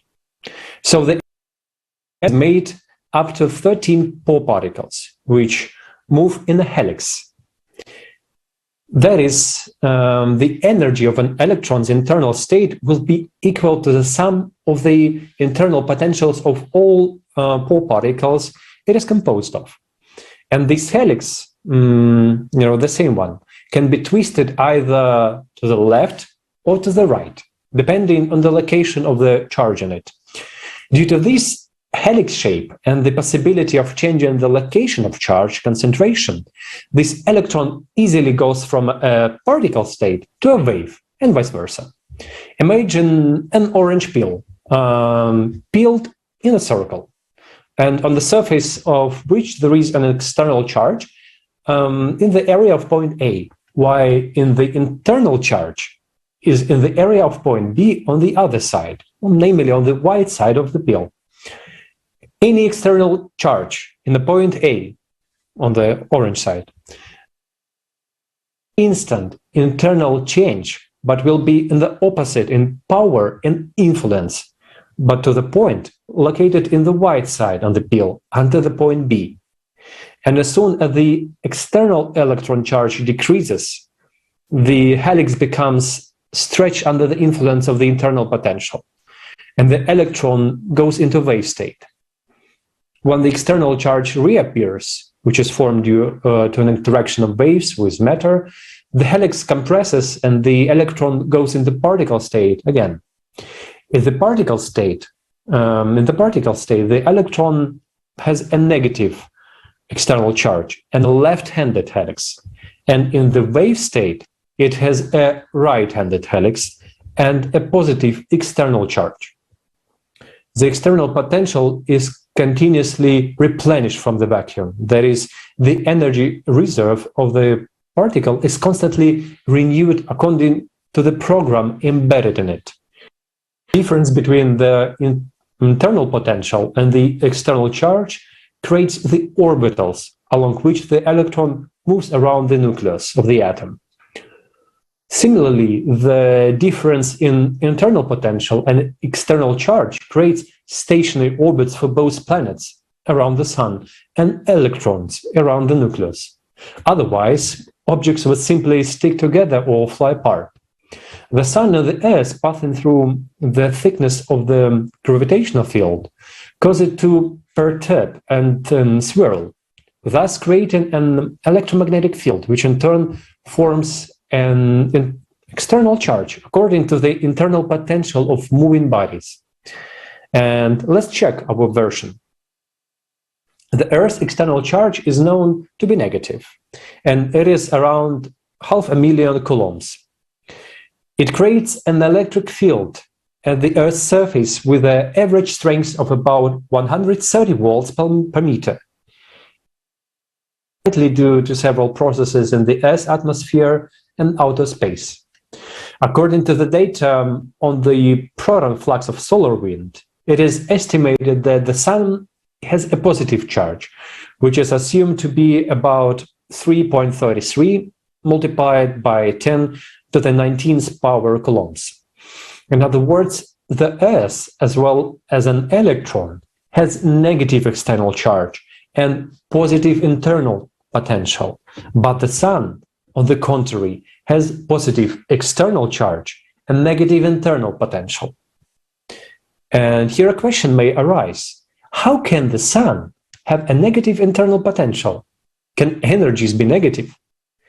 In the interview for ALLATRA TV, academician Gennady Ivanovich Shipov states that they can. I quote, "Usually we formulate thermodynamics assuming that there is positive energy, no more than zero. But if it's a negative energy, then according to the electrodynamics, it is possible to create a perpetual motion machine of a second kind. Because this system is open, there are negative energies, you pump them out of the vacuum. Such energy never decreases, it becomes more and more negative, and you can take positive energy and use it for your own purposes." End of quotation.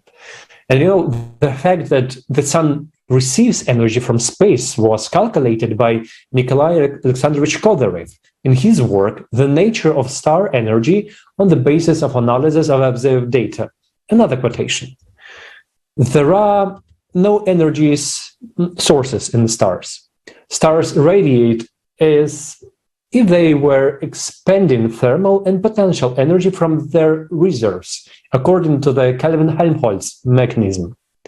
However, these reserves are very limited. For instance, for the Sun, its lifetime turned to be only about 30 million years, which strongly contradicts to the data of geology and cosmogony. So in fact, the loss of energy does not lead to the rebuilding of the star.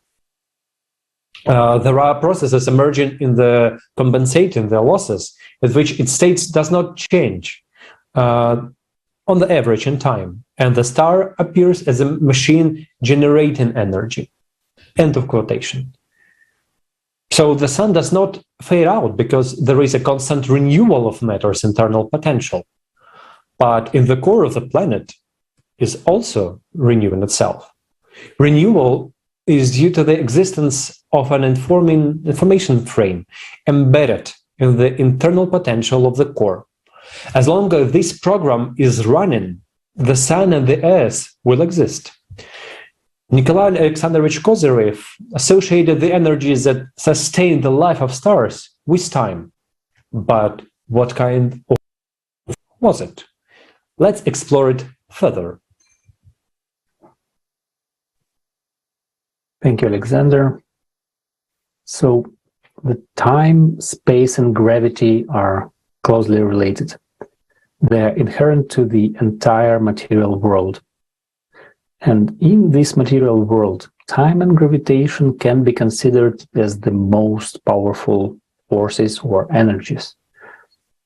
And it is known that the maximum possible speed of motion of material objects or transmission of any signals is the speed of light in vacuum. It is almost 3,000 kilometers per second. So light spreads due to the gravitational field. And when viewed from the perspective of time, light moves in jumps, slowing down at the transition point in time and speeding up afterwards. So this proves that gravity is greater than the speed of light. In 1977, Nikolai Alexandrovich Kozyrev, which Alexander talked about, set an interesting experiment. So its essence was the following. The light from the distant star travels to Earth many light years. And when we see a star in a telescope, it is at this time already in another place from which it must also emit something. That is, when we look at the starry sky, we are looking into the past. So to be clear, the blue dots on the image that you're seeing here are the actual locations of the stars in relation to the observer on Earth. And the red ones are what we see. So Nikolai Kozyrev, he directed the telescope not where the star was visible, but to the place where it should be at a given time. And he found a reaction on the instrument to some unknown signals. So subsequently, this experience was confirmed by many observatories. But what kind of superluminal signals did Nikolai Kozyrev register? Einstein once proved that superluminal speeds violate the classical principle of causality. So it was believed that such speeds could not exist. And we are used to the fact that in time there is first the cause and then there is the consequence. But it turns out that if there is superluminal speed, the cause and consequence can change places. You can see more details in the diagram of this experiment.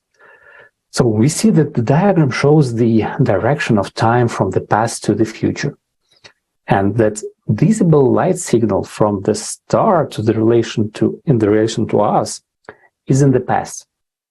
It is the consequence. And the true location of the star, the present time, on the timeline, is the cause. Well, it And here it looks like as if the cause and consequences changed places. So we can imagine, for example, if the source of light was a mirror reflecting our life. We would first see the events of yesterday, then the day before, and so on, so on, so on. We might see, say, an old man gradually turning into a middle-aged man, and into a young man, and into a teenager, then into a child. That is, time would turn backwards, and we would move from the present to the past. So, cause and effect, the consequence, would have switched places. But there's also a third signal on the diagram.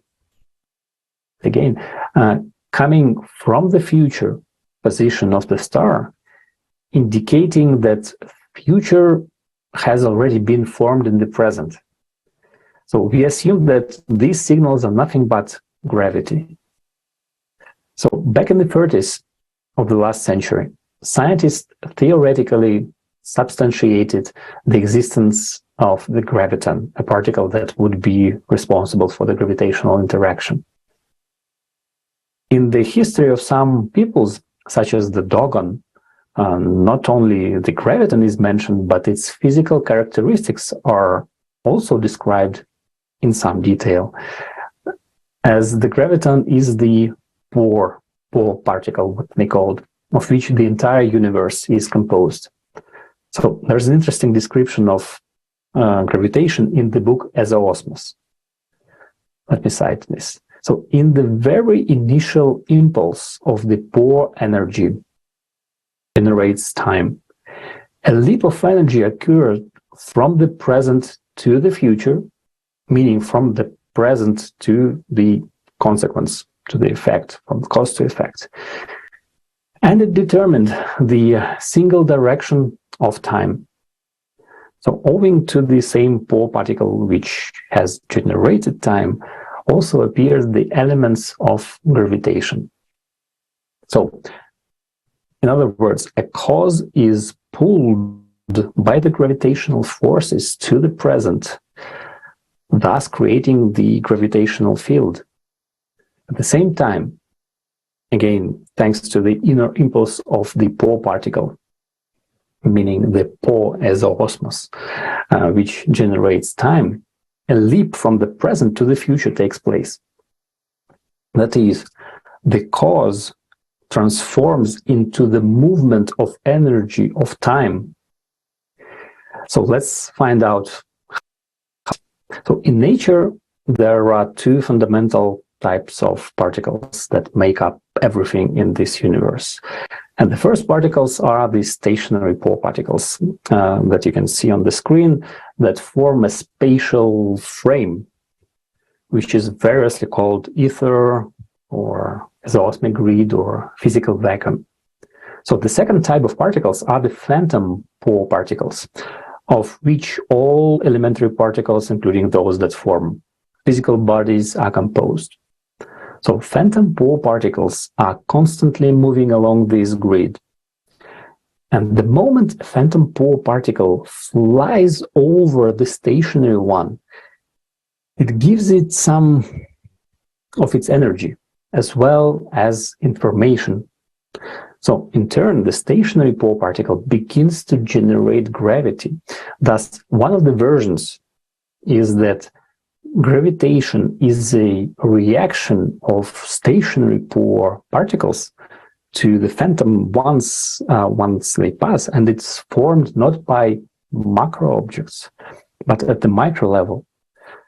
Another manifestation of gravity may be the informational program, according to which the phantom Bohr particles, the gravitons, gather into a single structure and form a microcosm. So particles like the electron, positron, proton, neutron, and so on. So depending on the given program, okay? And the general field is formed by the field of stationary Bohr particles, which contain information about each object at any point of this field. And reading the information from a particle, the system, well, so to speak, compares it to the cause of the past and forms the future. So let's take a human being as a material object, which also has an inner potential. But unlike the planet Earth, has the ability to independently change his inner potential from a destructive, negative to positive or creative one. And human beings' inner potential leaves an imprint on all his interactions with the surrounding material objects. That is, feelings, mood, emotions, etc., in which a person performing this or that action are imprinted on in the form of informational trace into the environment and the septon information field of objects with which this person was in contact. So being in the Earth's gravitational field, we also shape the future of our planet every second by our choices. So, and to sum this up, gravity is the work of this septon field. If we learn to understand its principles, we can manipulate energies to our advantage. But do humans have the ability to interfere with the septon field? Well, our next speaker, Jonathan, will tell more about that. Thank you, Alexei. So, rotation or spin is a characteristic of all objects, from elementary particles to stars and galaxies. The spin of elementary particles behave like a miniature gyroscopes and can be either positive or negative. Spin in the inherent momentum of particles, and spin can only take one strictly specific value. A spin equal to 0, it's a point. It looks the same from all sides, no matter how you spin it. An example of a spin equal to 1 can be found in most ordinary objects without any symmetry. If such an object is rotating, let's say 360 degrees, it will return in its original state. An object with one central symmetry axis has spin equal to 2. It rotates through 180 degrees and will be indistinguishable from its original position, so that in one complete rotation, it becomes indistinguishable from its original position 2 times. When spin equal to half, the system returns to the home position after 2 complete revolutions. That is, after a 720 degrees rotation. Also, thanks to spins, elementary particles, atomic nuclei, electron shells of atoms, and molecules possess magnetic moment, which means they can create and perceive magnetic fields. Like miniature magnets, particles can flip around and in an external magnetic field, attracting or repelling them. Particles with half integer values of spins are known as fermions, and the whole value of spins are known as bosons, have radically different properties. One of the most striking differences is that bosons have no power prohibition principle. Roughly speaking, they can be no more than one fermion at a point of space, but as many bosons as you like. For example, helium, helium-3, and helium-4. Helium-3 is a fermion, and helium-4 is a boson. The fermion density of helium-3, when it's at the boiling point, is half the density of helium-4. But the helium-4 boson is superfluid to a low temperature. And this is because of the property of bosons, the ability of all particles to be in the same states. Modern science is not yet able to answer the question of what is in an elementary particle that rotates. However, thanks to the Alatra primordial physics knowledge, we can say for sure that it is a spiral motion of the phantom pole particles, each of which also has a rotational motion. Phantom pole particles moving in the exoismic cell envelop the real pole. This enveloping is caused by its own septons fields of real particle pole, which sets a spiral motion of phantom pole, and which is all objects and phenomenal of the material world. And this is no coincidence, because it is the spiral that is the best way to store information. We can find evidence in the nature, like the DNA molecules, for example, and it's a biological macrostructure, but a similar way of storing information has already started to be used in non-biological objects, such as digital signature. It is a kind of symbolic language formed from patterns of different frequencies. It is the internal rotation of object that is the programming factor in the behavior of material objects. For example, by controlling internal rotation, one can influence the mass of matter. Here is an extract from the interview with the academician Gennady Shipov.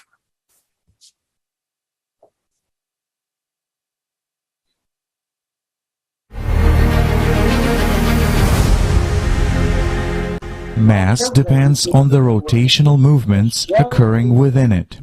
You take scales. I had scales with an accuracy of 1/100th of a gram. I took a toy gyroscope. I had a toy gyroscope which I bought in Thailand. And you weigh it. Scales can be electronic, shielded from the outside influences of airflows.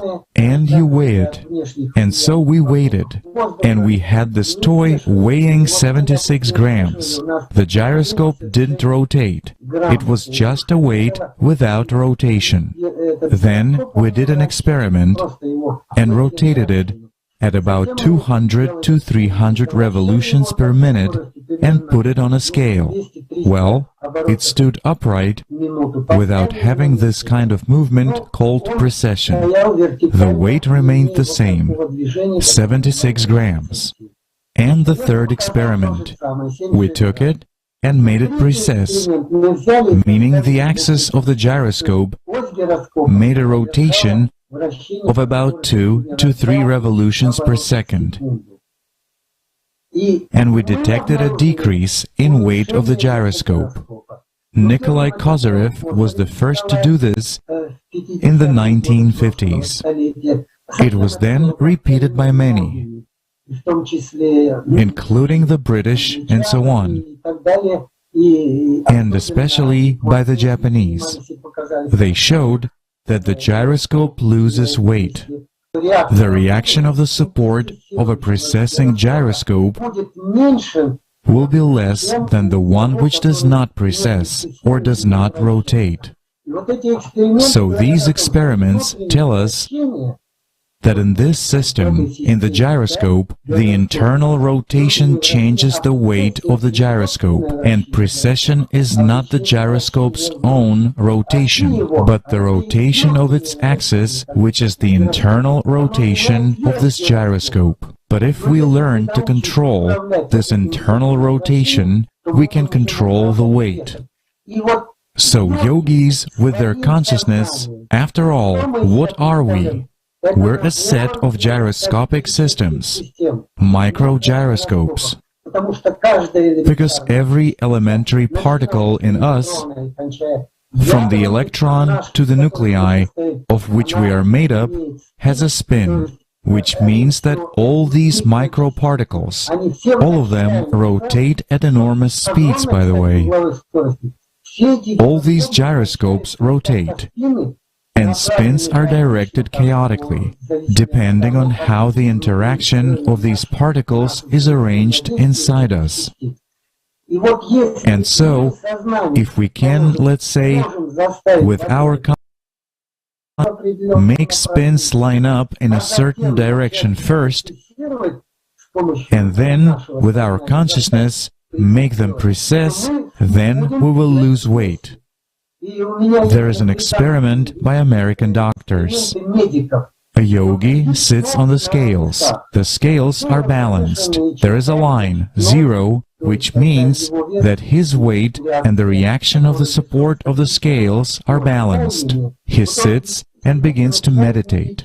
And suddenly, the arrow starts going down at first, meaning the yogi's weight increases. Then it starts to sharply increase, going up, which means that the yogi's weight decreases by 1.5 kilograms. So, a human is capable of decreasing or increasing his weight. Some increase it so much that they cannot be moved. So, I mean, you see, these are all real phenomena. It's not fiction, it's not defamation, it's reality which should be studied. Because if we understand how a yogi can lose weight, we will understand how we can fly in outer space, just like unidentified flying objects do.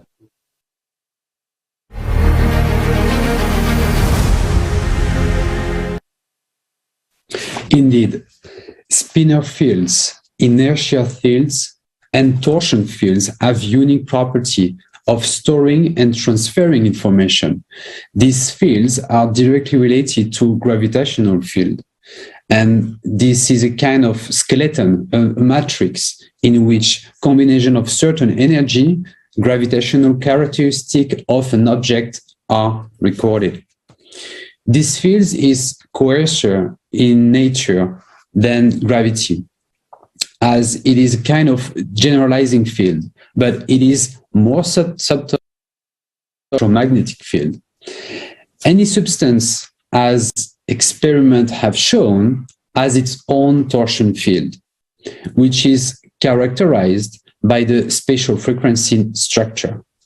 Our Earth also has such a matrix. The physical state of our planet directly depends on what state the energy matrix is in. The field is holographic. That is, each fragment of such a field contains detailed information about the object. When photographing any object, failing on photo emulation together with electromagnetic stream, own torsion fields of these objects change orientation of atom spins of emulation, so that spins of emulation repeat the spatial structure of its external torsion field. As a result, in a photo image, apart from the visible image, there is always an invisible torsion image. Using certain technology, this image can be read out and used for various purposes, including transfer of information. It will also be possible to release energy from the septon field through torsion perturbation and control the force of interaction of entangled particles. And this means that it will be possible to get free energy at any point of space and control various processes occurring in the matter. For instance, in the case of precessing gyroscope considered above, the information overload of the gravitational field presumably takes place. That is, there are more than 2 phantom particles in the exosmic cell. Real particles do not have time to process all information, and that lead to changes of information about interaction of the rotating object with the environment. And this in turn leads to a change of mass of the object. This example confirms that the described fields are not limits of existing interaction in nature. Today, science often tries to explain the invisible by example of the visible. But not all processes occurring in the universe can be observed. And without intrinsic knowledge of the intangible foundation of the universe, modern science will continue to stagnate.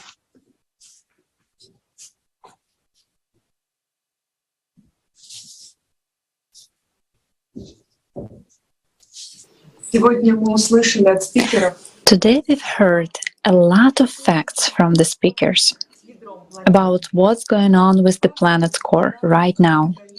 These facts are confirmed by years of research by scientists from around the world. The situation is critical. The climate and the geophysical state of our planet are changing inexorably, and people, for the most part, continue to do nothing. Why? Don't we want to live? We wondered what is keeping us from perceiving the information and assessing the situation that humanity is in right now. What is this mechanism of total denial or ignoring the problem? Where is the main deceiver who has been conceiving on us for so long that there is nothing wrong and this is only a temporary difficulty that will soon be over? I suggest us watching the movie The Perfect Storm.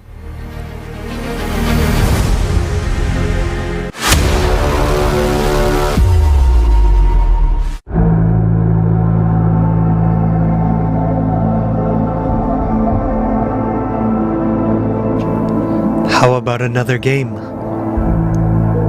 What if I lose? No, this time I'll win for sure. Shit, I've already lost so much. No, this time you'll definitely nail it.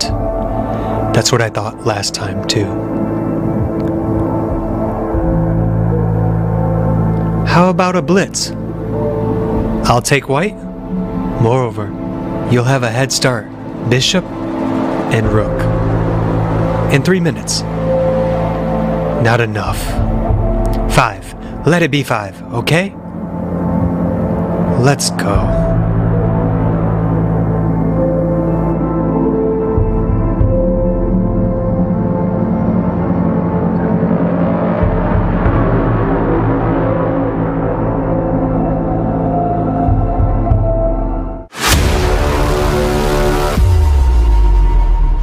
Tell me, do you like when you are lied to? If you manage to deceive a person, it doesn't mean he's a fool. It means you were trusted more than you deserve. And what do lies and trust have in common? A lie is a deliberate distortion of the truth. Told someone, while trust is confidence in someone's sincerity, good faith and fidelity, and based on this trust an attitude toward the other person is formed. These words might seem to have diametrically opposite meanings, but as we see, lies could not exist without trust. After all, a person is the easiest to deceive when he trusts the deceiver. Who do we trust the most? First and foremost, ourselves and our close ones, those who we share our secrets with, and also those who we shift responsibility to. Various authority figures who, as we think, know more and better than we do. And all these cases have exceptions. After all, when people follow an authority figure, they often find themselves in difficult situations and sometimes even die. Fear of taking responsibility for our lives and laziness to figure out what is happening make us delegate the right to control our own people. What is it like It's childlike behavior. Quite often, being grown-ups, people continue being children. After all, a child always needs an adult and protection. Someone to lean to. A child is always easier to fool, but why? What's the difference between a child and an adult? It is knowledge and experience.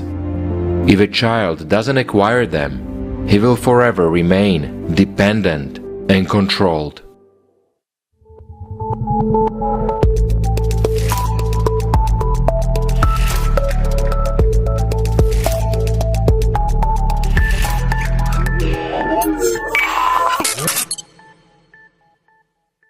There is a widespread phenomenon in the world called captainism. This is when team members give in to the opinion of the leader, who they consider to be entitled and supposedly more competent. It also shows that leaders often fail to notice the impact their status have on the people around them. Such behavior is extremely dangerous due to the inaction of the crew members when the captain makes an obviously wrong decision. Experts studying accidents have repeatedly listened to recordings of disasters, indicating an obvious mistake of the captain, which wasn't corrected by another crew member. Let's take, for example, a well-known case of the crash of Air Florida flight, which happened near Washington, D.C. in 1982. On October 2, 2022, Forbes magazine published a conversation of the crew recorded by flight recorders before the crash.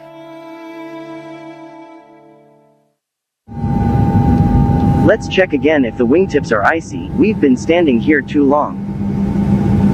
No, I think we should take off in a minute. Still, there is something wrong here. No, that's not right. No, that's right. Well, it may be so.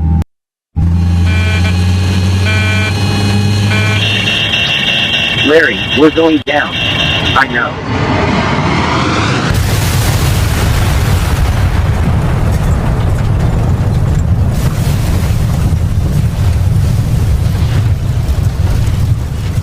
This sound claimed the lives of the commander, the co-pilot, and 76 people. This is just one but tragic example of how team members give in to the opinion of a leader, a legitimate and supposedly more competent one. Despite the fact that the co-pilot had experience and knowledge and clearly saw the disorders, nevertheless, he agreed with the opinion of the authority represented by the first pilot. The criminal habit of shifting responsibility to the leader devalues the lives of other people and often leads to their death. In this situation, the co-pilot blindly trusted his commander. The effect of captainism worked for him. He thought the captain knew better and would make the right decision, and believed these thoughts. Even if something goes wrong, the captain will be responsible for it. Think about it. It was only a suggestion in the mind of the co-pilot to shift responsibility to the commander. Agreeing to this proposal cost the lives of everyone on board. A reasonable question may arise: who gives suggestions in our head, and who decides whether to agree with them or not?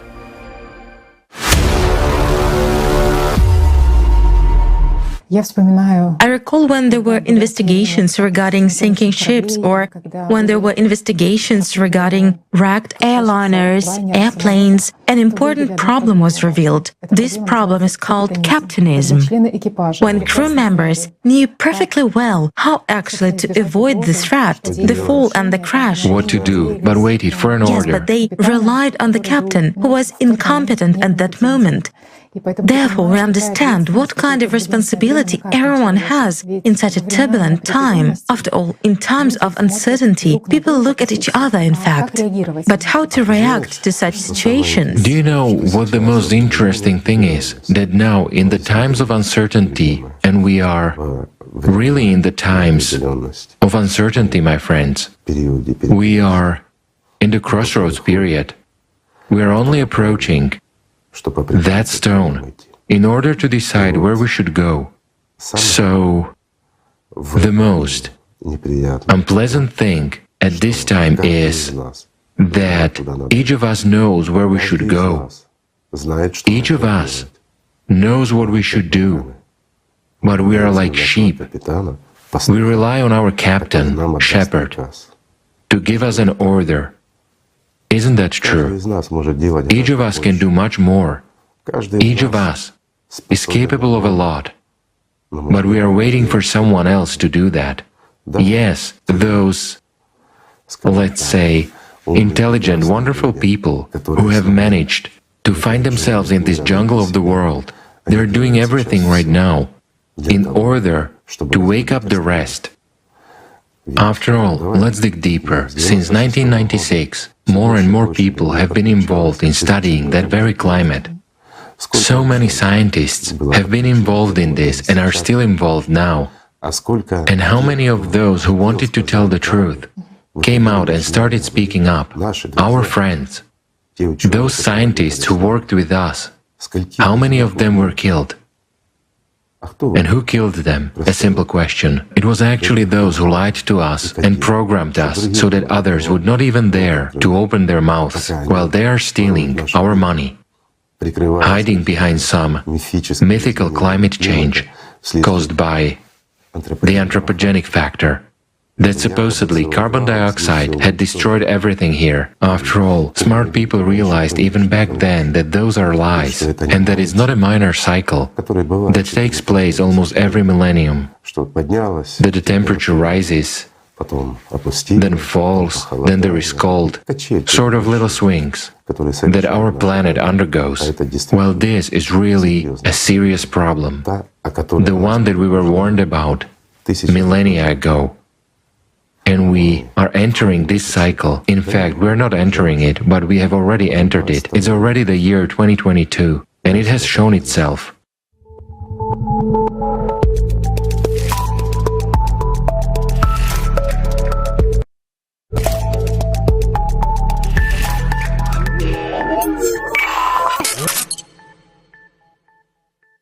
There is an ancient Italian proverb, "Lord, protect me from my friends. I can take care of my enemies." After all, we are usually betrayed by the closest people, those who we believe and trust most of all. And again we encounter trust. Why is it harder for strangers to deceive us than for those close to us? Because we do not trust strangers. Although in difficult times we are helped and rescued by both close people and complete strangers. The meaning of the word trust, given in dictionaries, does not correspond to the meaning in which we use this word. After considering many examples of the use of the word trust, we can conclude that trust means a permission to someone or something to gain power over something that belongs to the one who permits it. Trust means giving access to a person's possessions, not only material ones.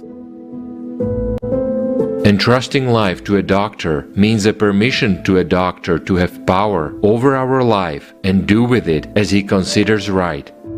Trusting a secret to a friend means giving a friend access to a secret. If there are many objects of trust, then people usually do not list them, but simply say, "I trust this person." But this phrase always implies specific things that are entrusted. Personal information, material property, health, well-being of a child, etc. The phrase "I trust this person" does not indicate that completely everything is entrusted to him.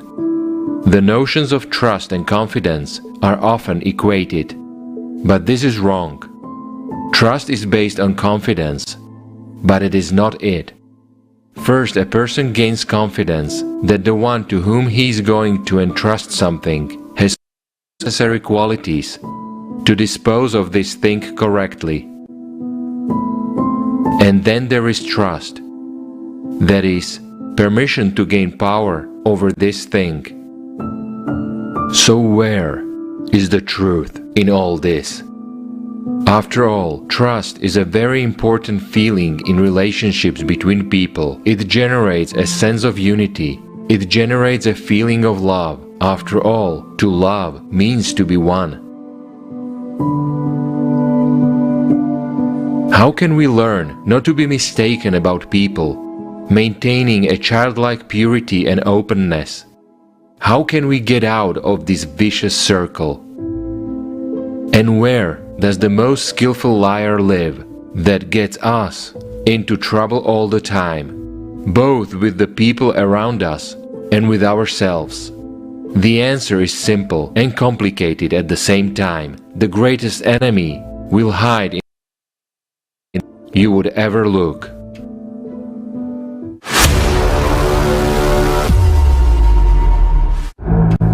Check. Here we go again.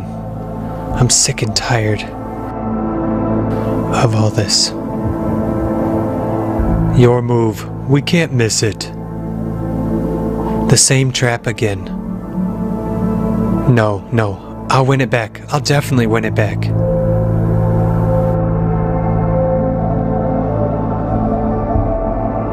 Check. Why am I losing again? And do I want to know the truth? A lot of knowledge and a lot of sorrows, and you have enough of them already. One more, one less. I'm sick. I want to know. This party is part of a big game. We're all in this game. Everyone plays. So what's the point? In any game, there's always the one who leads the game and the one who gets played. And if you don't see who's being played, then you're the one who's being played. What's the trick? To take everything. To take everything. You only get an offer. Remember. You accept it. It's a lure. What do you mean? Okay, recall the story with the crypt. The same suggestion to start a game. You agreed. Yeah. That went well in the beginning. That's a lure. Do you get it? I think I'm starting to get it. But what's the connection? The more you believe that you yourself are running the game, the less you control it. It's just a suggestion to believe. The first rule of the trick is to suggest to your victim that he is the master of the situation. Is there a second one? And the second one, and the most important rule, is that the victim should not guess that this is just a suggestion which he may not agree with. Stop. Who do I hear?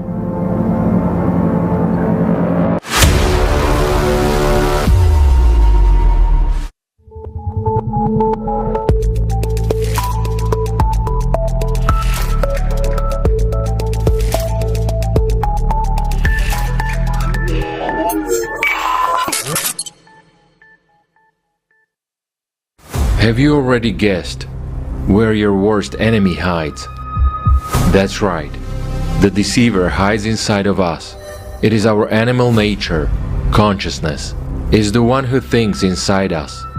Dogs shows pictures and images inside us, and with their help commands us. But in essence, a human is personality, the one who observes all this and chooses which of the proposed by consciousness to give their attention to and what to start implementing, what thoughts, words and deeds. Perhaps now, when you know this, you will want to get rid of consciousness and remove the evil deceiver. We have to disappoint you. It won't work. Fighting consciousness will only make it stronger. Everything you struggle with only gets stronger. Consciousness is what controls personality, until personality understands all the intricacies of this cheating. Consciousness is that adult who we, as a mature personality child, rely on, trust, and listen to its advice. Consciousness is the one who we trustfully consider to be the commander of the airliner, and give ourselves the place of the co-pilot. That would be all right, but consciousness is not our friend, it is our real enemy. More precisely, it is a sneaky parasite that clearly deceives its host. The essence of any parasite is to take vital energy from its host. Consciousness wants to get all of our energy. That's why it does everything to make personality completely dependent on itself. The only way consciousness can dominate personality is through deception. The main deception of consciousness is to speak on our behalf, to pass off its thoughts as ours, to pass off its emotions as ours. But in fact, it is not personality that depends on consciousness, but consciousness is totally dependent on human personality. It is personality that sustains the life of consciousness with its energy. So what to do? How to get rid of this dictator? How to put it in its place?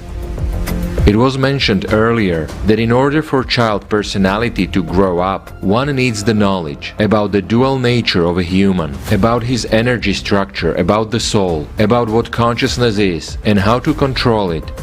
This is necessary in order to, first of all, get out of its slavery, secondly, to take it under control, so that this tool serves personality, rather than personality is like a milk cow for consciousness.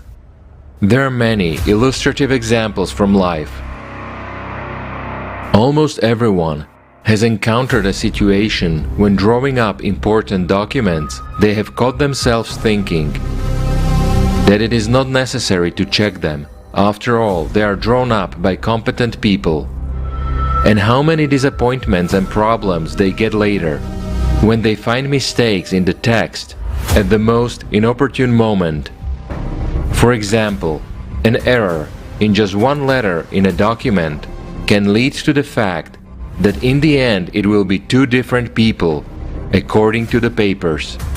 Or another example, a person simply forgot to pay his electricity bill, listening to the thought in his head that I'll pay later, but it was only a suggestion from consciousness to bring you out emotionally in the end.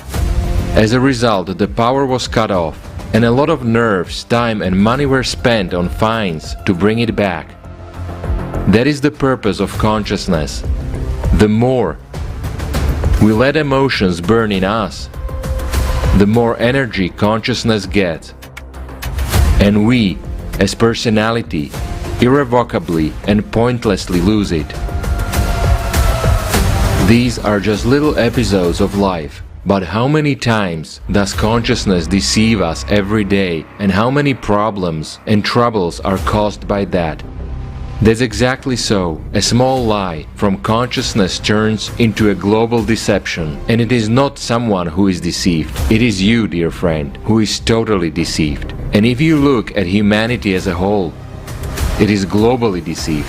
In order to get out of this global deception, it's necessary to study how our consciousness works and how it manipulates us. And to do this, it's important to understand that consciousness operates with conclusions, and it is very afraid of facts. There are a huge number of global deceptions in today's world, and one of the worst deceptions of today, in which all humankind is involved, is the distortion of the causes of climate change on Earth. As a consequence, we are taking the wrong actions, which will ultimately lead to the destruction of all humanity and our planet. Our consciousness plays not the least part in this deception.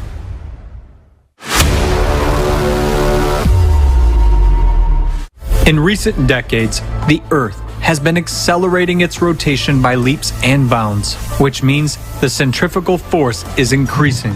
As a result, at the equator, the planet is expanding and increasing in volume. That causes the Earth's crust to crack and geological faults to activate.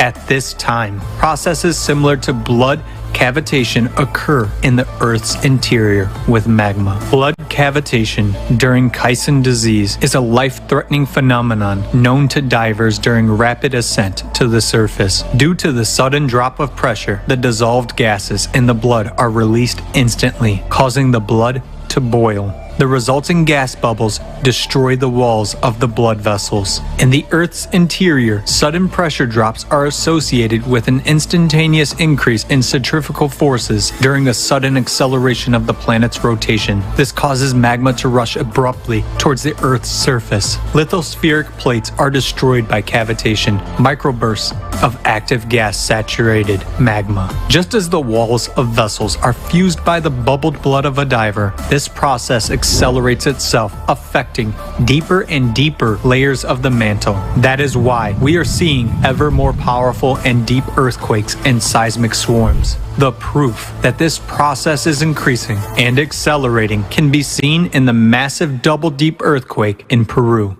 Meanwhile, the expansion and intensification of the pressure on the crust due to the cavitation of the magma serves to intensify the erosion process. What does that mean for us? Soon, we will see eruptions and earthquakes of a magnitude that our civilization has never experienced before.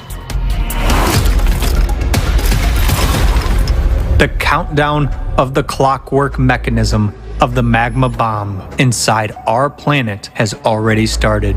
Under the onslaught of a massive attack from the Earth's interior, the thinner oceanic crust is already giving up its position.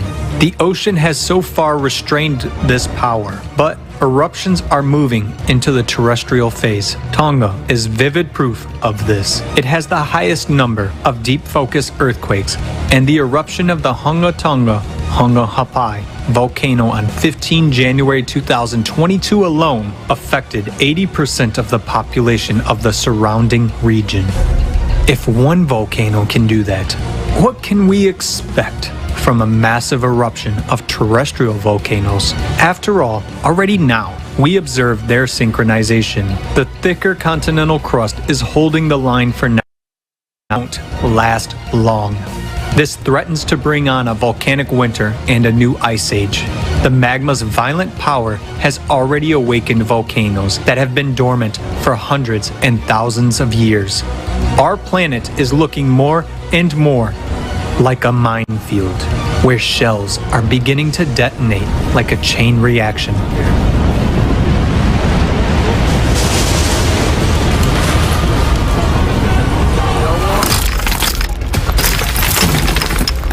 But an even greater threat is fraught with those volcanoes that have not yet woken up. Giants, such as Yellowstone, Campi Flegrei, Elbrus, Flach,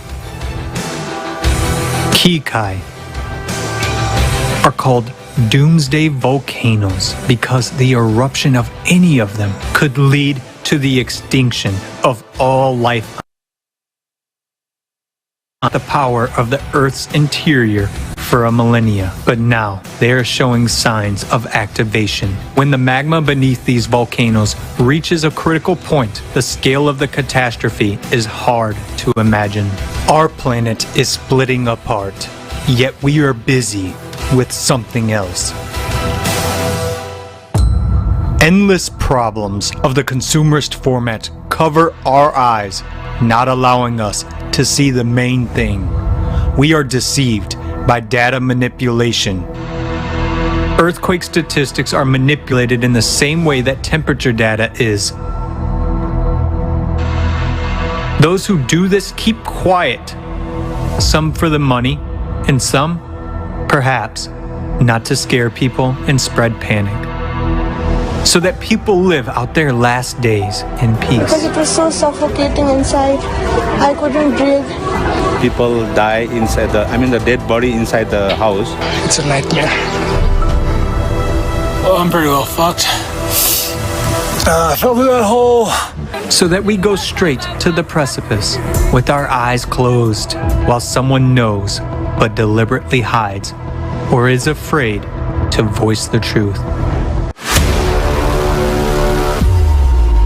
And what thoughts do we hear in our head when we get information about the true causes of climate change and climate disasters occurring on Earth?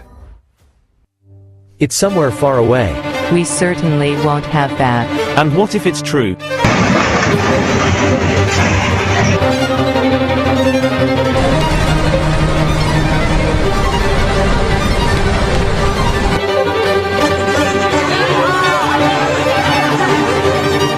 already happened and it's all over. They're making it up again. It looks like it's all true. What should we do now?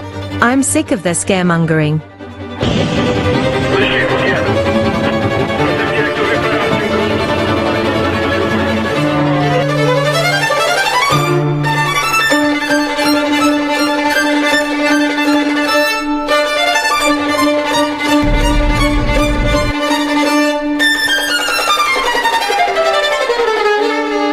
They've made up another end of the world.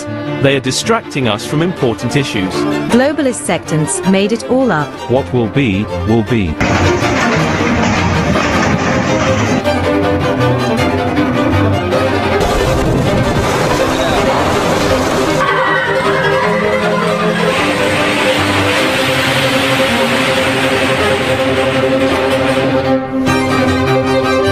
Who can help us? Our government would have warned us. It's all montage. It's not our problem.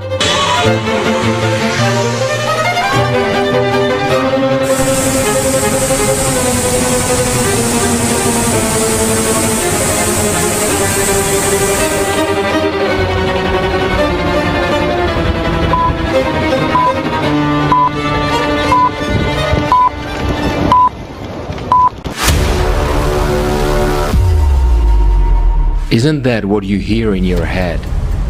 It's just a raging storm of emotion, accusations, doubts and fears.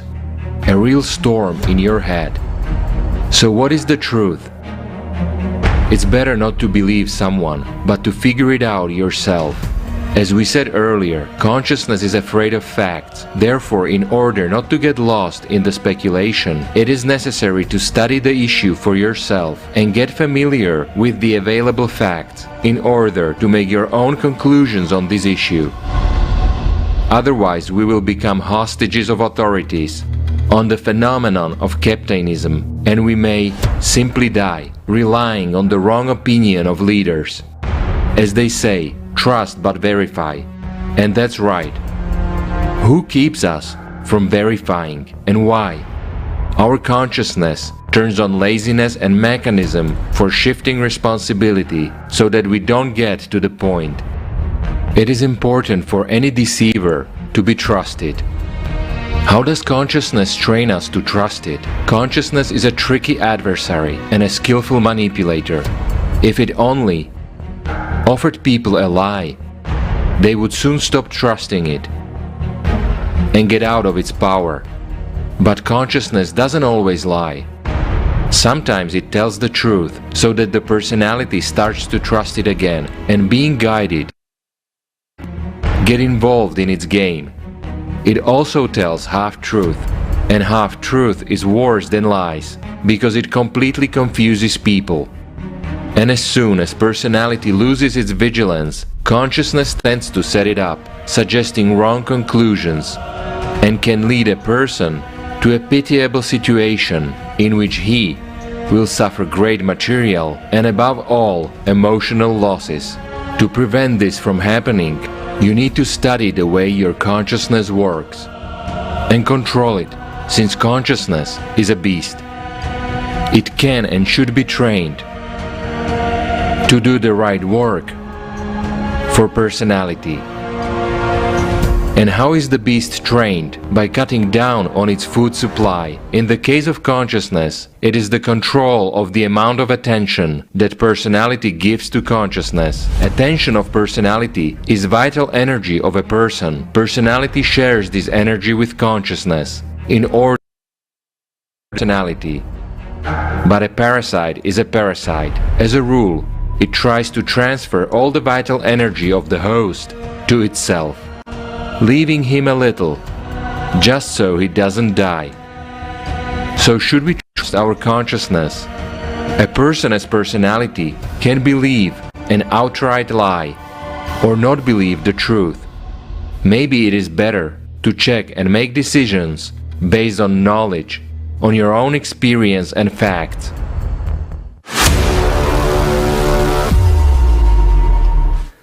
Who do I hear? And who am I playing with? Yes, you won't make a mistake. What does it all mean? The more sophisticated the game is, the more sophisticated the opponent is. If the opponent is truly good, he will drive the victim into a situation in which he can control it. Find a weakness in your victim and give them a little of what they want. At this point, the victim loses vigilance and begins to trust. This is the most opportune moment for a trick. The more desires a person has, the easier it is to drive them into a corner. This is how the system distracts the victim while they are squirming in the arms of its own greed. It seems to people that the trick can't be so ancient and so large scale. Otherwise, so many people couldn't have fallen for it. But it's the system, and we are all in it, and people feel it, but no one dares to admit it, even to themselves. By the way, check. Any next move of yours means check and checkmate. Checkmate. Checkmate. Checkmate. In the place where you least look for him.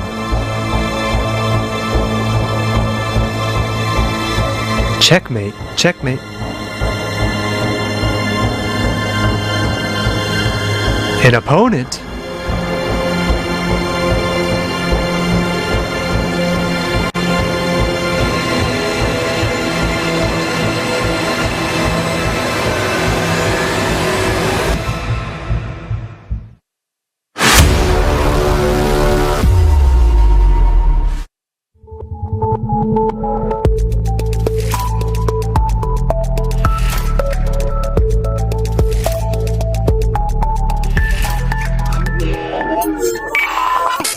What is the main trick for humanity? So, dear friend, the greatest absurdity lies in the fact that the personality of a human lightly allows to deceive itself, being unaware of the consequences, sometimes fatal one to itself. Very simply, when consciousness offers to shift responsibility for your life to someone else, when it suggests you to ignore the facts of climate disasters and suggests you to continue pretending that nothing is happening, this is the main trick of our time, equivalent to suicide. But remember, shifting responsibility is only an offer from consciousness. The price of agreeing to this absurd proposition is our own and only life. Every person feels that there is something wrong with this proposal, feels a catch, but not everyone admits it even to themselves. What is the way out? First of all, to be honest with yourself. Be open to the perception of different information and force consciousness to comprehensively check the information. Then the truth will become obvious. My dear friend, the truth is that when your neighbor's house has already burned down and danger, a real danger, is looming over yours, instead of ringing the alarm bell, the voice in your head is treacherously silent or is lulling you into thinking that this will never happen to you. But the point is that the raging disasters have no borders, no territories of their own and others. Everyone is equal before them. They don't care about your status, your religion, or your financial capabilities. They sweep away everything in their path, sparing no one. Having perceived this information, consciousness can immediately plant the idea that this is just another scare. Remember, this is just a suggestion to believe consciousness. Be vigilant. Do not trust consciousness. Make it work. Let it sort out the facts. What is going on with the climate? And then you will see for yourselves. Everything we say is the objective reality of today, and we have almost no time left. The surest thing is to get confirmation of our words from an independent source.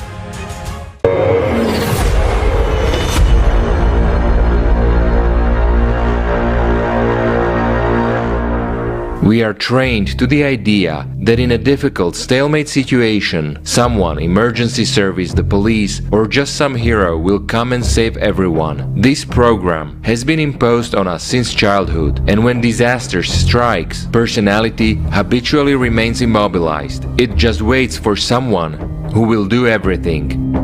Consciousness in this case plays the standard game. It offers us programs to adapt to new uncomfortable conditions. And how does personality react to this?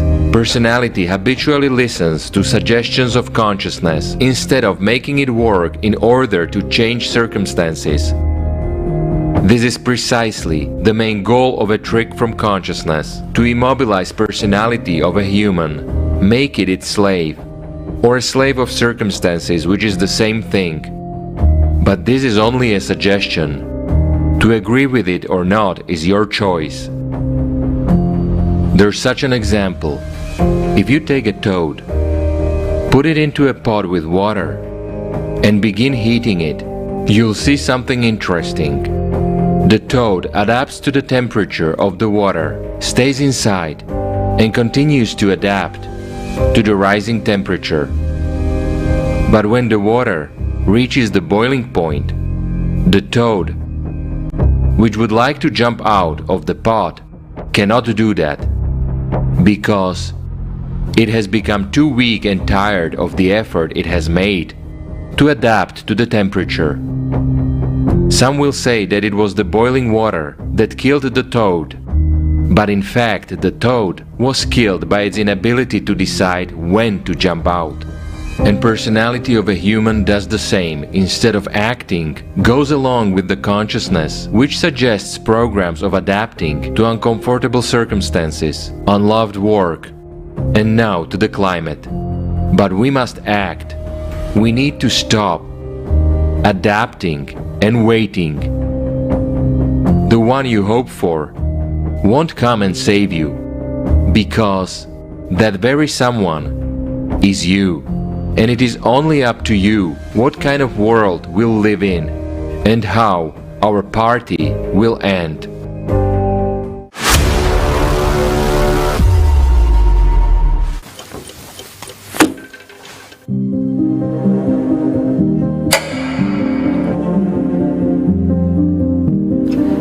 Your time is over. Wait. And what does that mean? I can hear you. Come on. He can hear me. You're alone, idiot. You're the one who hears yourself. Wait. So what? What does that mean? Explain it to me. I have you figured out. Me? Haha! It's you yourself. You have yourself figured out. Okay. You have me figured out. It's all nonsense. Come on, let's go.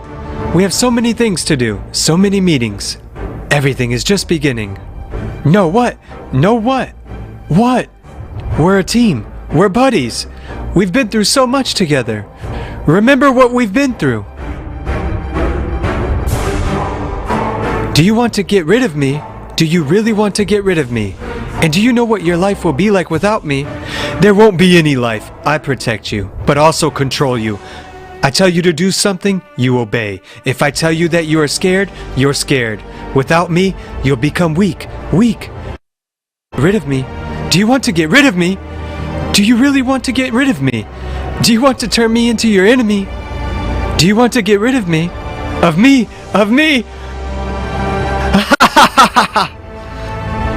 I'm still here, and I'm around. How long I've looked after you, how much I've helped you. You can't win without me. No. Do you know why? Because I am you. You're not me. Come on, I'm your best friend. I am you. I've figured out your trick. You've made me believe that you are me. But I'm not you. I don't obey you anymore. I myself will control you.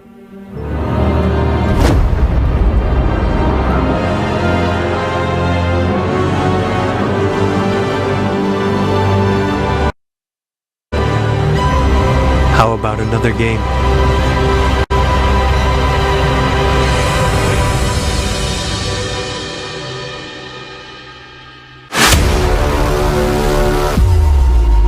Our consciousness is constantly lying to us. It now convinces us that there is nothing wrong with the climate and that things will soon be back to normal, thus depriving us of our last chance for survival. You do not have to believe us.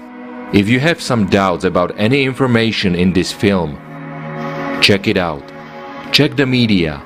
Check scientific data from various sources. As the saying goes, trust but verify. On November 12, 2022, an international forum was held where independent researchers, scientists, and eyewitnesses from around the world presented facts and dynamics on climate change. This information can be found here. And remember, the sneakiest cheater is inside all of us. It's our consciousness. It has no form, although it is represented in various cultures, in various images, and appears under different names. It is called demon, devil, or Satan. Consciousness is a field, energy informational structure, which has no energy source, and it is attached to a person as a tool to perceive the three-dimensional world, possessing self-identity and pursuing its own selfish ends. Consciousness wants to survive at the expense of a person's life energy, but not just to survive, but also to be in the role of a master. That is why it has professional skills of manipulation, through which it holds a person under complete control so that he is not even aware of it. In order to see the real picture of the world, you need to get out of the power of consciousness and make it provide real information about what is happening. And this is work with facts. Force your consciousness to analyze the facts, not to use ready-made conclusions and assumptions if you do not want to be deceived. We would be grateful if you could write your opinion in the comments. Refusal of hasty conclusions will help avoid both personal and global tragedies. Today, we as a whole humanity have arrived at what might be called a perfect storm. We are caught in a vortex of adverse factors, as a result of which we have reached the bottom. In order to survive, we all need to push off from this bottom and dive out into the light, into the creative future.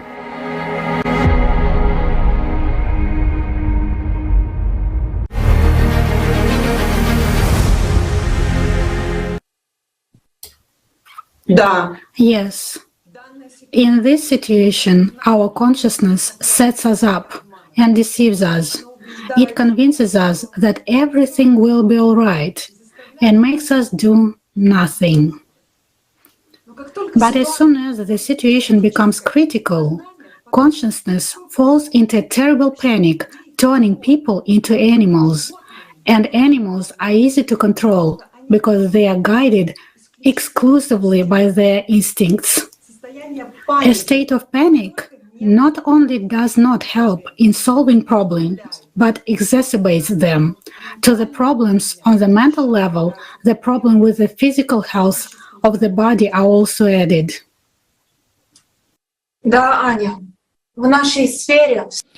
Yes, Anya, everything in our sphere is interconnected, and even small changes in the Earth's core and consequently in all the layers of the planet inevitably affect all living organisms.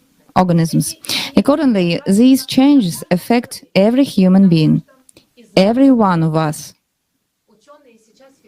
Nowadays, scientists are recording a decrease in the magnetic field. Now Anna will tell us how it's affecting people. Greetings, dear friends. It is known that the Earth's magnetic field protects us from the devastating effects of cosmic radiation, but it can also have a direct effect on human body, both beneficial and negative. One might wonder, why should we care about the strength of the Earth's magnetic field? Because that relates directly to us. As the strength of the magnetic field affects the duration of our lives, according to Mikhail Vasilyevich Kurik, PhD in mathematics, director of the Ukrainian Institute of Human Ecology. The fact is that each molecule in the magnetic field stretch and polarize. One end of it becomes the north magnetic pole and the other the south. In such a state, each particle of living matter enters into electrochemical reaction easier and proper metabolism is maintained. When the external magnetic field is weakened, the body appears in a critical state. Employees of the Clinical and Experimental Medicine Research Center of France, under the direction of academician Vladimir Petrovich Kazanchev, created and tested chambers with magnetic isolation, where they managed to reduce the Earth's magnetism in 50,000 times. The experiments showed that cellular structures live and develop for no more than 8 or 10 generations, and then they degrade and die. Under Lev Moiseyevich Nepomniashkin, an experiment was conducted with mice placed in sealed chambers. In just 24 hours, their tissues began to decompose. The babies of these mice were born bald and grew sick. The same experiment was conducted by American scientists. They placed the mice in 2 chambers, one of which was surrounded by a powerful metal screen that reduced the strength of the Earth's magnetic field by hundreds of times. In the other chamber, normal conditions were maintained. After several months, it turned out that the mice in the shield chamber became sterile, went bald, and died earlier than the control mice.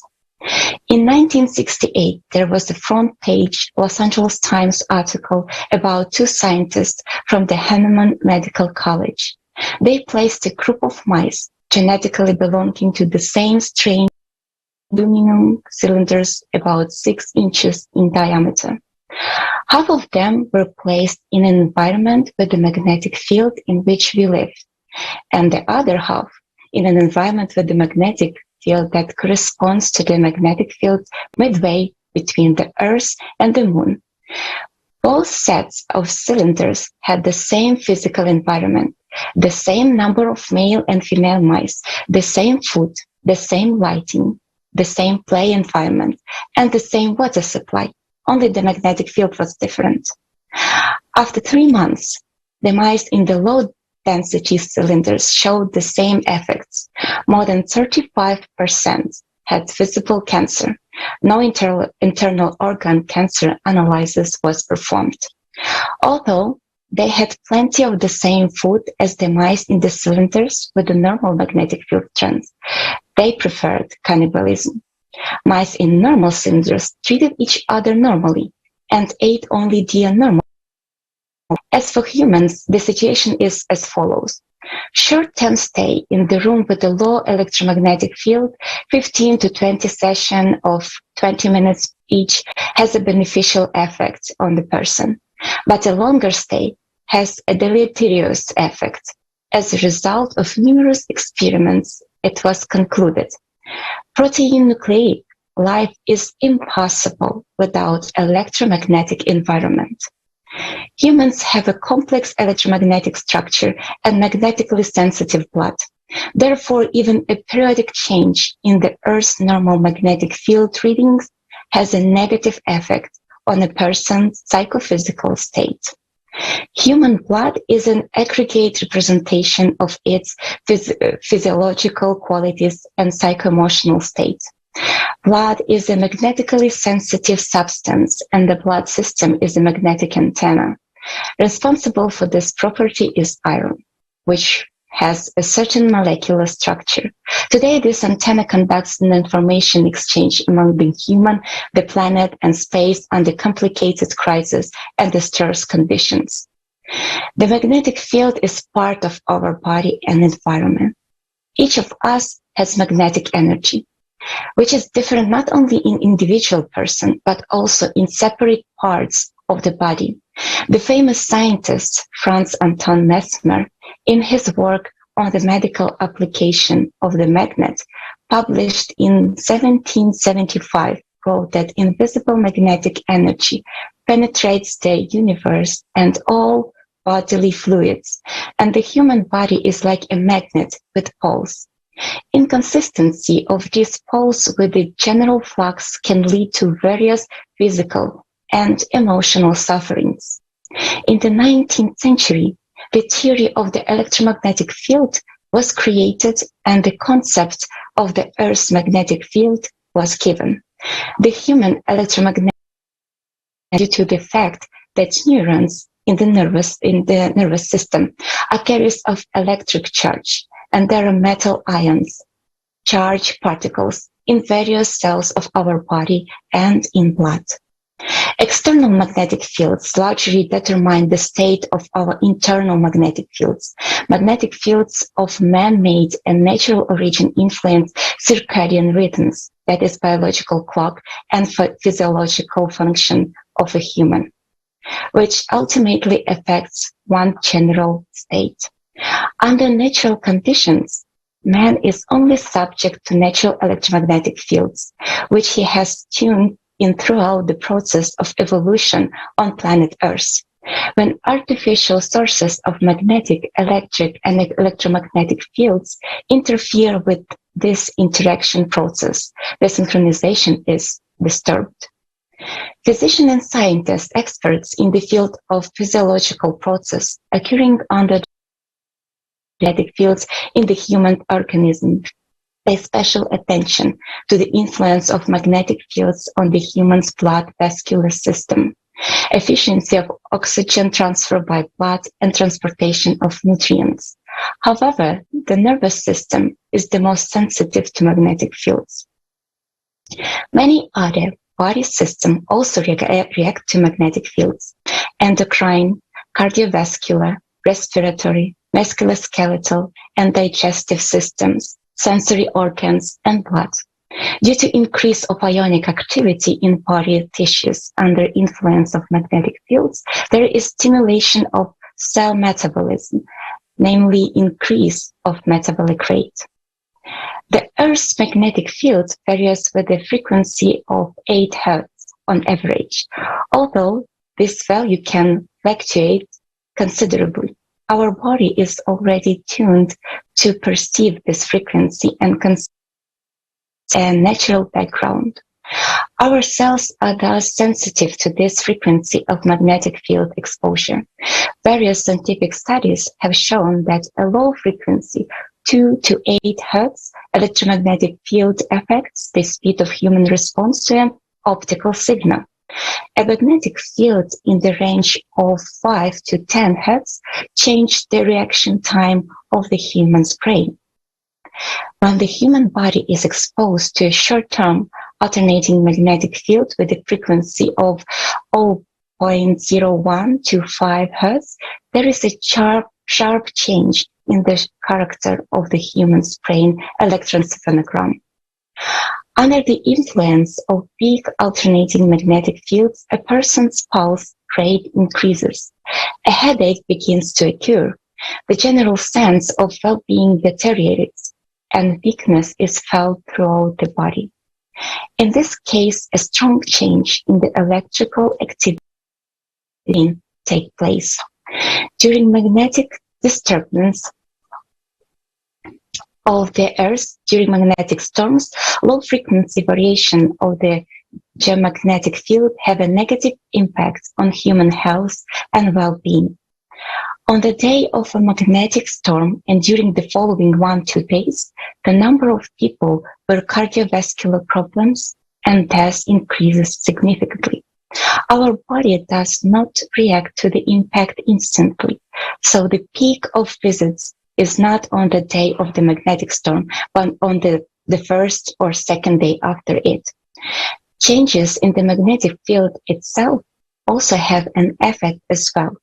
Frequency, amplitude, and modulation of which change as the magnetic storm passes and recedes. Depending on solar activity, the number of leukocytes in human body changes. During high solar activity, the leukocyte concentration decreases. Daily dynamics of radiosensitivity is the subject of many studies, which have shown that the result of radiation exposure to a person at any time depends on the state of the geomagnetic field in the immediate place of research. If a healthy body can still cope, that is, adapt to the effects of magnetic fields, the more weakened the body, the more significant the effects become. The one walked, fell, and died. Sounds like a phrase from a bad joke, but it's true that thousands of people die in the world every year. Only a few dozen of them have a chance of being saved, and that's if they get to the hospital in time. Today, something unexplainable by science is happening. Many countries have sounded the alarm. Young and healthy people began to die suddenly and unexpectedly. At autopsy, no organic damage is found, no aneurysms, carrying of the heart, blood clots, or ruptured vessels. It is as if the heart was just switched off. This phenomena has been called sudden eternal death syndrome. Previously, this post-mortem diagnosis was only made in pediatrics. Now it is increasingly being diagnosed in adults. Doctors can't find an explanation for this phenomenon, and it really is a very serious problem today. Doctors are discouraged by the number of cases that occur. There is already talk of introducing a specialty such as climate cardiology, which would study these relationships between the climate and the effects of the cardiovascular system. There are several versions of what can cause sudden death. For example, sudden arrhythmic death syndrome, genetic mutation, Brugada syndrome, post-vaccination syndrome, emotional burnout. There are various theories of the occurrence of this phenomena, and the scientific world is striving to find an explanation for what is happening. But despite funding and research in these areas, the number of sudden deaths in the world continues to skyrocket. All that tells us that the cause is in a completely different process, which we still do not know. According to the American Heart Association, more than 350,000 out-of-hospital cardiac arrests occur each year in the United States. The Australian state of Victoria alone records about 750 cases of sudden cardiac arrest each year in people under 50 years of age. Unfortunately, there is no unified world statistic on this problem. What is this unusual phenomena and what is it related to? We found the answer in the program with the participation of Igor Mikhailovich Danilov, Responsibility of the Last. Let's watch a fragment.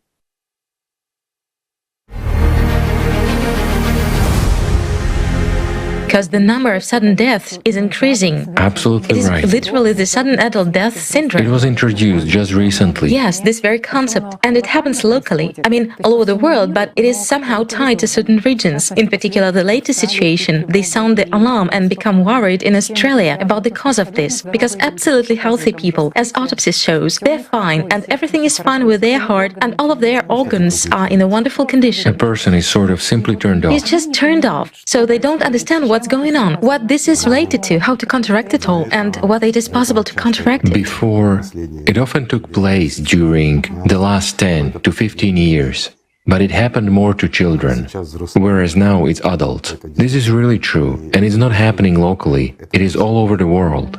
It's just, I will tell you as someone who has been in healthcare for a long time, I'll answer this very simply. We cannot have anything without an explanation, you see? And pathologists were actually supposed to find a cause and identify it. If there is no cause, then you are not an expert. But who would want to not be an expert? So as, well, how could a pathologist give a conclusion? A person died because of a sudden death. It was incomprehensible, you see. That's why it has lately become more and more frequent, and already to the extent that they start talking amongst themselves, behind closed doors. The media also talk about this. And again, how, yes, somewhere it had to come out and had to be mentioned, so medical doctors have said that. It's just that when people don't know and cannot find the cause, they actually look for it in some kind of plane, that maybe it's the influence of third forces, or maybe it's because people run out of prana so quickly. Exactly. Due to some circumstances, or as we've said, The tank is leaking, right? A person has burned out. Someone has put an evil eye on or him. it is something emotional, he has burned out, or perhaps it is third forces that take away people's Yes, lives. third forces too. This may also happen. But how is it in actual fact? Why? Climate, the cycle. And how is that related? It is definitely related. We are part of nature. Far and wide, when a person gets into, well, let's call it tension zones of electromagnetic waves, which our planet radiates. There is the so-called stationary, radiation. It is when an electromagnetic wave flows and it is stable. Right. And there is the migrating one. So when a person suddenly gets into such a zone, his life simply ends. Let me give you a simple comparison. I think it will be clear for many people. Everybody knows nowadays what an MRI machine is. You know, imaging machine. It's a big electromagnetic coil. So if we take your tablet, for example, put it in an MRI machine and turn it on, what will happen to your tablet? It will stop functioning. Why? Because the high voltage electromagnetic wave will simply destroy the ability to, in short, the brain will melt down. It will format it. Not just format it, but it will simply stop working. Its boards will burn out. So the same thing happens to a person when he gets into these zones. Actually, these zones appeared not so long ago. If we take past times, well, what past times? 20 years ago. 20 years ago, there were almost no such zones. As for even earlier time, that didn't exist at all. Why? Because we had a more or less stable electromagnetic field. However, after the late 1980s, when our core became destabilized, and its destabilization was again due to external impact, thus, as a result of these, again they occur due to external impact, these so-called migrating waves emerge. Naturally, it's an unstable magnet. So naturally, these zones emerge. When they overlap, and if a person gets there, almost the same thing happens to him that will happen to your tablet in an MRI machine. Wow. In other words, a person is simply erased.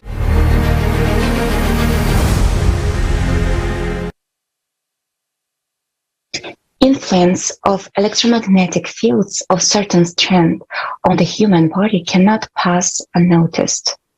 After all, there are principles of functioning of organs and systems based on electrical phenomena in the human body.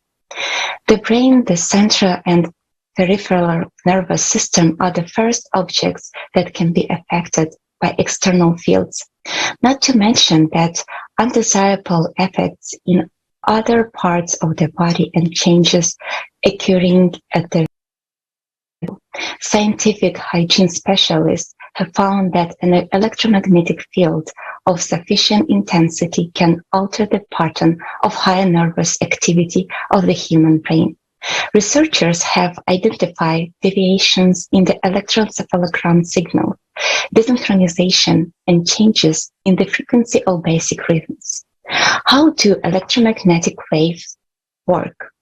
Scientists until the mid-20th century did not take into account electromagnetic radiation, considering that its quanta emit less energy than the thermal motion of molecules and are absolutely safe for animal and plant life. Today, electromagnetic waves have become a problem for all mankind because their adverse effects are manifested both at the cellular level and at the level of the human body. The mechanism of their effects is still not fully understood. especially with regard to low-intensity radiations. It is believed that passing through the body, electromagnetic waves excite electrons in substance and activate their chemical processes in the human body. For example, 850 MHz frequency waves increase the activity of water molecules by 11 times. This increases body temperature, ionizes molecules, and causes secondary, weaker electromagnetic radiation in living tissues. Since each organ works at certain frequency, heart 700 Hz, brain in sleep 10 Hz, while awake 50 Hz, the source of electromagnetic waves working at a different or similar frequency can disrupt the normal functioning of the organ and lead to the development of disease. Today, due to the increasing instability of the planet's core, migrating electromagnetic waves will occur more and more often and anywhere, and therefore there will be more and more sudden death. It is impossible phenomena. The question arises, but what to do? The phenomenon requires a comprehensive study and unification of scientists from different fields of science to save people's lives. The only way out is to stabilize the Earth's core.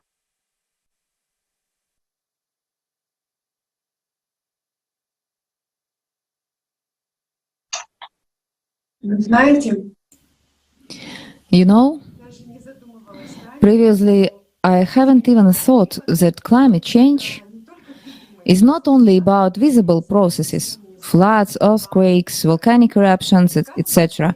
It turns out that there are also invisible radiations which we depend on. How they affect the health of people all over the planet, we will learn from the video Health and Climate Change. What is the connection between them?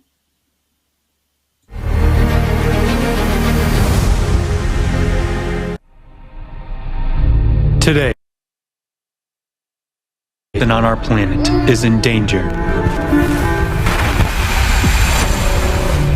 because of rapid climate change. And it is not just typhoons, tornadoes, tsunamis, and floods. The climate has invisible weapons, and every one of us is at gunpoint. Bacteriological weapons. Unknown viruses and bacteria are released from the ice captivity. Permafrost is a very good preserver of microbes and viruses because it is cold, there is no oxygen, and it is dark. Pathogenic viruses that can infect humans or animals might be preserved in old permafrost layers, including some that have caused global epidemics in the past. In glaciers, which are more than 15,000 years old, have discovered 33 viruses, 28 of which were previously unknown to science. Now, the permafrost is melting at a catastrophic rate. Revived viruses are dangerous due to their extreme resistance, which allowed them to survive extreme conditions. Are we ready to confront new unknown diseases? Is our science ready to protect us? The consumerist format has already proved inadequate to combat the insidious virus. New pandemics could escalate into another disaster of a planetary scale. Are you ready for this? In glacial ice melts that could have trapped bacteria, we may have no immunity at all. So we could be setting forth the risk of a global pandemic with pathogens, bacteria, viruses, other types of pathogenic microbes that could potentially be a very, very serious health hazard and could get it going. I mean, if humankind doesn't have immunity to those kinds of pathogens, disasters result. Destruction of the ozone layer. In recent years, the warnings it's dangerous to be out in the sun have become more frequent. The ozone layer is being destroyed at an alarming rate. The flow of biologically active ultraviolet light, which is dangerous for the human body, has increased. This radiation affects the eyes like welding. It causes a burn of the cornea of the eye and serious pathologies of the organs of vision. A person can go blind forever. About 16 million people lose their sight every year due to cataracts alone, whereby up to 20% of cases can be attributed to ultraviolet radiation. This radiation leads to the development of skin cancer. Due to the action of such strong ultraviolet radiation, even the most harmless spot on your body can develop into a melanoma. which is the most aggressive, malignant tumor that metastasizes faster than others.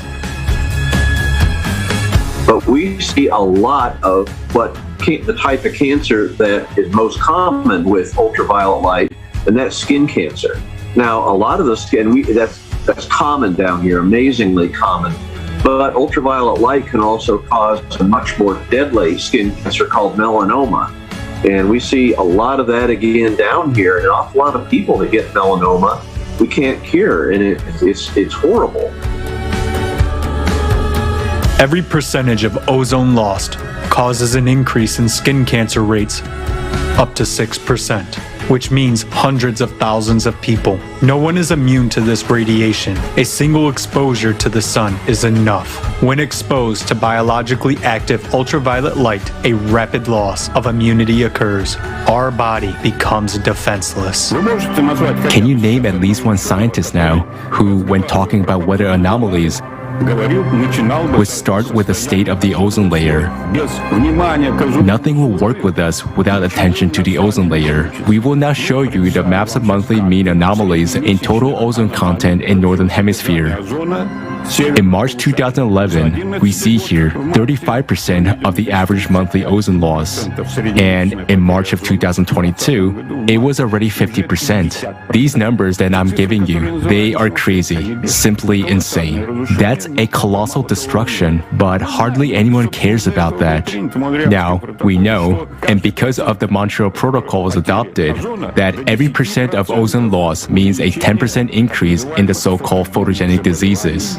All diseases, because one of the effects of ultraviolet radiation is a widespread decrease in immunity. Change in the Schumann resonance. Schumann resonances are the natural electromagnetic frequencies of the Earth. They are necessary for the synchronization of biological rhythms and normal existence of all life on Earth. That is exactly why Schumann waves are artificially created at space stations to maintain mental and physical health of astronauts. The basic frequency of Schumann resonance corresponds to the rhythm of the brain in a calm and relaxed state. The frequency changes in Schumann resonance is one of the reasons for such conditions as suicide, depression, insomnia, chronic stress, and various types of acts of aggression. With an increase in these frequencies, the imbalance of the whole body begins. Schumann resonances are closely related to solar activity, the state of our atmosphere, and the Earth's magnetic field. Therefore, any changes in them is reflected in Schumann resonances, and consequently, in people's health. Weakening of the magnetic field. The human body always reacts to changes in the Earth's magnetic field. The most sensitive are blood as well as nervous, endocrine, and cardiovascular systems. To date, the strength of the magnetic field has already decreased by almost 10%. That's a lot. As the magnetic field is weakening, the number of such diseases as hypertension, coronary heart disease, asthma, Parkinson's, and Alzheimer's, thyroid disease, and diabetes is increasing. Most of them are in the list of the most common diseases that result in death.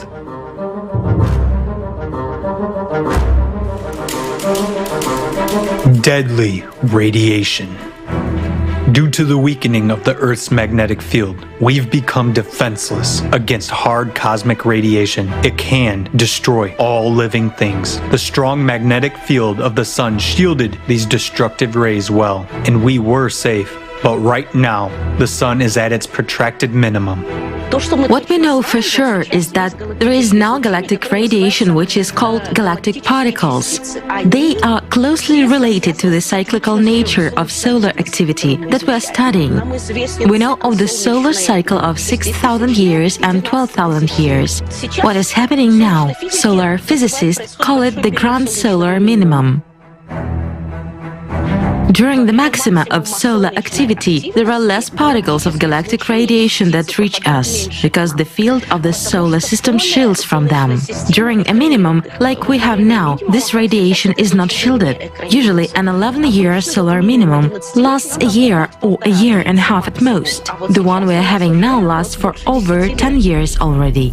How does this threaten us? Cosmic rays penetrate your body, piercing your skin, muscles, and bones. They damage the structure of DNA, causing genetic mutations, and kill us at the molecular level. Cells of the body can no longer divide normally and die. The most sensitive tissues where active cell division occurs are bone marrow, gastric and intestinal mucosa, gonads, and lungs. Cosmic rays are high-energy radiation. In your body, it significantly accelerates the process of all diseases.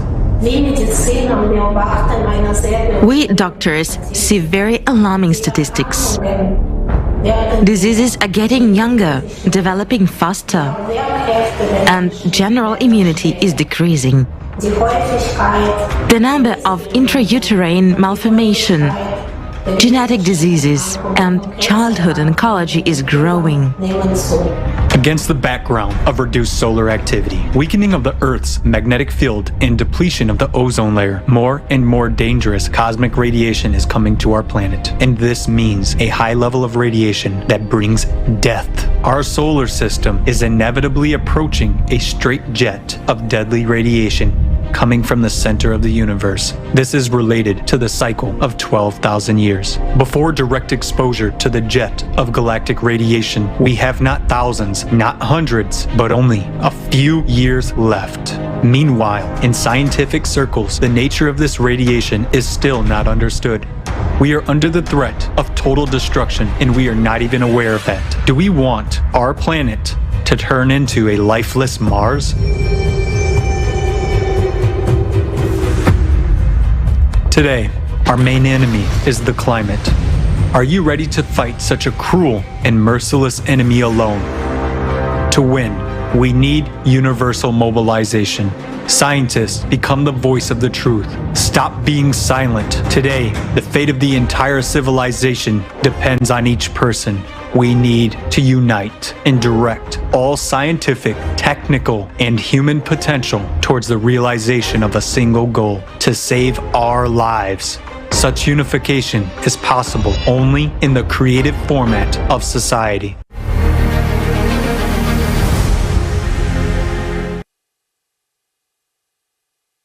We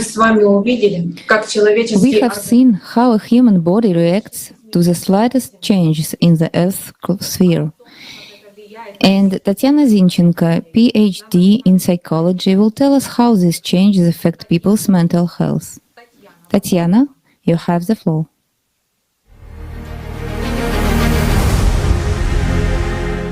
Hello, dear friends. I think that many are interested in the following question. How is the planet's core destabilization leading to climate change and disasters linked to a mental health crisis? A study of 10,000 young people between the ages of 16 and 25 from different cultural, economic, and climatic backgrounds was conducted in 2021. Structured interviews and surveys were conducted to find out what emotions they felt about climate change, how it affected their daily lives, and how they thought about the effectiveness of governments in climate crisis. The results were shocking. Over 50% reported each of the following emotions: sadness, anxiety, anger, powerlessness, helplessness, and guilt. However, almost 60% said they felt very bad or extremely worried about climate change. More than 45% of participants said that their attitude towards climate change had a negative impact on their daily life and functioning, with many, 75 to 83% of survey participants, reporting high levels of negative thoughts about climate change. Here's what the authors of this study write. Distress about climate change is associated with young people perceiving that they have no future, that humanity is doomed, and that governments are failing to respond adequately, and with feelings of betrayal and abandonment by governments and adults. We are talking about climate anxiety. There is nothing pathological about this condition. On the contrary, it shows a healthy instinct that you feel and understand everything properly, that there is trouble in our common home. The life of our planet hangs in the balance, and this situation demands active and urgent action. Anxiety is an emotion that warns us of danger, which can make us look for more information about the problem and find possible solutions. But where does the energy of anxious young people go? To the protests against greenhouse gas emissions, to the fight against CO2. Empty and ineffective actions are frustrating without results, and people give up. Anxiety gives way to hopelessness and despair, climate depression. I understand. Once deceived, it is not easy for someone to overcome their skepticism and doubts and continue searching for reliable climate information. But please, continue. Explore of you and closely examine the results of the multi-year, multidisciplinary research of the Global Climate Science Platform of the Creative Society Project. The results of this research have been presented at conferences and forums in the Global Crisis series. The important thing is to take the proper steps, and by joining forces we can not only avoid tragedy, but also build a better world. Apart from purely informational impacts that cause chronic distress, physical factors also affect nervous system functions, people's mental state and behavior, and the entire body as a whole. Destabilization of the planet's core under the influence of aggressive cosmic rays leads to decreasing or reducing the geomagnetic field strength. Human has their electromagnetic field, which constantly interacts with the external magnetic field of the Earth.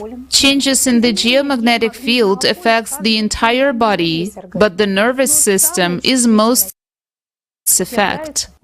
Dr. Koichi Nakagawa has described magnetic field deficiency syndrome, MFDS. Most people have felt the effects of this syndrome in the last decade. The symptom complex described above correlates with chronic fatigue syndrome and psychosomatic neurotic disorders, most likely different words for the same phenomenon.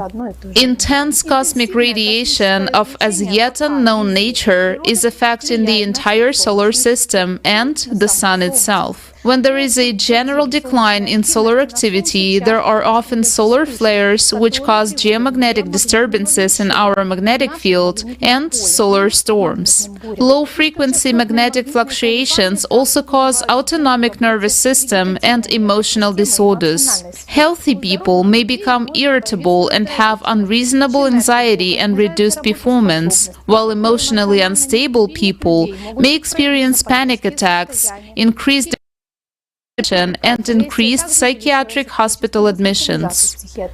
Studies show that during magnetic storms, the number of suicides and crimes involving bodily harm to other people increases up to and including murder.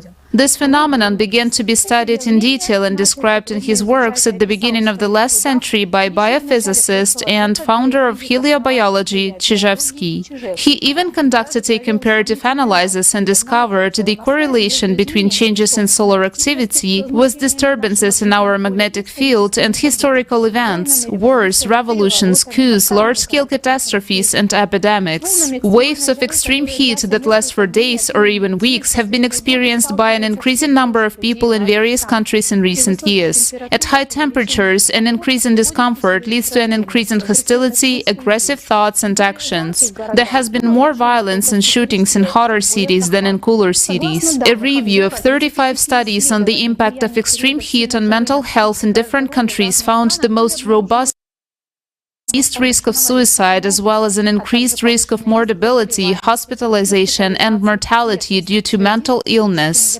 For 30 years, there has been an unprecedented increase in mental disorders worldwide, a trend that has persisted in countries with diverse populations regarding economic well-being and cultural and religious backgrounds. The epidemic of mental illness is an inevitable consequence of all the manifestations of the global crisis crises facing humanity today.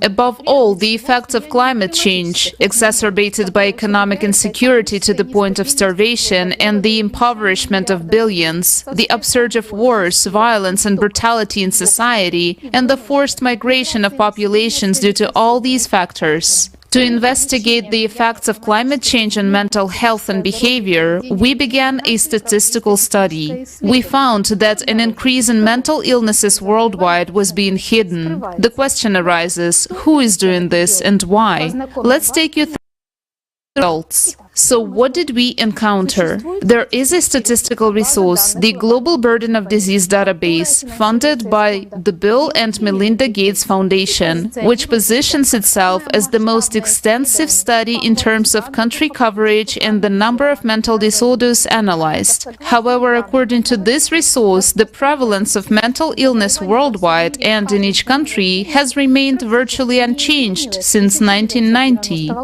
When we look at the prevalence, however, we see an almost flat line on their graphs and interactive maps. Except in pandemic years, they show an increase in the prevalence of some diseases, particularly depression and anxiety disorders. While it's understandable, the constant stress, fear, isolation, and socioeconomic instability. So there was no crisis before the pandemic. Sleep well, dear friends. To put it mildly, we have doubts. Or more simply, this is a complete distortion of reality, a manipulation of public and scientific consciousness.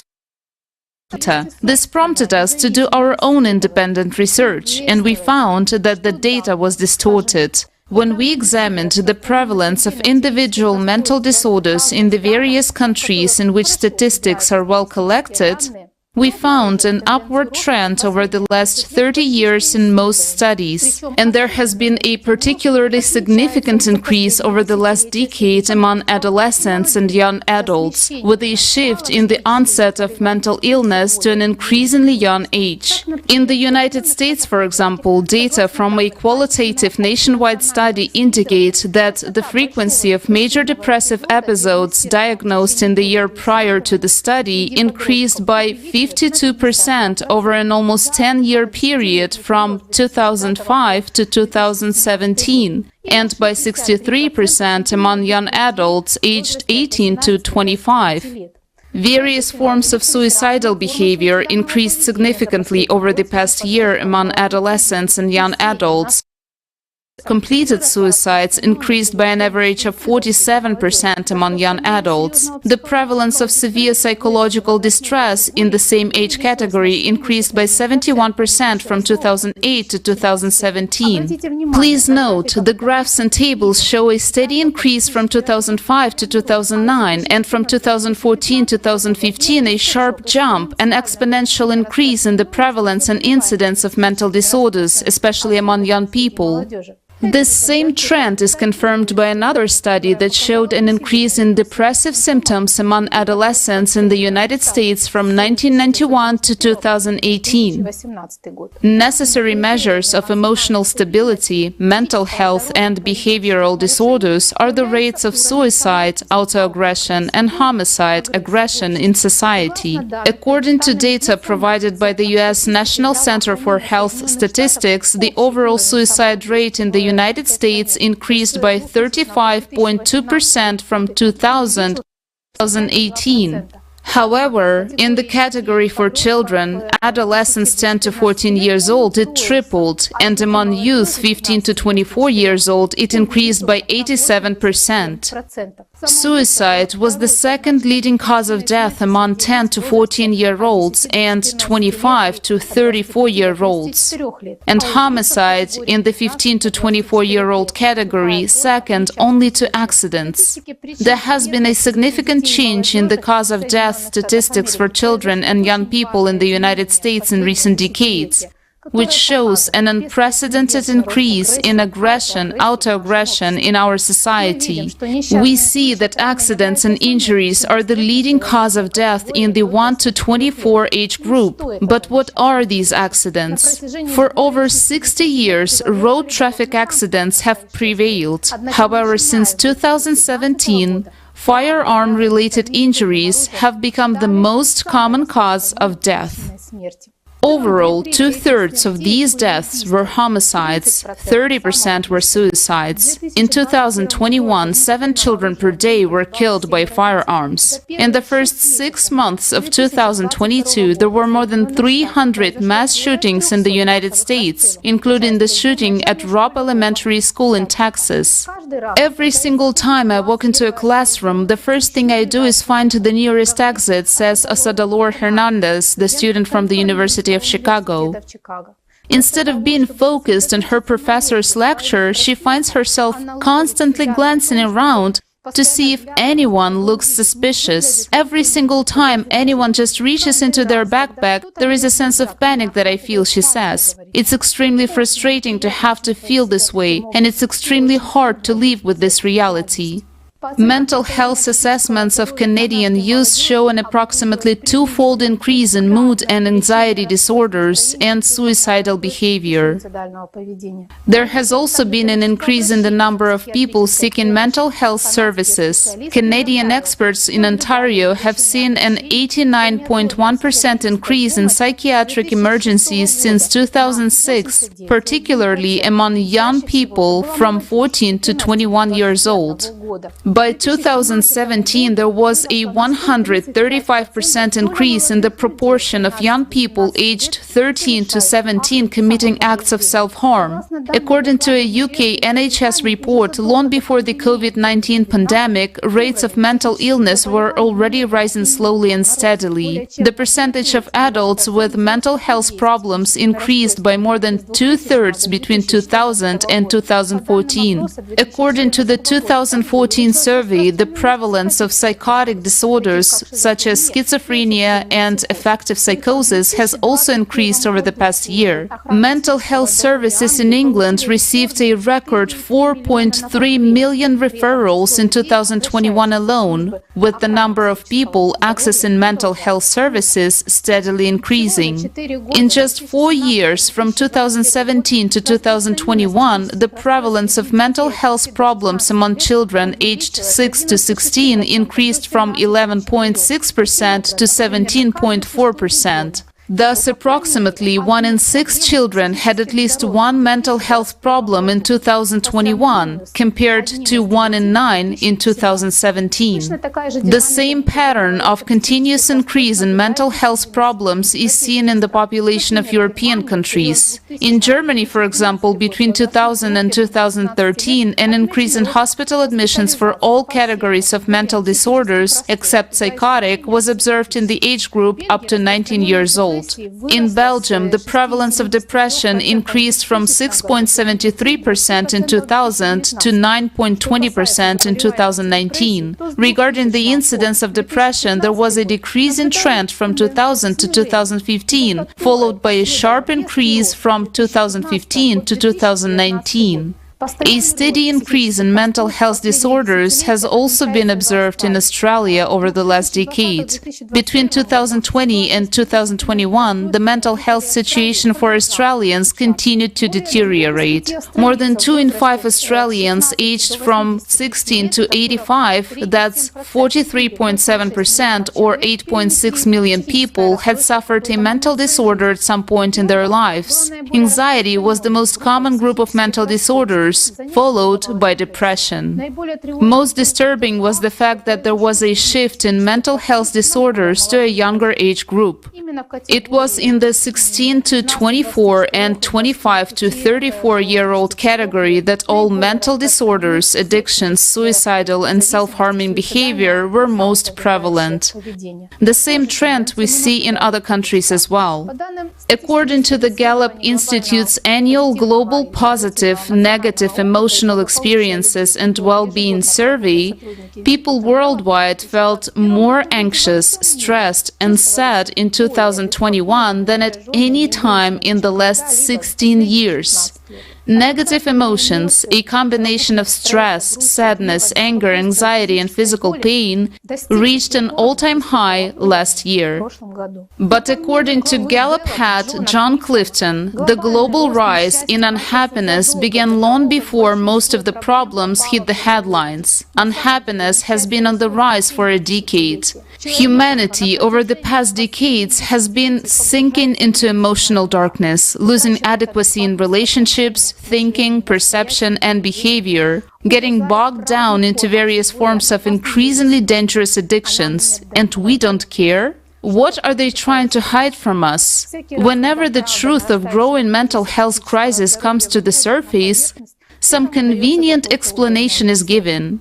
A pandemic, a war, an economic crisis. Of course, these all matter, no one disputes, but they are not causes and not predisposing factors. In addition, mental health problems continued to grow outside the context of all these factors. We specifically cited studies before the pandemic and from countries with more stable economies whose populations were not involved in military conflict. Isn't it time to look deeper and find the root of all these problems? Look at the graphs from different studies. From the early 90s, 2000s, the prevalence of mental disorders gradually increased, and between 2012 and 2015, until now, there was a dramatic jump. It is starting to grow exponentially. Such dynamics are only comparable to climate change graphs. Those who hide statistics are interested in keeping us from getting to the bottom. They're interested in keeping as many people as possible in a constant state of stress, anxiety, and tension. Indeed, emotionally destabilized and addicted people are much easier to control. We are faced with yet another global hoax under the guise of scientific research. Manipulation of statistical data is one of the most sophisticated forms of manipulation because in most people's minds, trust in statistics has been built up for years as an indisputable fact. As it turns out, the data can be easily falsified. More than 30–40% of people, in some countries this figure reaches 50%, suffer from mental disorders in their lifetime. More than 20% in the last 12 months, teenagers and young people suffer from anxiety, stress and depression, lose the meaning of life and interest in whatever, cut up their bodies, commit suicide, become victims of violence or show aggression themselves. And this is only according to official figures. Only 25–30% of people with mental disorders go to official psychiatric services, and only 5–10% of those with addictions. We don't even realize the true extent of the prevalence of mental disorders. There is nothing we can do in the consumer format of society on a global, social level. Even a free scientific discussion in this area is impossible. The only way to mental health and well-being is to build a creative society, where we can find solutions for all crises, stabilize the climate, and create safe living conditions. The information space will be filled only with truthful and constructive content.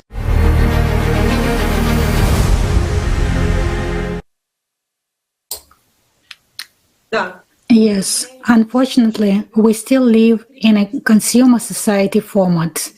And due to climate change, there are more and more people who have lost everything. Their homes, their livelihoods, their jobs, their loved ones. And all these events are happening for all of these people suddenly. I suggest you watch a video to find out how people actually behave in extreme conditions and what kind of support those who were affected by climate disasters receive.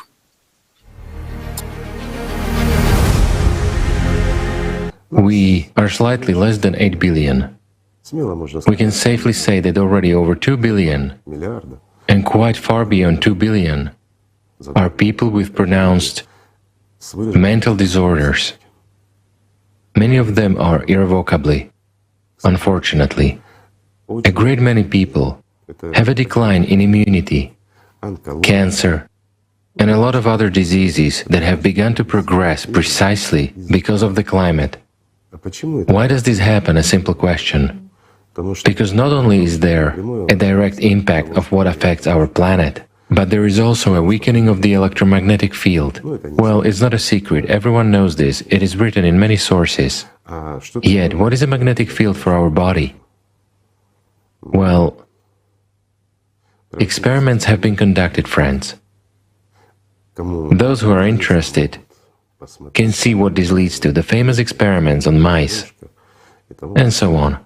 I'm not saying that people will behave like those mice, because in that famous experiment which was conducted in the year 1960 something, even... Yes, of the last century, so to say. It was conducted back in the past millennium. So the decline in immunity and the development of oncology were clearly and vividly shown there. Very serious development of oncology. Right. It showed almost a 35% increase. Aggression, pronounced aggression. Violence, cannibalism. Moreover, when there was enough food and everything else. We are not saying that people will behave like that, but they already behave that way, and this is only the beginning.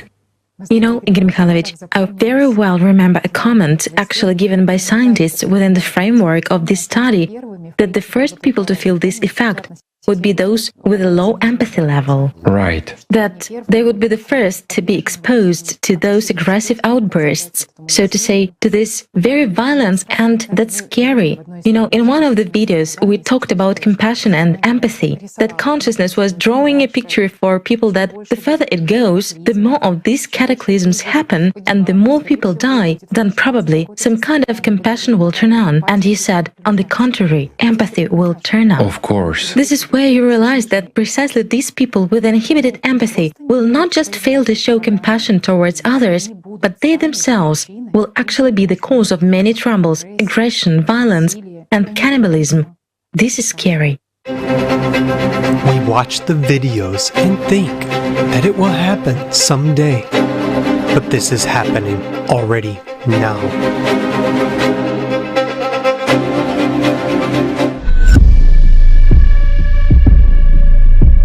During Typhoon Yolanda, people are also killing each other already. For what reason? They're killing each other because of food. They're killing each other because of water. There was looting already. If they can see a grocery store, everybody will attack there without paying already. They will just steal everything that they can get. It was a big mess. It was really a uncontrolled area, and there is no law enforcement is not there anymore. It's like a killing fields already, until military came in bringing those tanks. And it was also very sad because some did not die because of the typhoon. Some died because somebody stole their food. Some died because somebody stole their water.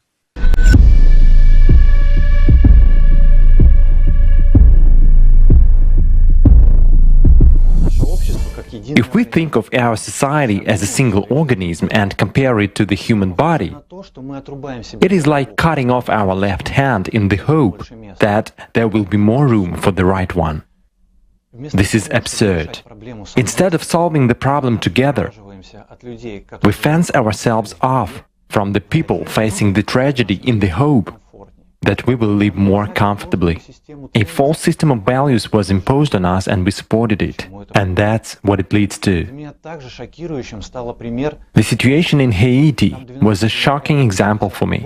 On January 12, 2010, there was a massive earthquake there. The most terrible thing is that a lot of people died not because of the disaster itself, but because of the struggle for the piece of bread and a sip of water. I visited this country 3 years after the cataclysm, working on a sea vessel that delivered rice there. But this picture of hungry people trying to get under the cover of night for this rice, while armed guards were driving them away. We brought in rice, while neighboring ships brought tanks to contain population. It was impossible to leave the port because you would simply be kidnapped. At the entrance to the port itself, a huge number of people were crowding, hoping to get a job for food. And this was already 3 years after the cataclysm. There are cases when people killed each other for rice. Looking at them then, I could not even imagine that all of us would be like that soon. At least they were provided with rice, but no one will provide it to us. Having lost everything, in the lack of food and water, we will also be like that, and we will cut our organs from the stomach and eat each other. Are there any doubts? Look at the examples in modern history. There is an opinion that the trouble will unite us all. But the truth is that extreme conditions strengthen in a person what dominates him every day. Take a look around and pay attention to how we behave today. What prevails in us every day?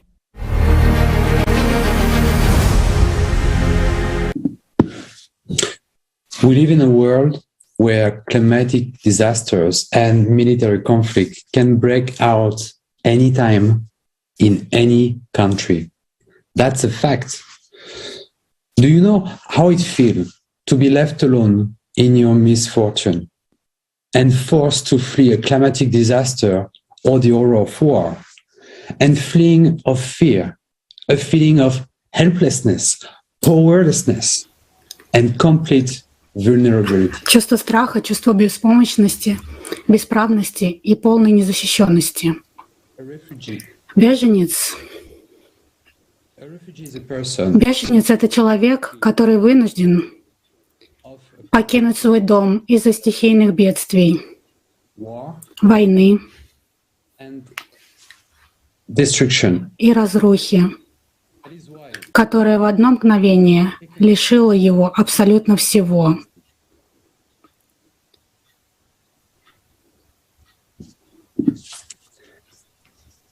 И практически на тебя всем плевать. Ты просто брошен, а впереди только неизвестность. Да, беда пришла, но ты выжил. В этот раз тебе повезло. И ты человек, у тебя есть права. Но проблема в том, что все эти права, они есть. In the consumer format of society, no one is more unprotected than people whose home is in trouble. Let's look at statistics. In 2022, the number of people displaced from their home exceed 100 million.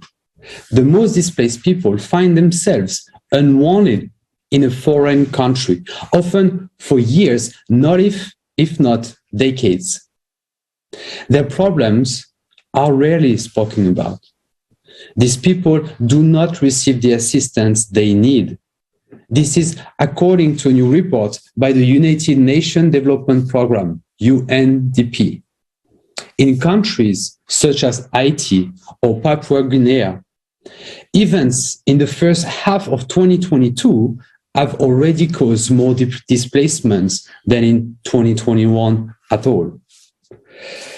By the end of June, more than 1 million people has been displaced in Bangladesh, where 7.2 million people were affected by severe flooding.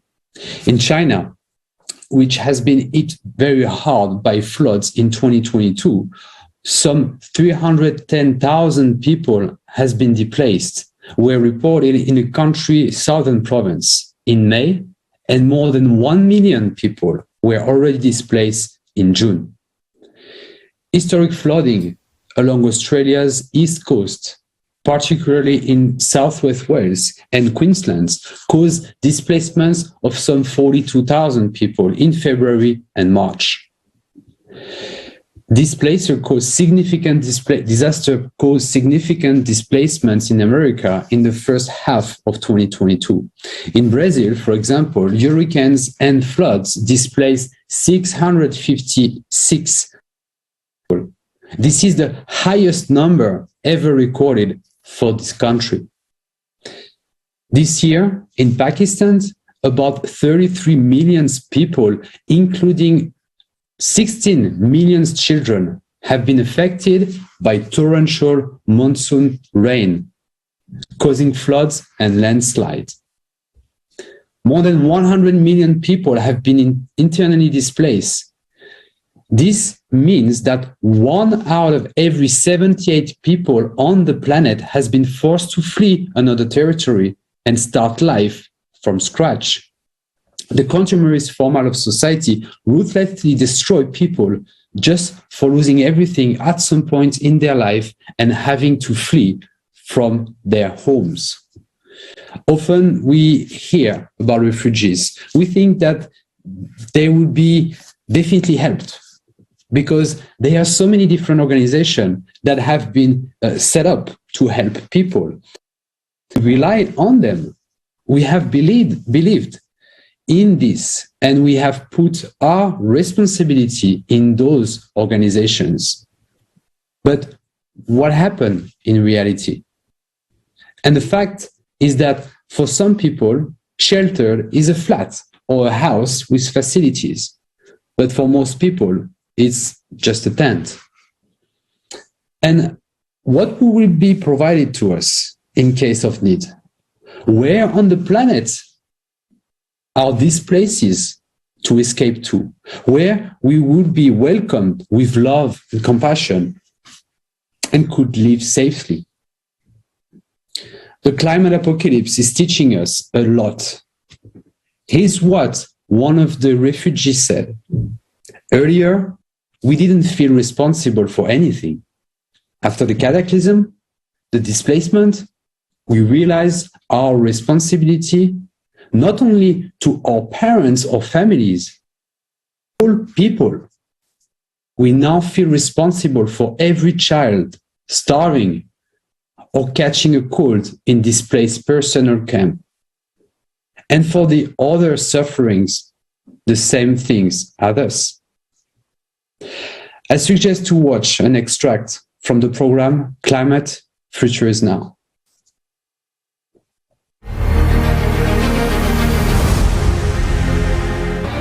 You're watching just a video, and your consciousness is saying that this doesn't concern you, while someone is going through it right now. Can you be sure that tomorrow this won't happen to you, and you won't be a part of similar disasters? And someone will be watching a video with your participation, and just like you now, will doubt that this is happening. Refugees, people without bread, without a penny in their pockets, are forced to illegally migrate to other countries in order to survive, while you are now being warm and comfortable. Consciousness is telling you, who needs poor beggars, and even more so in my house? But the truth is that this is a common misfortune, and it will affect everyone, including you. And tomorrow you, together with them, will be looking for a safe place to survive.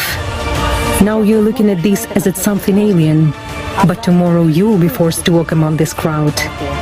And after tomorrow, you will be forced to live together with those whom you came to, and who wasn't happy to see you. You wonder why this is happening now. Where is the civilized attitude towards people? Where is the help of international organizations that must take care of people? Where are they? Where is it all here and now? The truth is that the bureaucrats to whom the society entrusted the solution of these problems are also people of consumer thinking, who sit and watch videos in their cozy offices. And instead of actually helping people, they keep writing fakes for the world mass media. Is that already tomorrow they will be walking alongside you among the crowd of refugees and repent that they did nothing when they had the opportunity to change a lot. And this is inevitable as the sunrise. All you've seen is just a part of the events that took place within 1 year. And if you don't want to notice this, if you turn away from other people's misfortunes, then it doesn't mean at all that tomorrow this won't happen to you, your home, and your family.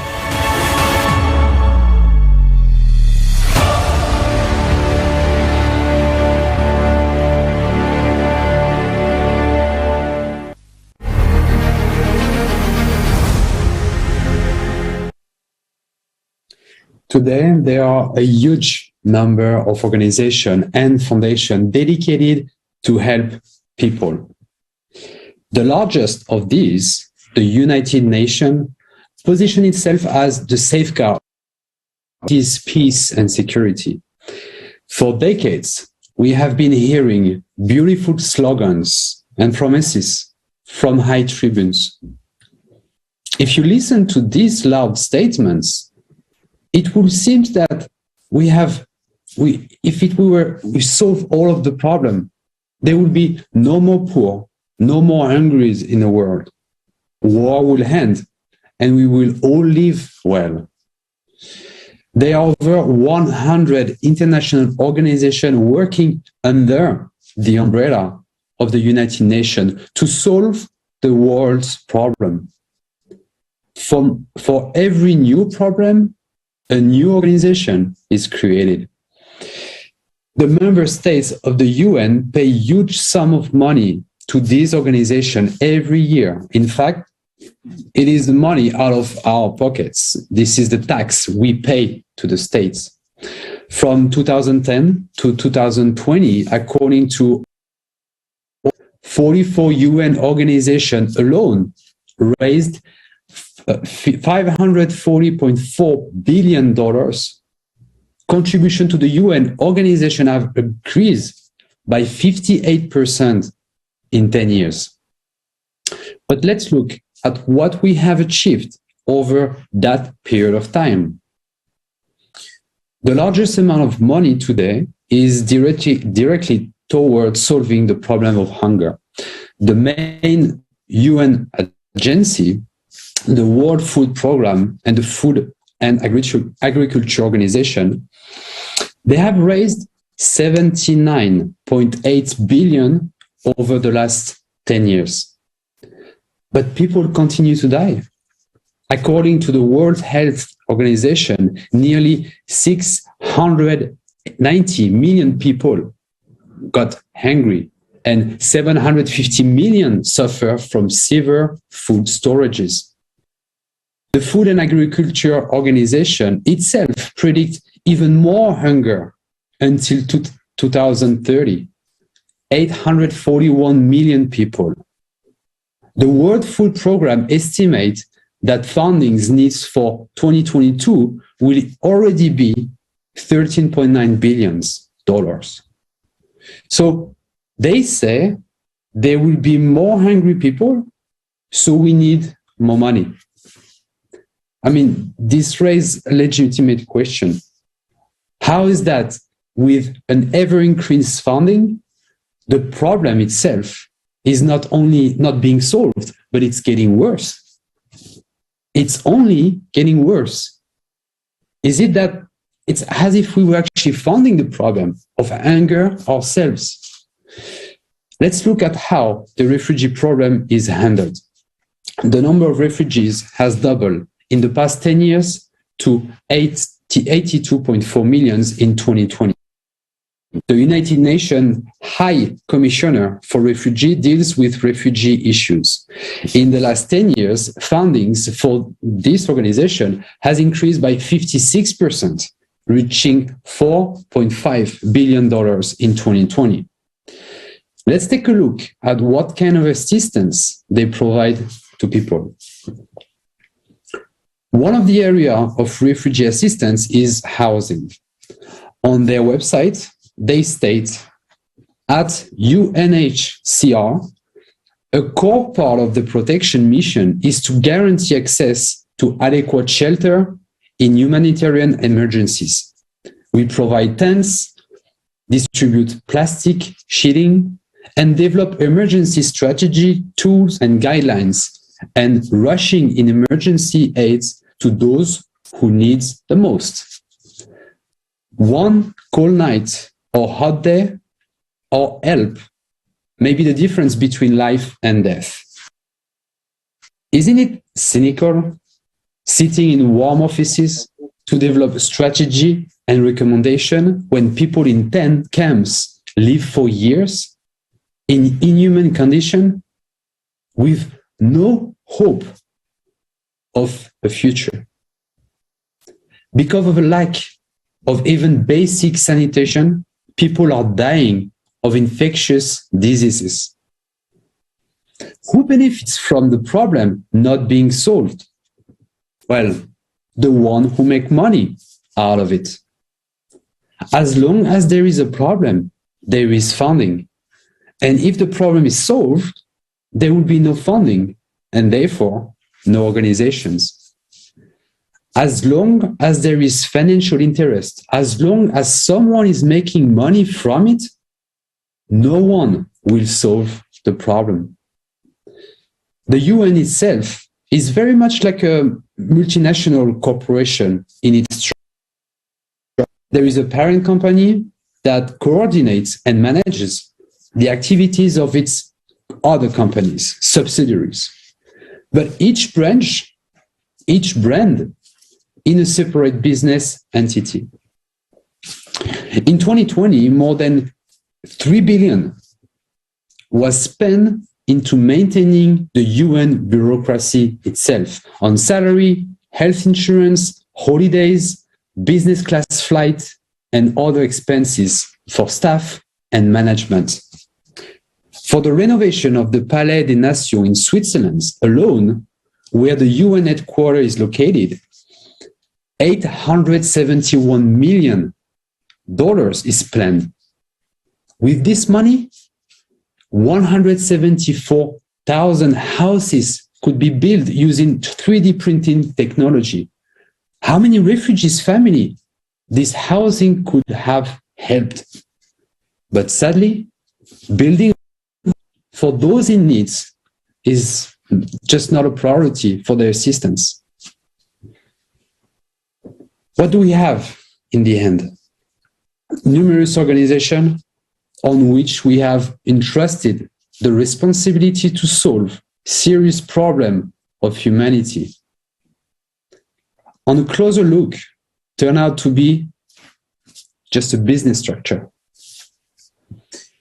It is clear that there is a vested interest in making the problem worse and worse. In other words, it is someone's interest that people starve, survive, and fight each other. And that is the cynicism of the consumerist format of society. Creating the appearance of solving a problem without the real aim of eradicating it. Under such condition, it is equivalent to an anesthesia for a fatal disease. And even closing or reforming any organization or firing individual will not save the situation, as no one will come, as new one will come in their place and do exactly the same, earn on our lives. And the climatic cybers is already walking around the earth, destroying everything in its path. And at any moment, every one of us could become a refugee. Do you really want to experience at all? I think that the main reason is that we behave very inhumanely to man, to mankind. We do not appreciate life. And what is needed now is a change in the format of the society, from a consumer format of society to a constructive society. How we humans are interconnected with the planet, and how can we change physical properties of the environment through our inner state and thoughts. The next speaker will talk about it.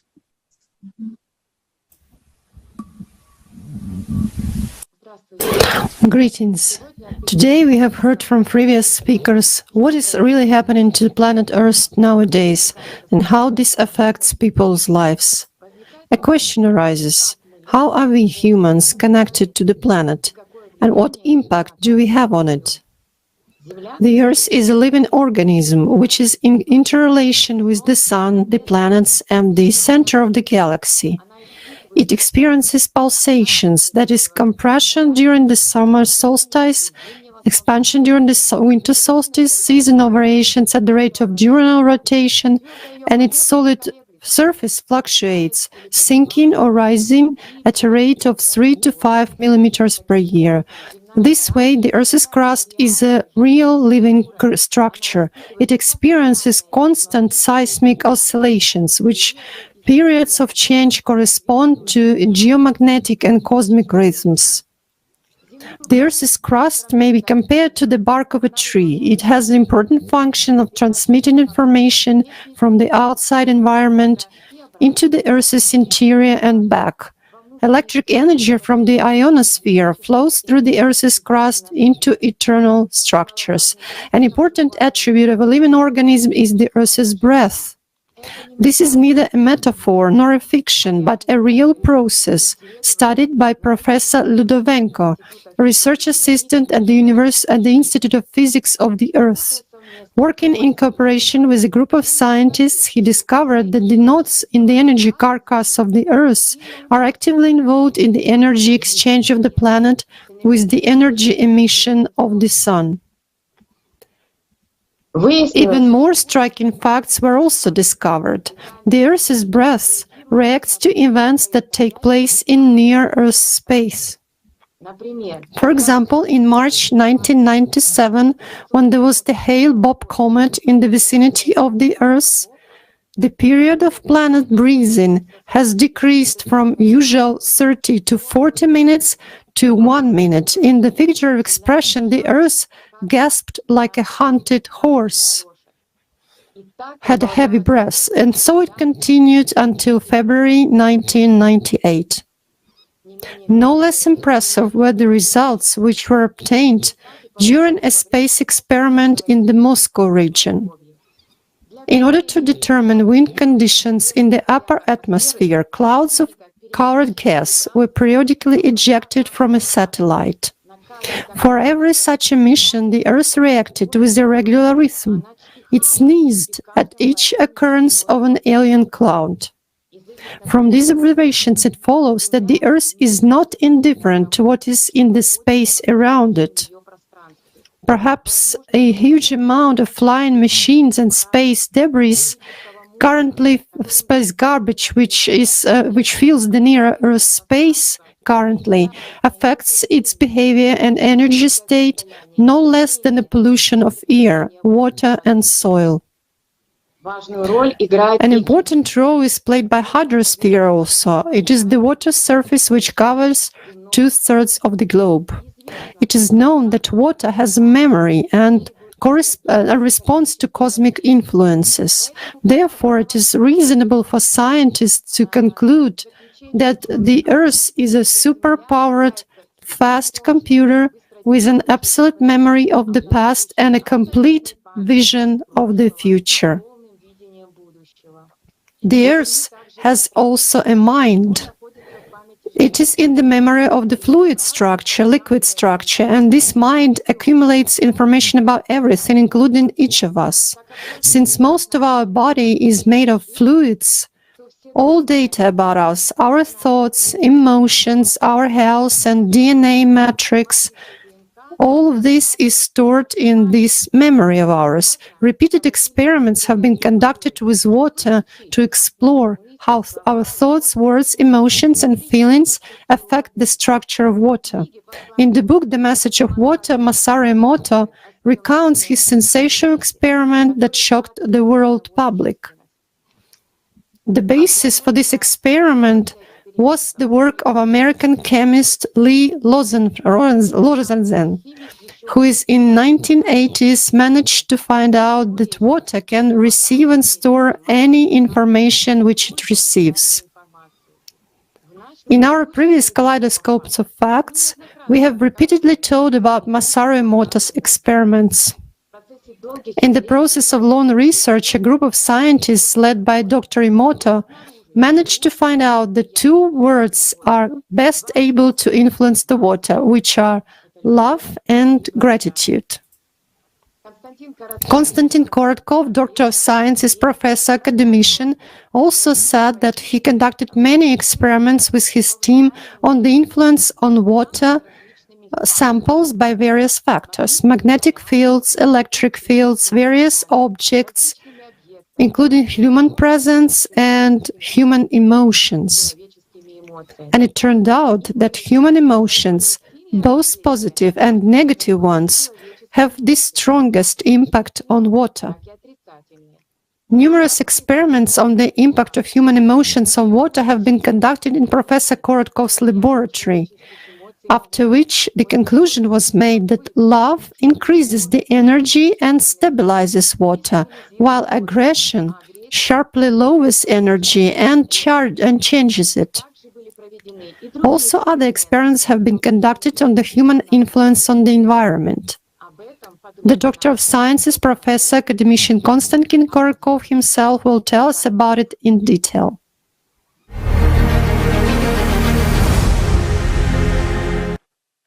We have a device. The device is called BioWell, which is a modern development of the Kirlian effect, which, if anyone still remembers, there was one like that. I can talk about physics for a long time, it's all clear. It's all published and known. There are a bunch of articles on this subject, and there is a special sensor for this device. So the sensor that I once patented as a sensor for studying the parameters of the atmosphere, it is also built on very interesting physical principles, I should say. It is based on the principle of propagation of standing electromagnetic waves in the space, and the signal is measured depending on the parameters of the environment. I've been testing different variants of this sensor for many years, even dozens of years. In the end, we came up with a certain variant, we are releasing it now, and it turned out that it's really very sensitive. For example, it can be used to measure the impact of meditation. I've just recently sent an article to publish. We had a big seminar, first in Madrid in autumn, then in Mexico City, and there were about 30 people at each seminar. At a certain point, people began to meditate, and there were these sensors, not one, but in one case 10 sensors, and in another case 5. They were located in different places in the room, and these sensors recorded this moment of meditation. And a very important point is that it wasn't just one sensor, and you could always say, well, that's something, vibrations of some kind. No, they were in one case 10 sensors, in another 5. What did they show? What was happening to the space? You know, the sensor signal is changing, meaning the entropy of the space is changing. So you have to understand that these are completely physical quantities. The concentration of ions, the concentration of some particles that we can of course measure later, that's all possible too. But this is a complex effect, which means that there are a lot of factors. In order to make it clear what this sensor actually shows and how realistic this phenomenon generally is, I will tell you about one experiment that our colleagues conducted. So there is a society where people learn to meditate. They gather together to meditate. And one of the members of that society turned out to be some kind of major figure in aviation, and he arranged that a military plane took them practically into the stratosphere, that is to an altitude of 12,000 meters. And we know that civilian planes fly at an altitude of 10,000 meters. Although it would seem that the higher it is, the easier it is to fly. But the higher you fly, the greater the radiation is. And at 10,000 meters, the level is quite reasonable for passengers. Yet the higher it is, the greater the dose for pilots and passengers as well. Of course, military planes fly much higher, and they measured the radiation levels. Everyone had sensors, meters. Then 5 people started a collective meditation. And after 5 minutes of their meditation, the radiation level in the cabin dropped sharply. And while they were meditating, the radiation level was low. Then it gradually went up again.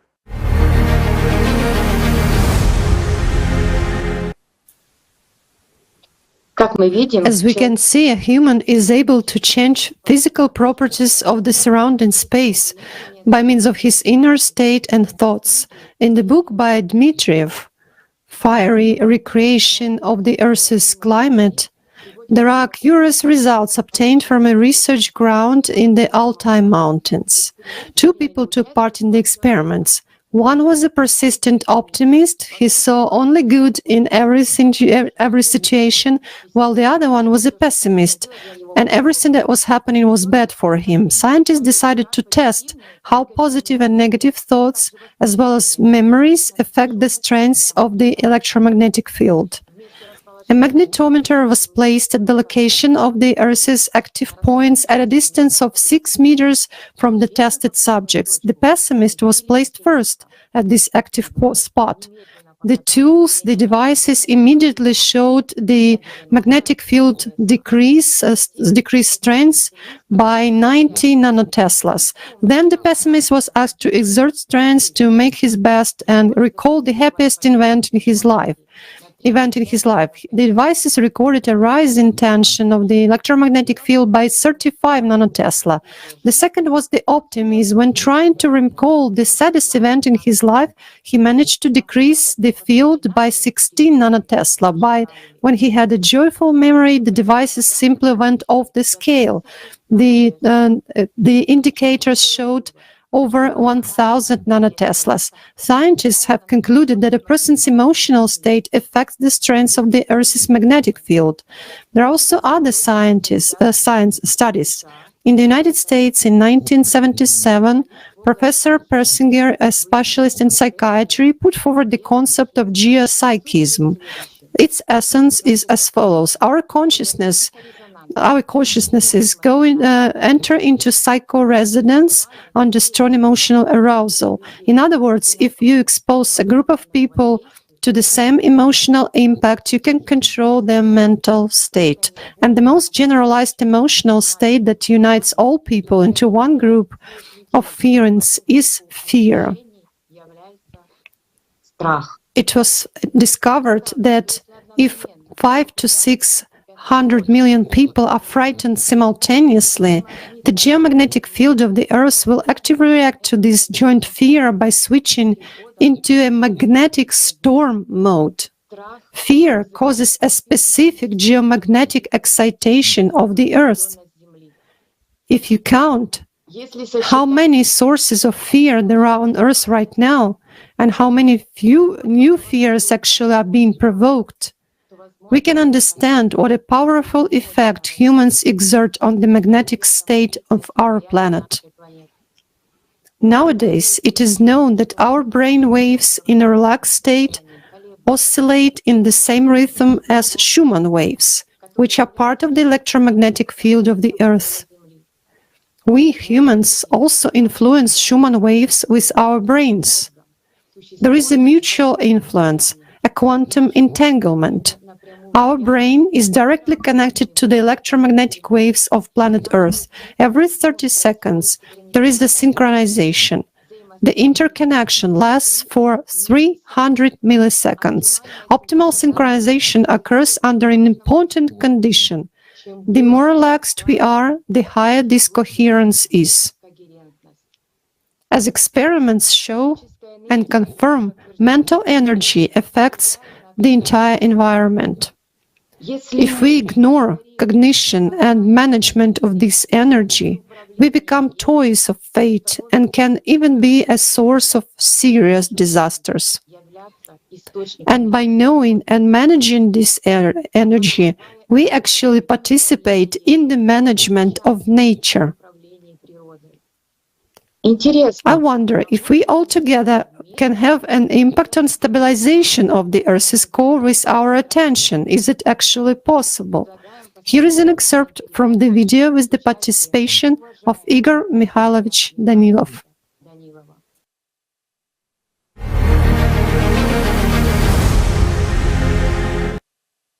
Can people with their positive thinking, by gathering together, 90% of the planet's population, by generating only positive thoughts and positive memories, can they stabilize the Earth's magnetic field?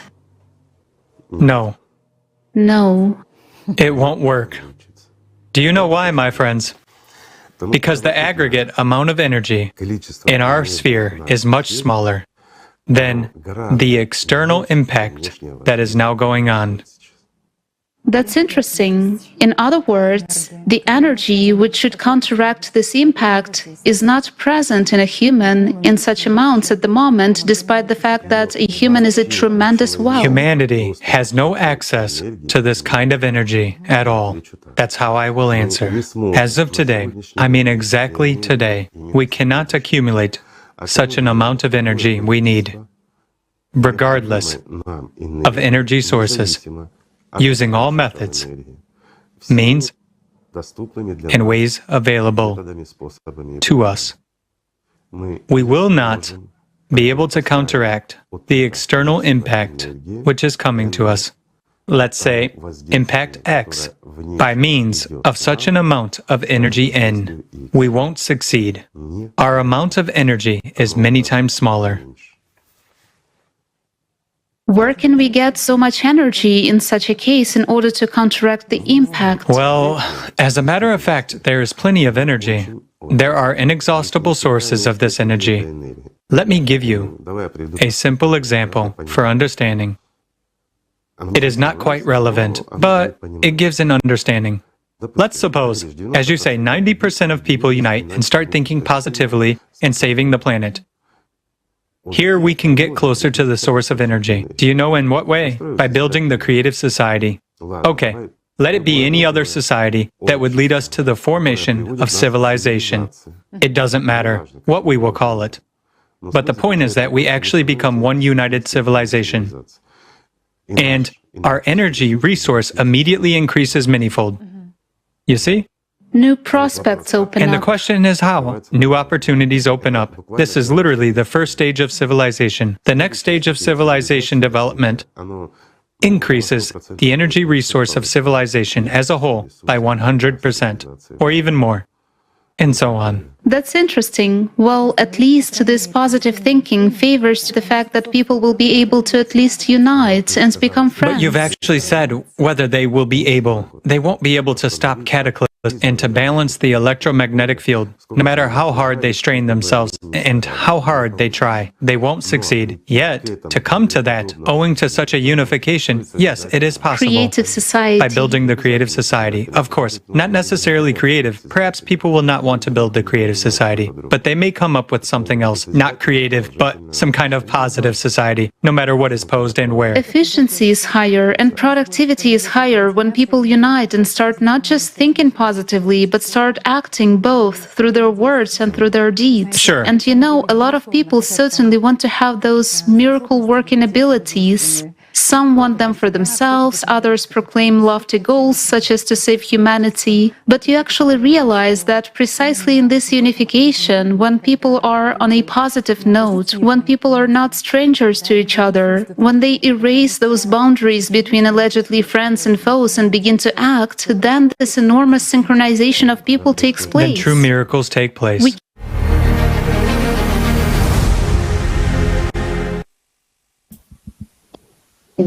Yes, the power of people's attention when they are on a positive mode with a good attitude towards each other, invested in the building of the creative society, can unite the entire humanity. And today, we, people who live on the planet Earth, have just one goal: to implement the creative society project as soon as possible in order to save the planet and humanity from the approaching cataclysms and to start living.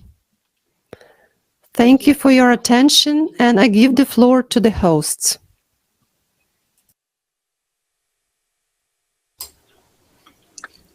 We humans are part of the planet. We interact with the Earth information field and influence each other. A person's inner state is reflected in the Earth biofield. It depends on our choice whether the information field of the Earth will be filled with anger and hatred or with joy, kindness and love. The cyclical nature of global cataclysms is nothing new. Humankind has faced this problem more than once. Yes, Anna. There were civilizations that nearly perished due to cataclysms. But there were also the ones that survived those disasters because they managed to stabilize the core of our planet. People themselves, their intellectual and spiritual development play not the least role in that. Since ancient times, there have been places which facilitated this important process of inner transformation. The true temples. How did the spiritual work of people of the past help them to overcome global climate disasters? What tools did they use? On January 13th, 2023, there will be a Kaleidoscope of Facts on the topic The Mystery of Sacred Structures. Friends, we kindly invite you to watch the trailer.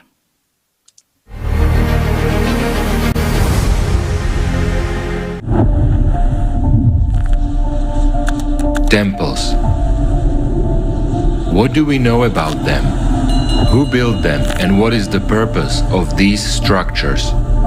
Are they places of worship or energy accumulators? What do temples dedicated to the one God have in common? Why is Islam's famous shrine, the Kaaba, shaped like a cube? And why is the pearl of the Orthodoxy, Saint Sophia Cathedral of Kiev, shaped like a pyramid? What do cubic and pyramidal shapes have in common?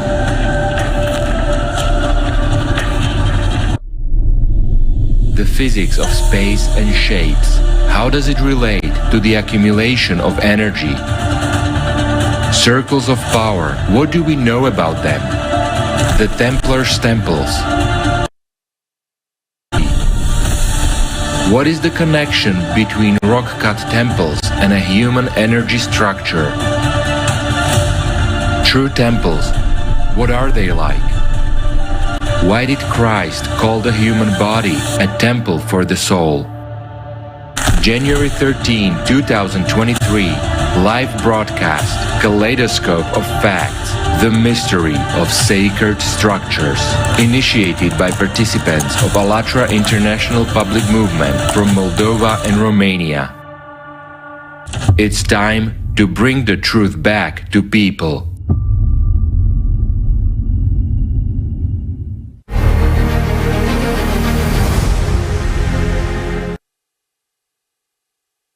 We know that we are not the first civilization to go through a circle of cataclysms. Megalithic structures that are tens of millennia old are found all over the globe.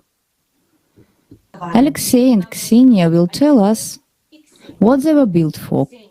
Ksenia, the floor is yours. Greetings, friends. Today, we have several times heard that every 12,000 years, our planet enters a cycle of cataclysms. During this period, humanity faces the threat of total annihilation. However, in the history of humankind, have there been periods when it has passed through this cycle without losses and significant destruction? Let's find out about this from a fragment of the program with the participation of Igor Mikhailovich Danilov.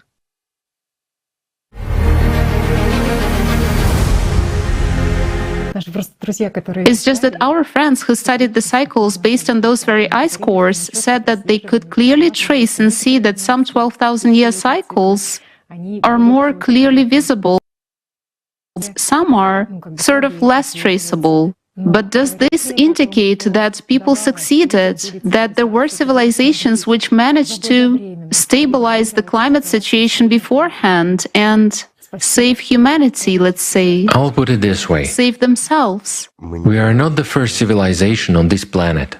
There were civilizations that almost completely vanished, while there were those that simply left our planet. This is actually not news. After all, traces of their activities of past civilizations are still there. And the most interesting thing is that, let's put it carefully, their traces also contain instructions on how to make sure that even the cycle wouldn't prevent us from surviving and achieving the creative society, well, and even the ideal society. After all, on those very... Let's not delve into details. Let's say on our planet, there remain too many traces of past civilizations. Yes, there are attempts to has it all for us and so on, but we are, let's say, free people. We are able to assess the situation sensibly, and we understand perfectly well that despite the modern technologies of our civilization that has reached such a serious development, including technical and scientific development, we are incapable of reproducing what was done back then. So, in addition to what the past civilizations left specifically for us as an indication that they existed, those structures that won't disappear anywhere, there are a lot of artifacts and a lot of indications of how to really make sure that in this cycle we manage not just to put a tight collar on the Cerberus, but to put it on a short leash. It's all there, friends. And it's true. You once said that if some task is given Absolutely. to a civilization, to humanity, I'll put it as follows: a human and humankind task for which there is no solution. I mean, any task always has a solution. The only thing is that if it's a minor task which we can solve on our own, that's one thing. Or if there is a task that requires a small number of people, that's a different matter. But when there is a global task, and it requires joint effort of the entire humanity, this is already serious. You see, the most complicated task is the one that requires joint efforts of all of our humanity, like nowadays.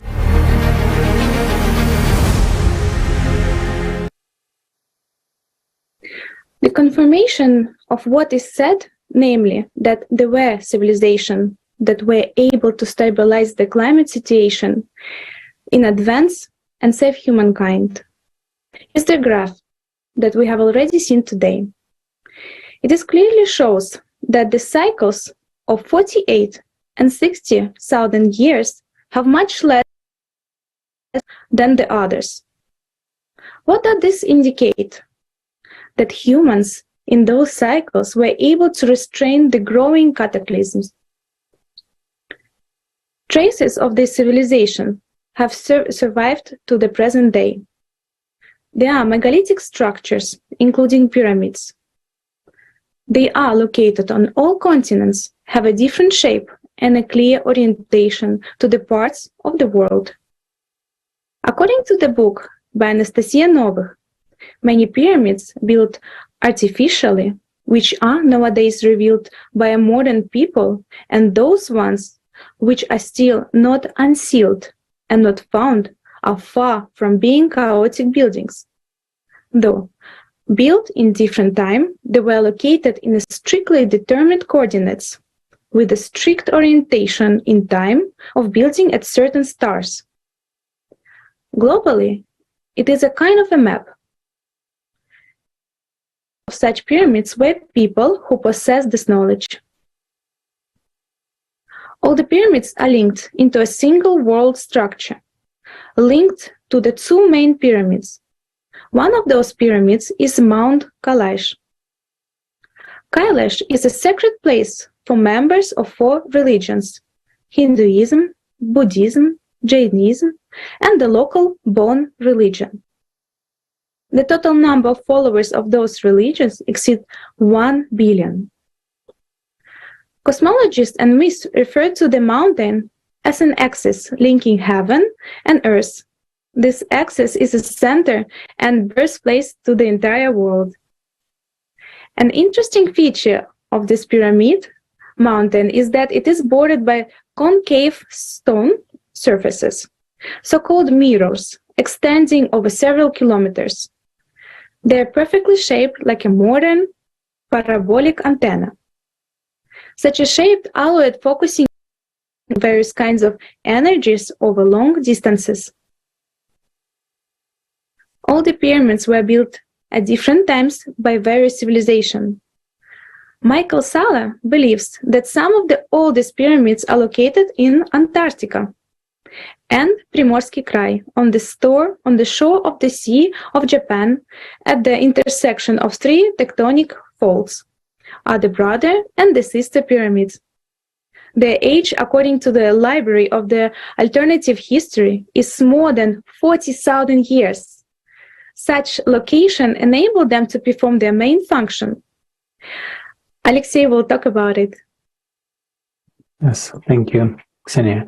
So, according to numerous scientists, the main function of the pyramids is to reduce or prevent various kinds of catastrophes, and including climatic catastrophes as well. So let us present a few statements. So, engineer Vladimir Turin-Novinsky and Alexander Pechonkin, they said that pyramids are designed for protection against earthquakes. Another opinion from Professor and Doctor of Physics and Mathematics Sergei Siparov, who says, besides energy concentration, the pyramids dampened seismic vibrations, well, probably other types of negative natural energy as well, and protected the territory from natural cataclysms.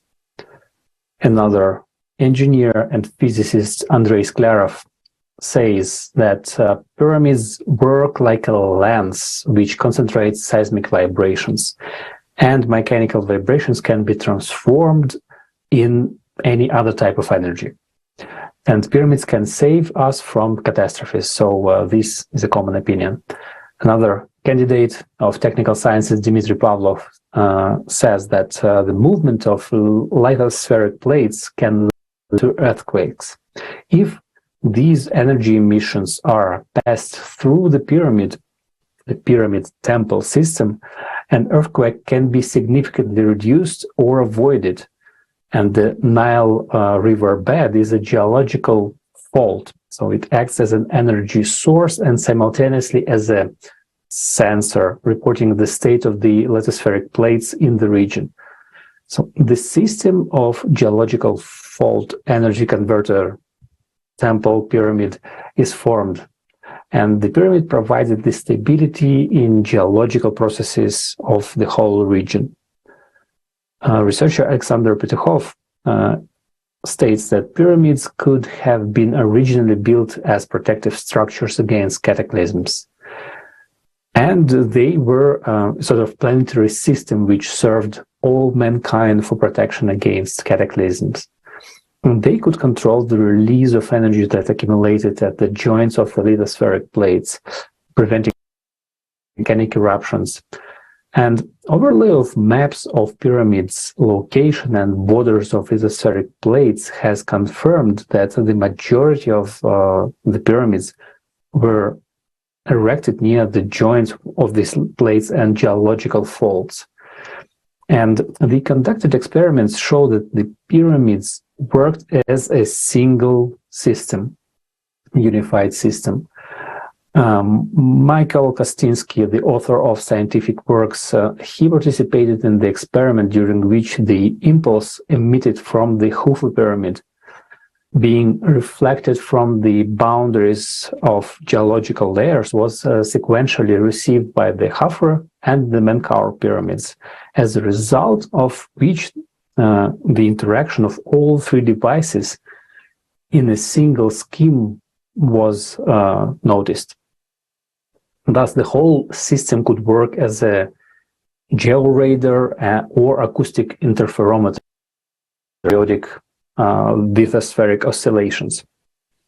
As a result of calculations, the values of depths of occurrence of borders of reflection of a probing beam for Khafre and Khufu interaction was 3,500 meters, and for the Khufu and Menkaure, 7,000 meters.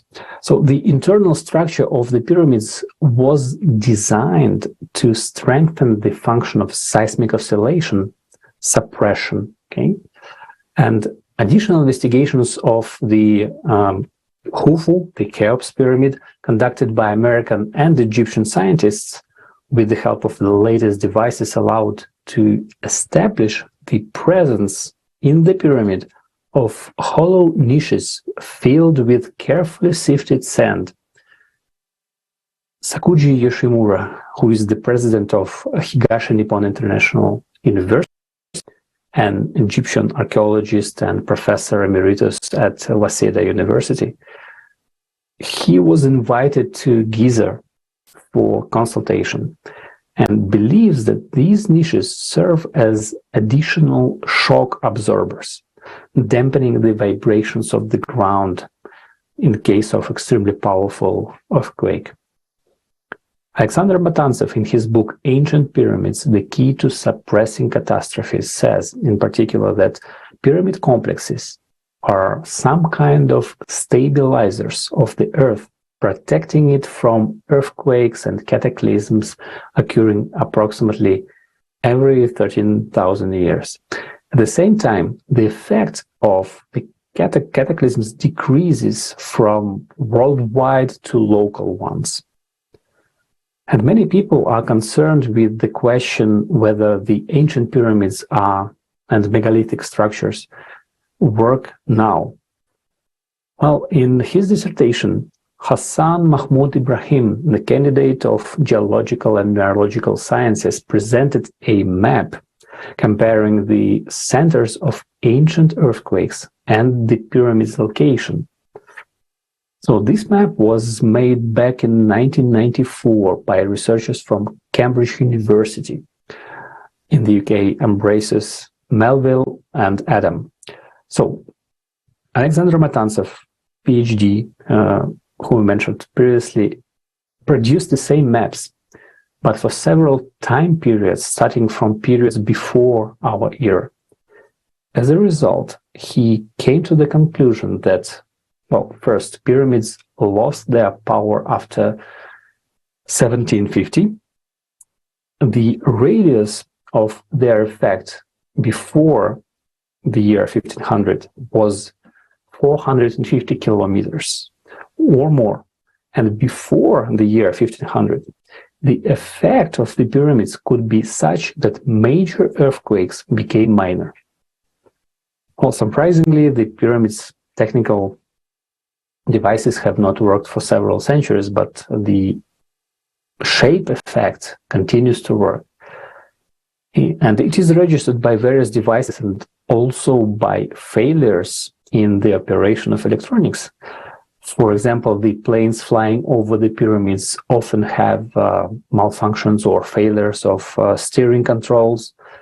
There are constantly observed cases of failure of cellular phones and other electronic equipment near or inside the pyramids. And the effect of ionization of air above the pyramids is observed as well. Also, it was noticed that noises are amplified and separate sound frequencies resonate practically in all megalithic structures. The pyramids, as technical devices, do not work for several reasons. Well, they are covered with sand or landmass due to deliberate destruction as well, because the exterior cladding and the pyramidon, the top part, and other technical devices have been removed. And of course, now there are no qualified people, operators of the pyramids, without whom the work of these complexes is very limited also. And also another point is that the physics of the interaction between Earth-Sun and Earth-Moon has changed. So back to you, Ksenia. Thank you, Alexei. Yes, that is correct. Proof of the change in the Earth-Sun interaction can be the case that occurred in the temple of Ramses II in Abu Simbel. This temple is famous for an incredible game of light, which occurs 2 times a year. On the February 22nd, the birthday of the pharaoh, and on the October 22nd, the day of his accession to the throne. All the rest of the time, the rooms of Ramsesopolis are in the semi-darkness, and only on those days, with the first rays of the sun, the stone face of Pharaoh Horate and Amun is illuminated by sunlight. The play only lasts a couple of minutes, but eyewitnesses claim that the king's face lights up in a smile during this time. February 2016, for the first time in many thousands of years, the sun did not illuminate the statue of Pharaoh Ramses II. Alexander Matantsev believes that the reason of the sun's beam did not reach the Shire of Ramses was due to the shift in the Earth's axis. In his book, Ancient Pyramids, the Key to the Suppression of Catastrophes, the author provides a map with the trajectory of the sun before the shift, the blue line, and after the shift of the Earth's axis, yellow line. The calculation was made for the city of St. Petersburg. Today, we have already heard from the speakers that the Earth's axis has shifted, and seen the map with this change, the yellow line. The complex megalithic structures was multifunctional. The first task, protection against cataclysm, earthquakes, floods, stabilization of the Earth's magnetic field. At this point, we would like to make a digression. Pyramids do not influence directly all those processes. They influence a core, which is disturbance leads to change of the magnetic field and climate changes.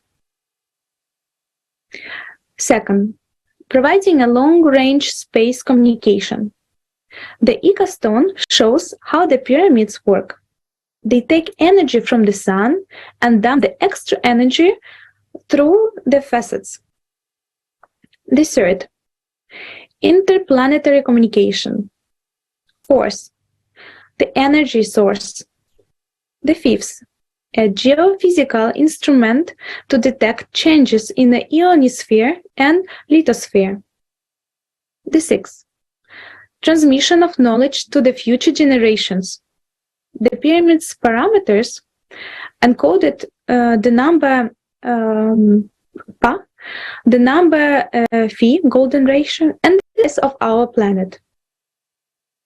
Archaeometeorologist and author of Anatomy of the King's Chamber, Bernard Pitch provides stunningly sophisticated and comprehensive proof that the dimension of Mercury, Venus, Earth, Moon, Mars, Jupiter, and Saturn, including their orbital periods, are encoded in the dimensions of the stones.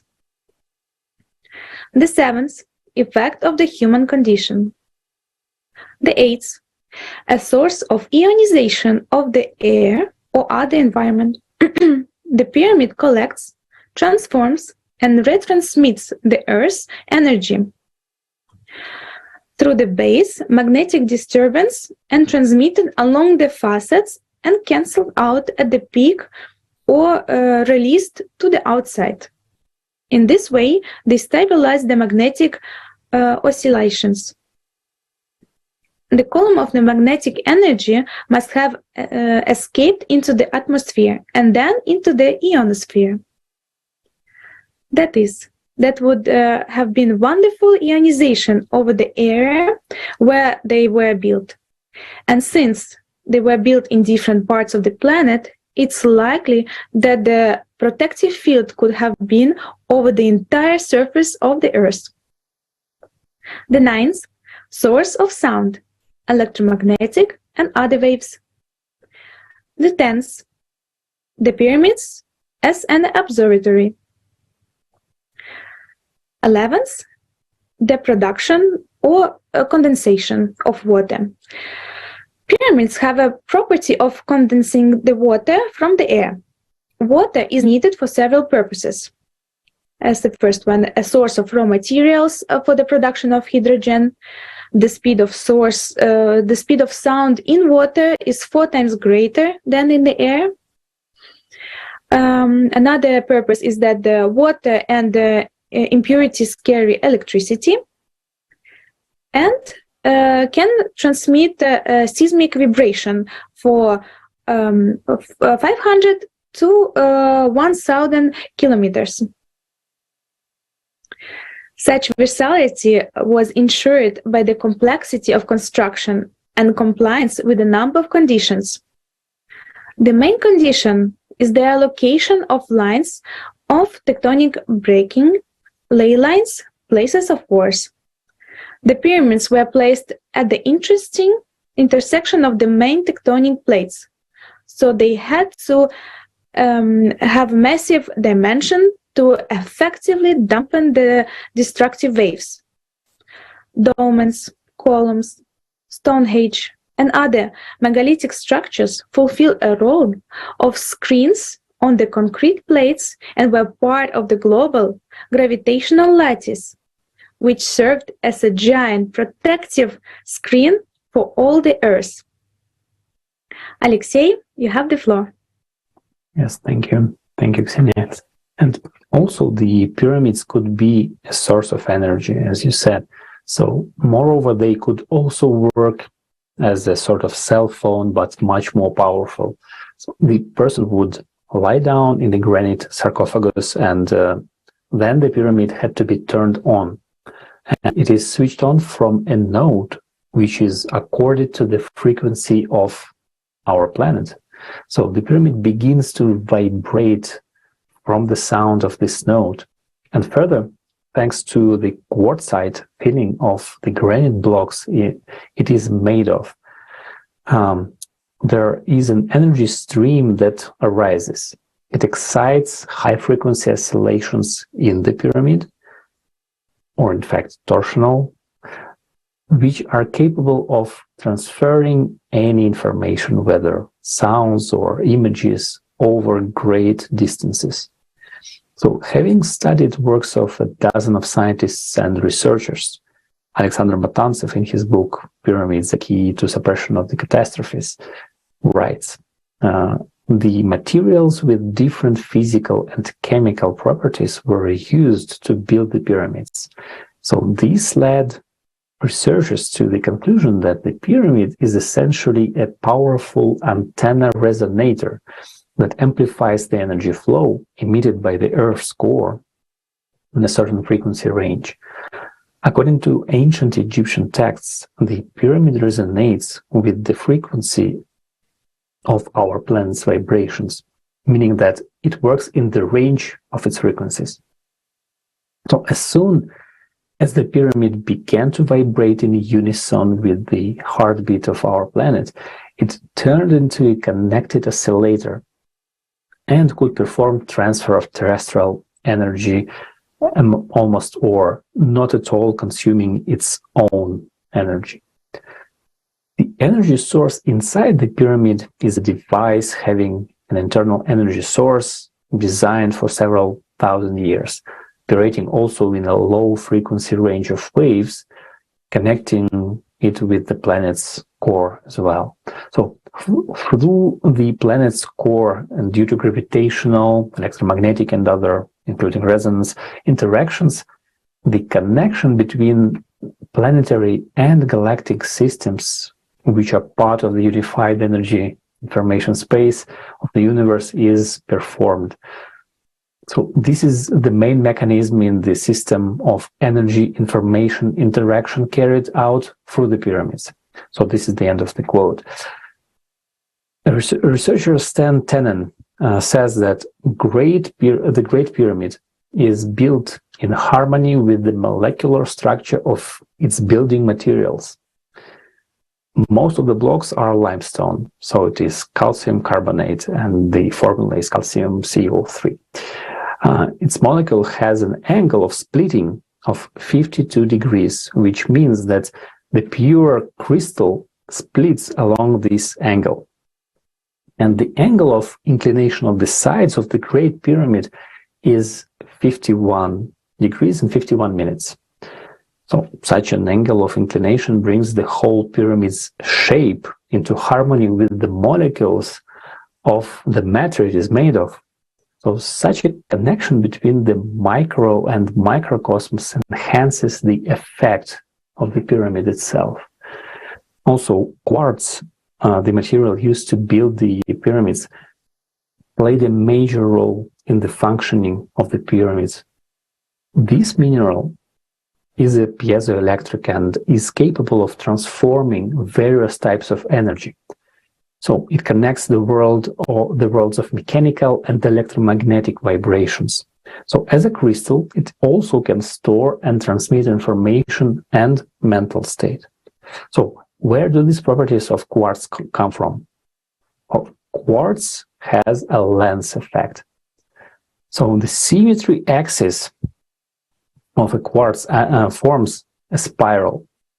So several projections of the main energy center appear in the crystal, meaning one center receives energy and several distribute it or send the energy. So the symmetry of the crystal's external shape or the faceting is determined by the symmetry of its atomic structure, which also determines the symmetry of the crystal's physical properties.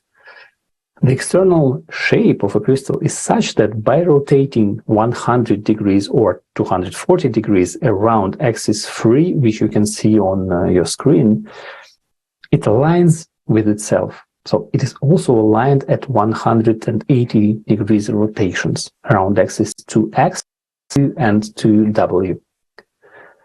So the symmetry of a crystal appears not only in structure and properties in real three-dimensional space, but also in the characterization of the energy spectrum of the electrons of the crystal.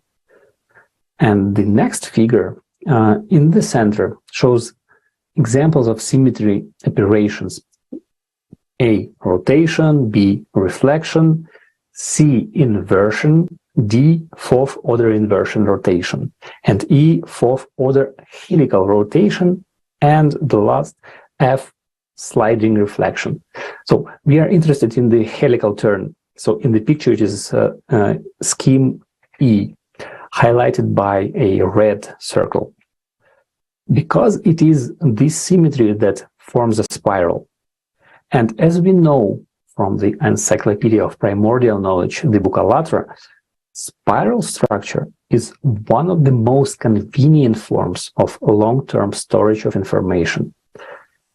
And from a scientific paper by Valery Viktorovich Orlov, PhD in chemistry, the age of natural modifications of quartz, we learned that quartz belongs to a group of minerals which were formed in a very early period of Earth's formation. That is, its age is close to the historical interval of 4 to 3.6 billion years ago.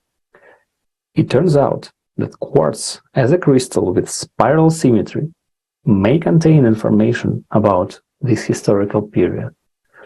And as you can see in the illustration on the right, the DNA molecule also has spiral symmetry. But unlike the structure of DNA, which has only left-handed forms of amino acid molecules, the structure of quartz can have both left and right-handed spirals.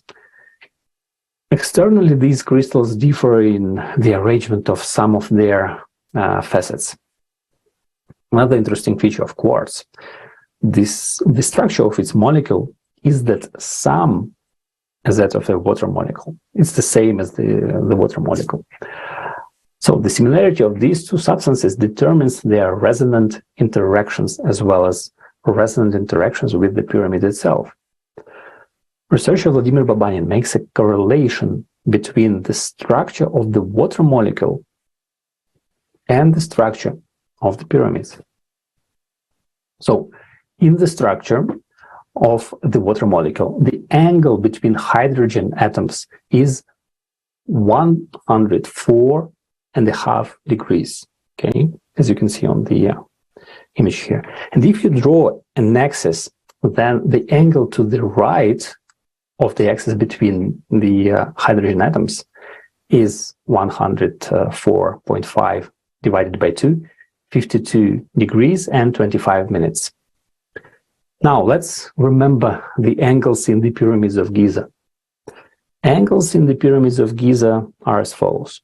Khufu pyramid has the angles of 51 degrees and 52 minutes, Khafre pyramid 53 degrees 12 minutes, and the pyramid of Menkaure 51 degrees. As we can see, the angles of the inclinations of the sides of the pyramids, they practically match the angles of the arrangement of the atoms of the hydrogen atoms relative to the axis in the water molecule. So this is not a coincidence at all. These angular dimensions contribute to the resonance properties of the pyramid and the physiochemical properties of water. In the book Ancient Pyramids, The Key to Suppression of Catastrophes, there is a scheme of energy flows going towards the pyramid. It is interesting that the author depicted, you can see it on the screens, two pyramids, a straight pyramid and, as a prerequisite, an inverted one. So Ksenia will tell us more about the inverted pyramids. Thank you, Alexei. Indeed, the inverted pyramids were discovered relatively recently. In the early 2000s, Professor Go, using resonance geohydrodiagnostics and geoholography method, discovered a complex of underground megalithic pyramids located near Sevastopol and Yalta. Among them, there were inverted pyramids. The inverted pyramid was built by a technically advanced civilization to stabilize the core. However, today they are not functional. The inverted pyramids were filled with the stone spheres of different sizes. What those orbs are and why they are found, we will find out in the following video.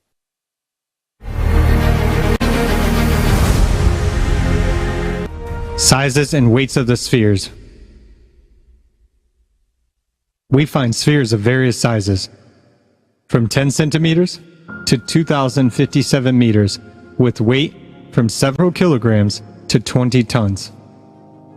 This is the biggest sphere found so far in Costa Rica. It was discovered in the archaeological site of El Silencio. Because of their different sizes and weight, these spheres are considered to have been of particular importance or use. The location of the spheres today. Work aimed at discovering these spherical monoliths has been carried out in close proximity to a settlement of indigenous peoples of the Dikis Delta. Since their discovery, most of the spheres have been displaced from their places of origin. There are many places in the southern part of Costa Rica Pacific region where these spheres exist. However, not all areas have been studied well enough. Many of these spheres have been brought to the city of San Jose, the capital of Costa Rica, and are located in museums or important government buildings, while others have been moved out of the country. Some of them have been repatriated, but most of them are in popular destinations. We know that similar spheres were found all over the planet. Surprisingly, people have recently discovered places with spheres of similar size and weight. It is interesting that they were found at a great distance from each other, scattered on different continents. This encourages us to study more deeply their possible use and function they could have in various ancient civilizations. This is an opportunity to study and understand their worldview on life and the universe. However, there is also a possibility that these spherical bodies could be used in the ways unknown to us for a common purpose or benefit. In many cases, spheres were found in areas adjacent to the pyramids.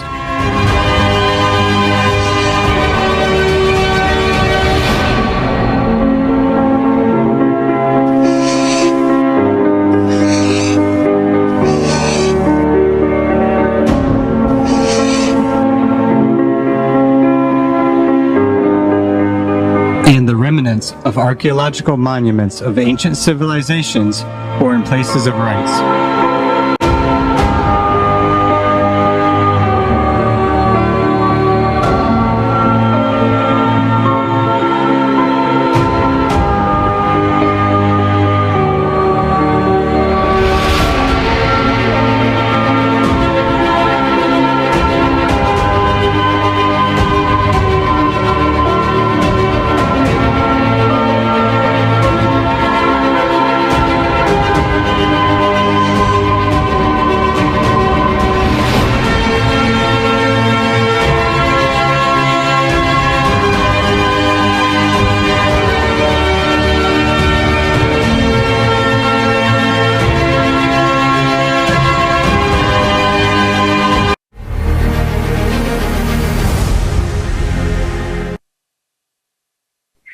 These balls filled the entire inner volume of inverted pyramid.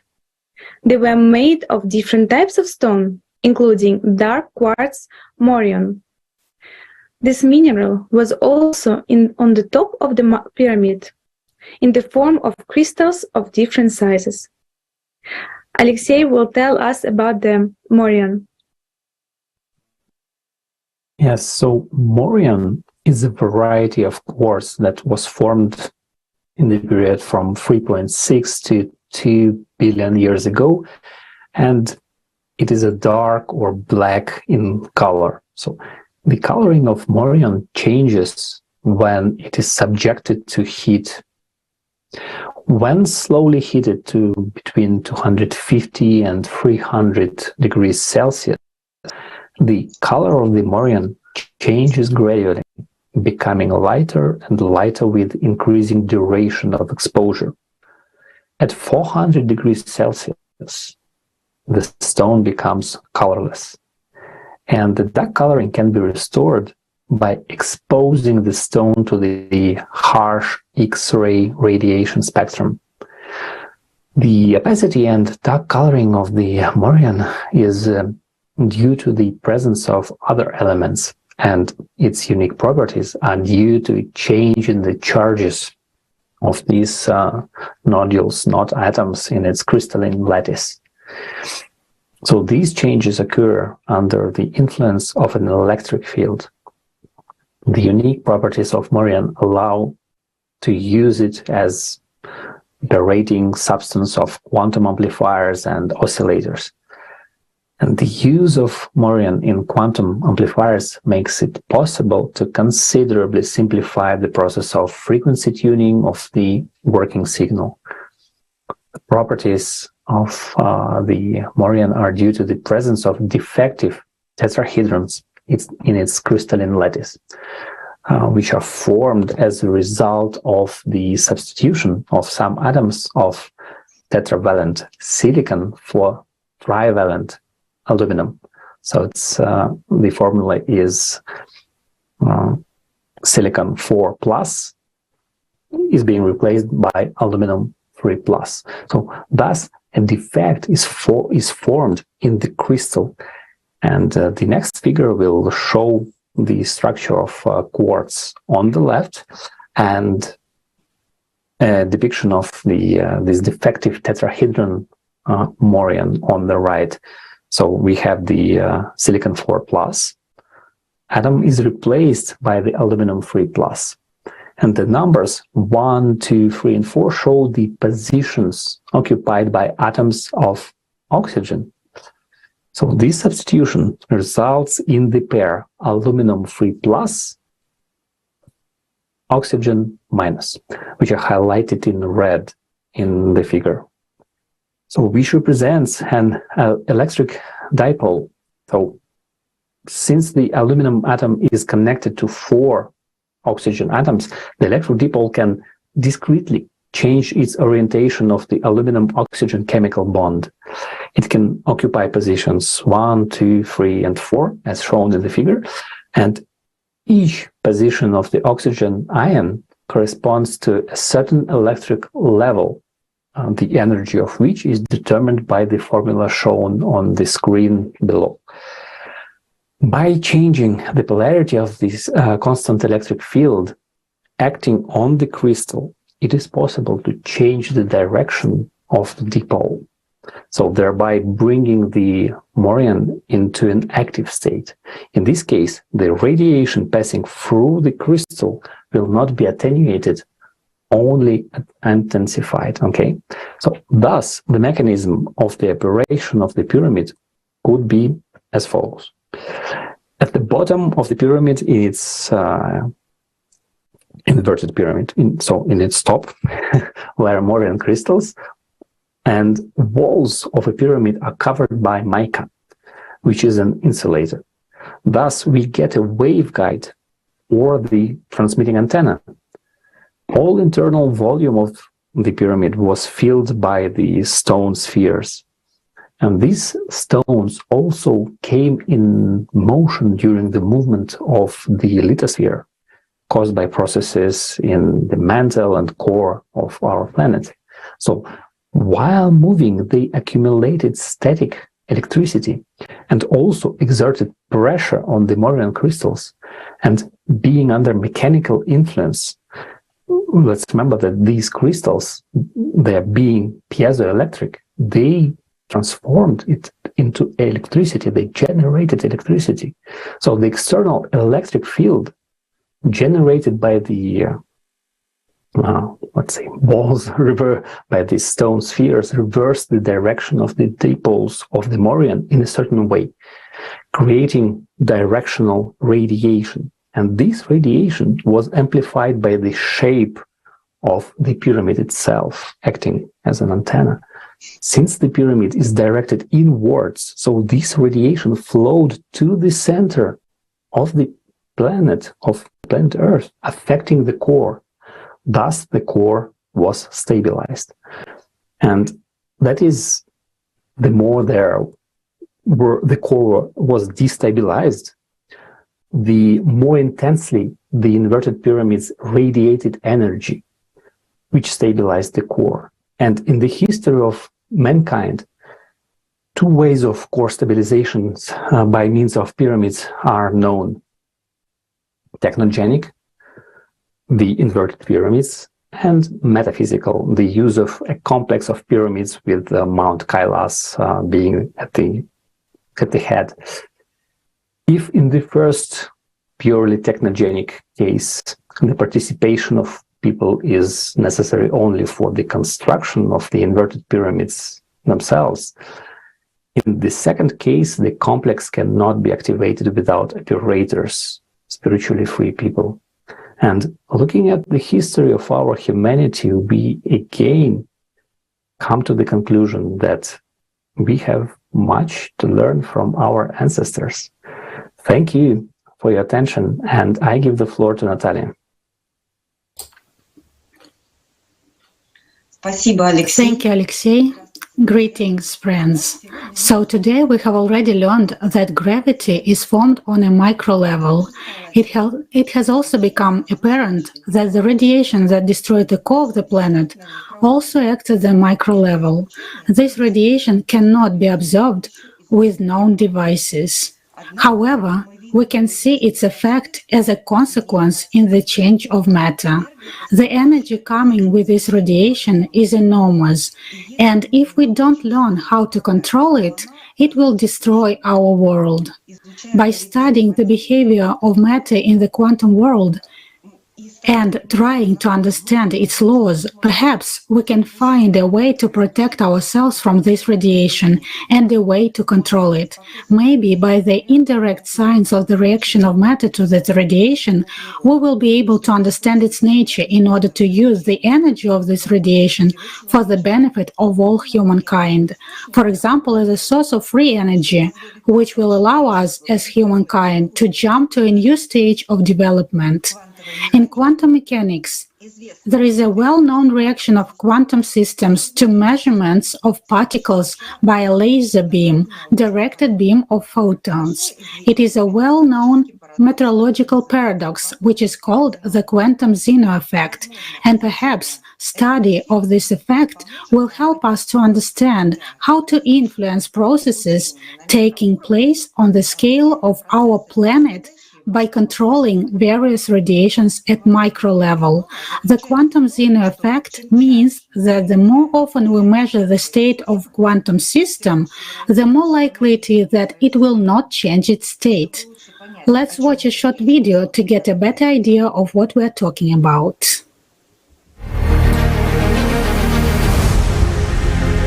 It is completely obvious that everything in this world has its development program. A seed becomes a tree, a caterpillar turns into a butterfly, and a chick hatches from a chicken egg.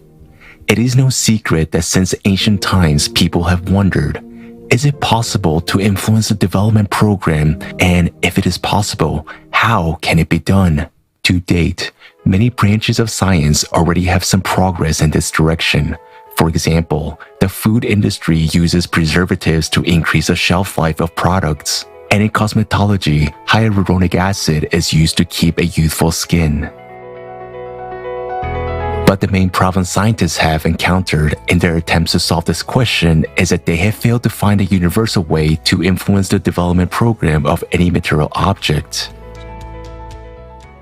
And it was so until 1989. It was in that year that a research team led by David Wineland conducted an experiment and proved that the measuring of a quantum system allows its evolution to be stopped. In simple words, being measured, it was as if the system froze in time and did not change its state.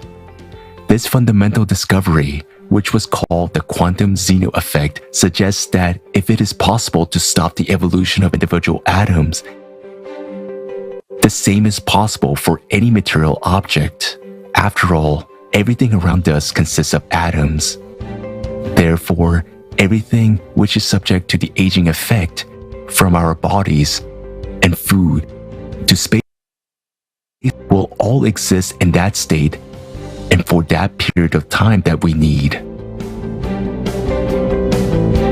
Quantum technology for the benefit of people is our future in the creative society.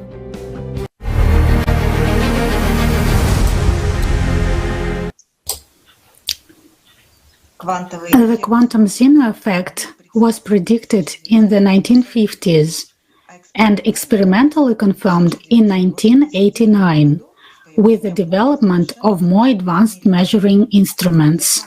For quantum computing, physicists use ions inside special traps. It is a complex and cumbersome machine which creates conditions for measuring particles. These are constant magnetic and electric fields of necessary strength and ultra-low temperatures.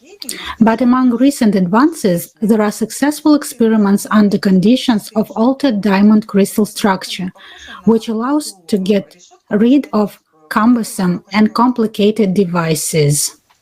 And Alexei was speaking about a similar phenomenon. Let's try to briefly explain the meaning of this effect. Atoms have their own set of energy levels. Each level differs both in its own energy and in the value of the spin, rotation of the electron in that state. Under the conditions of a trap, an additional fine splitting of the energy levels of atoms takes place under the impact of an external magnetic field. And in the second image, we see different energy levels at which an electron can be located when impacted in this way. To transfer an electron from one level to another, light quanta can be used. If they are absorbed, the energy increases, and if the electron emits a quantum, it goes to a state with less energy. Microwave radiation can also be used, and scientists used it to change the spin of the particle in the experiment. In the experiment with the diamond lattice, the structure, which scientists assembled of a laser, several special light filters, and a microwave antenna made of gold wire, made it possible to control electron transitions in any desired direction. Such control can completely change the properties of matter. It turns out that it is possible to operate the energies of quantum system with the help of photons, that is, to control matter at the micro level. It no longer sounds so fantastic as teleportation, for example. This effect is named after the similarity to the famous error aporia. With proper selection of frequency and speed of measurement, a quantum system kind of freezes in time, as if a program of its development rolls back all the time. But can a person control time? Let's see an excerpt from the video for everyone with the participation of Igor Mikhailovich Danilov. Igor Mikhailovich, what is actually time? It seems to be a fundamental concept in physics, but neither scientists nor common people know what time is. What is time and what causes the existence of time in general? Time. Time is closely connected with space. Why? And what is time in general? How to substantiate it? Nikolai Kozyrev said that time and energy are actually like two sides of a whole. Let's say a single whole that has not been studied in any way. One in the same whole. And what is a single whole? It is the time expenditure of a lot. That is, the outflow of a lot generates time and space, because the outflow of a lot is always a movement. The speed of its expenditure. The speed of its expenditure, right. This is what causes time. Well, again, time. Now we have touched upon an interesting subject. Do you remember we were even going to conduct a time experiment at XPNRG? Well, let's go back to time again. Time is multifaceted. There is a unified time for the universe. Any material object becomes dependent on time and space. The duration of its existence is based on that. Yet, time itself is the speed of expenditure of a lot, or the outflow of a lot. If we take our entire universe, there's a certain amount of a lot. But it is additionally brought in by human-like beings too. There's a little phenomenon here. So, the universal time, the universal a lot, is calculated from point A to point B along the whole radius of the movement of matter, its origination, emergence, movement, and until complete annihilation. In other words, it comes to an empty state, and then everything that existed simply disappears. Space disappears, and everything else. But there's one factor that can prolong the existence of the universe. I'll digress a little bit. According to all the laws of physics, there was an explosion. Everything began to form and to fly apart. But there are laws saying that it should slow down. And it should have started slowing down a long time ago. Then, as some physicists say, it should come back together, come again to a point. Whatever. Having accelerated, it should slow down, but it only increases. So, the motion of our universe, this process of flying apart in different directions, the divergence of galaxies from each other and so on, accelerates. The question is why? Because it is conditioned by different physics, by completely different physical laws, which we don't know yet. So Kozyrev was right. Time and energy is the essence of one and the same thing, but energy and the energy of time originate exactly from the outflow of a lot. It is the transition of a lot from the material universe to what a lot is a constituent part of, meaning back to that world where it came here from.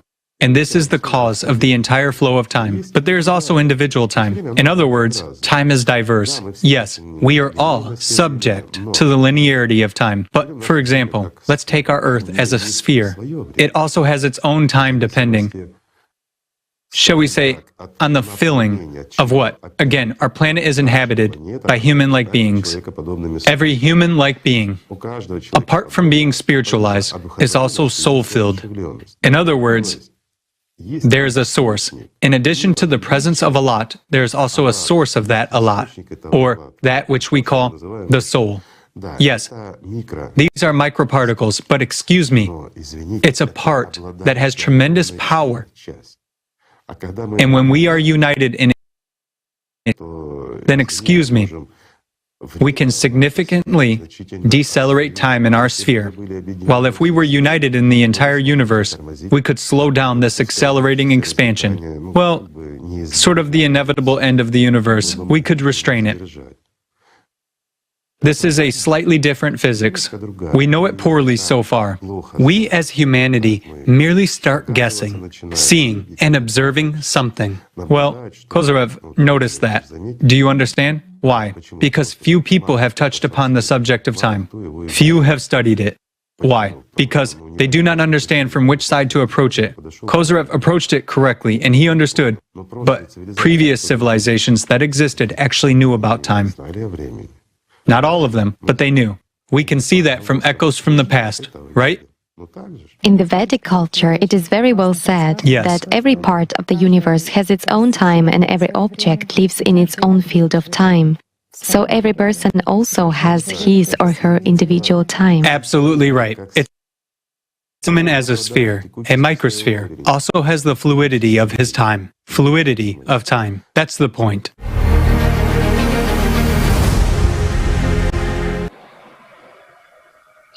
As the esteemed Igor Mikhailovich Danilov said, this is already a completely different physics, physics of other dimensions, and to understand and accept it, you need free scientists. And this is only possible with the development of the creative society. We have all the prerequisites for a scientific and technological breakthrough, for understanding how to control material processes on the micro level in order to save our planet. We will learn more about why it is so important to unite free scientists. Thank you very much for your attention. I give the floor to the hosts.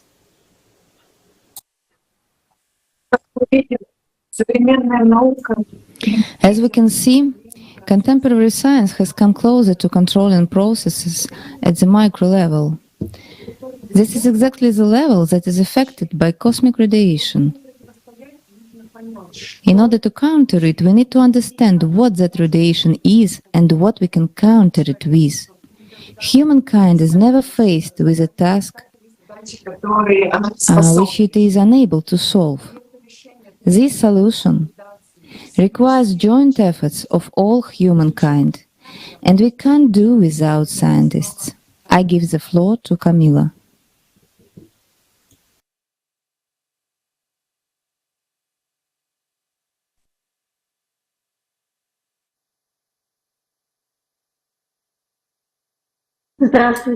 Greetings. Yes, cosmic radiation, which causes instability in the core and climatic cataclysms, is a serious problem that all of humanity is facing right now. Because changes in the core, as we have seen today, directly affect our lives. And if we do nothing, these changes will lead to the death of our planet. Humanity is threatened with total destruction. We have only one enemy, global climate change. And the time to solve this problem is becoming less and less with each passing day. Just over 13 years until hydraulic impact, that is, before the Earth turns into Mars. This is the time that the planet has. We have even less time to do something. But about this a bit later. We don't scare you, we inform. Because when you understand the real picture and the factors that pose a threat and cause a crisis, then it is possible to find the right solution and overcome all crises. As the speaker said earlier, we need to bring together scientists, the best minds of humanity. We need to create conditions in which they can work together in a creative and friendly way. With access to the latest research, discoveries, developments, and unlimited access to material and technical facilities. Only in this case, when scientists are united by a common goal, will they be able to understand what this radiation is that affects the Earth's core, study it, and find a way to shield the Earth from its destructive effects. It is clear that in today's consumer society, this is unrealistic. No country will give up its best scientists and provide all the latest developments. We are not even touching the issue of financing. A true unification of scientists is possible only in the creative society, when there will be a unification of all humankind, when the division into ours and others will disappear, when each person's life will become the main value. As mentioned earlier today, most of us just live our lives, not particularly interested in the events going on in the world, in what is going on around us, unless, of course, it's affecting your life and the lives of your loved ones at the moment. We just think there are people out there who can solve all of our problems. In fact, we have shifted the responsibility for our lives to our governments, to our scientists, to various world organizations, to religious leaders. And what do they tell us? Today we are told that our biggest culprit in the climate crisis is man-made CO2. To fight CO2, we are offered to close plants and factories, stop heating our homes and filling our cars with gasoline, stop taking showers and stop eating meat, shut down livestock farms, believing that cow feces emits many greenhouse gases. On top of this, the World Economic Forum, WEF, is now calling for the killing of millions of cats and dogs worldwide to reduce the carbon footprint they produce from eating meat. CNN recently published an article on its website titled, "Our pets are part of the climate problem." We are also told that we can breathe less, stop having children, and generally reduce the population of people on the planet. And of course, pay more taxes. The more the better. On top of that, as of November of this year, Google is banning advertising and monetizing content that denies climate change caused by human activities and CO2 emissions.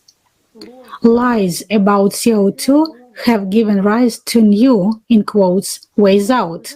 Today, they are already talking, and not only talking, but also gradually introducing digital control in the legislation around the world, recording all human actions and evaluating its so-called carbon footprint. For example, you yourself as an organism emit CO2, use transport or byproducts during the manufacture of which CO2 is released. And if you exceed the established limit, you are deprived of everything: the use of your earnings, transportation, shopping, and so on. All leads to the fact that anyone can simply be thrown out of society without a means of substances. The banking system has already gotten actively involved. Already today, MasterCard has launched a carbon calculator that offers consumers an approximate carbon footprint for each of their purchases. Also, they recently launched the Canadian financial program, Vancity, which will track the estimated carbon dioxide emissions of its Visa credit card holders. Similarly, in Australia, the Commonwealth Bank has launched a program that provides a real-time carbon footprint to 250,000 users. What do you think of the actions of this anti-crisis committee, which actually lives off the taxpayers?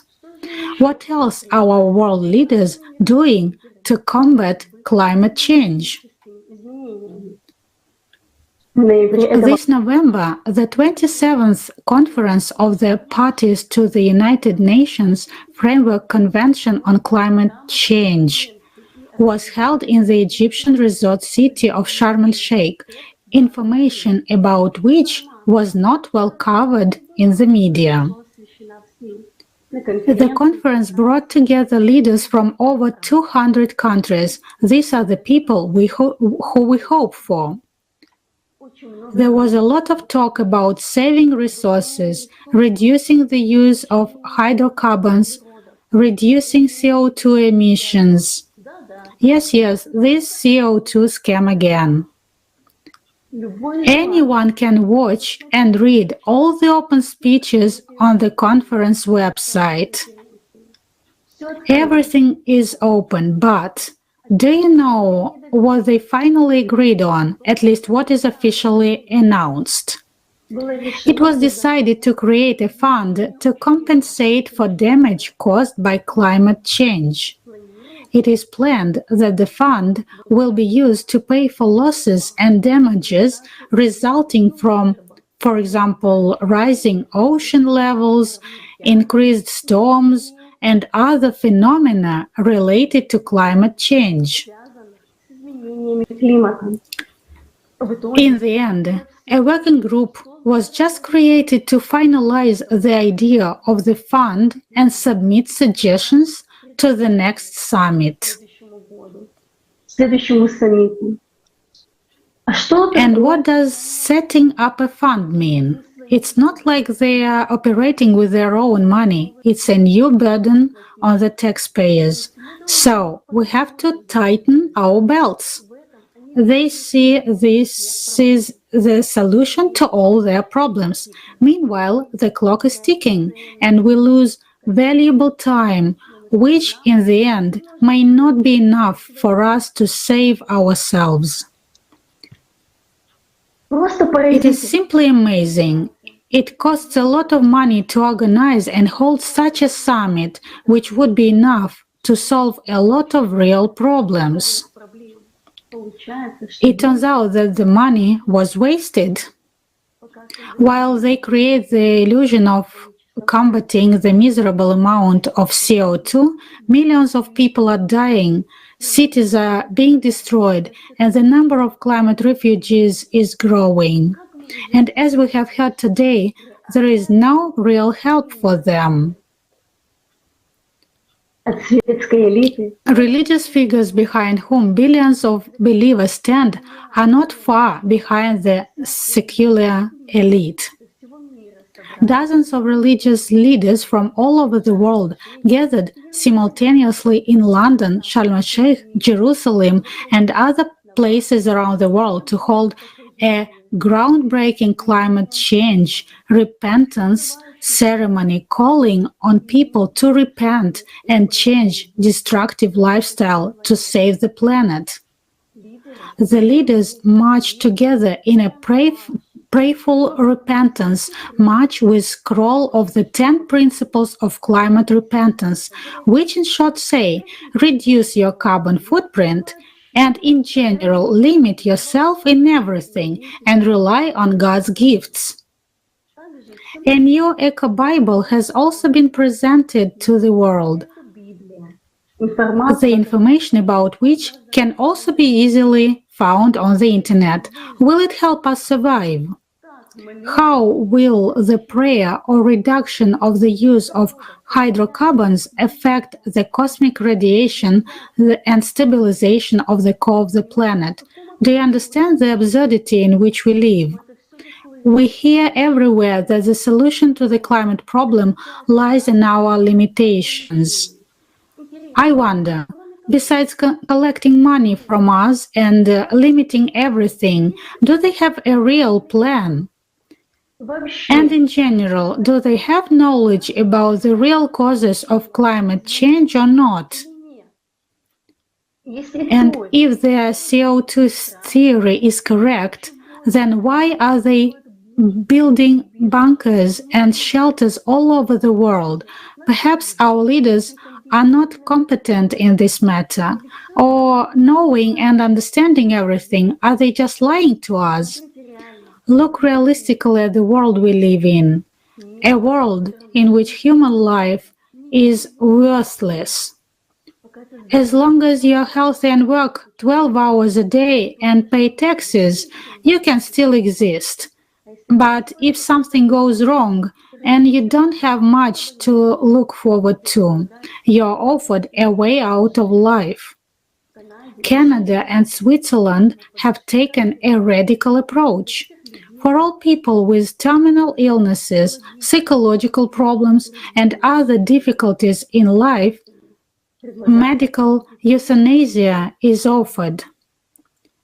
For the convenience of this procedure, in quotation marks, Switzerland has even created the Sarko suicide pod with a trigger button built inside.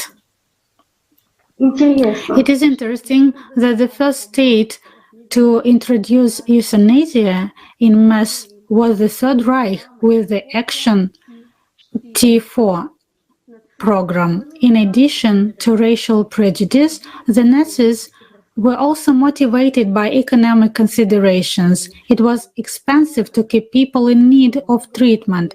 It was a tax burden.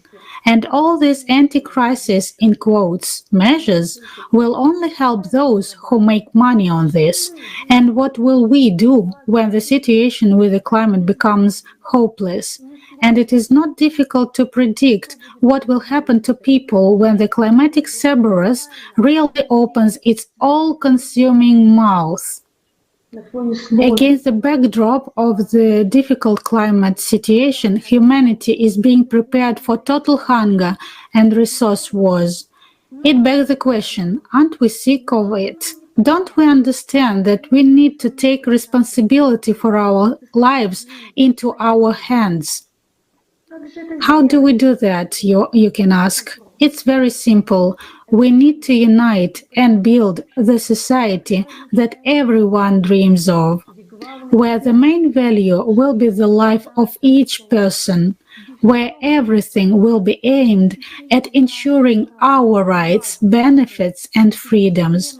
After all, we all want to preserve our world, ourselves, and our children, and we simply need to completely change the entire format in which we live now. Instead of the consumerist format, build the creative society. The unification of people and the building of the creative society is the key to survival of humanity. In the creative society, the conditions will be created in which we, as humanity, will finally be able to stop the competition for profit and power. And then we will be able to create the conditions for truly free genius scientists to work together. And this will give humanity, in the shortest possible time, a chance to find a way to counteract this cosmic radiation, to stop the destabilization of the core, and to stop the growth of climate catastrophes. Humanity has everything for this.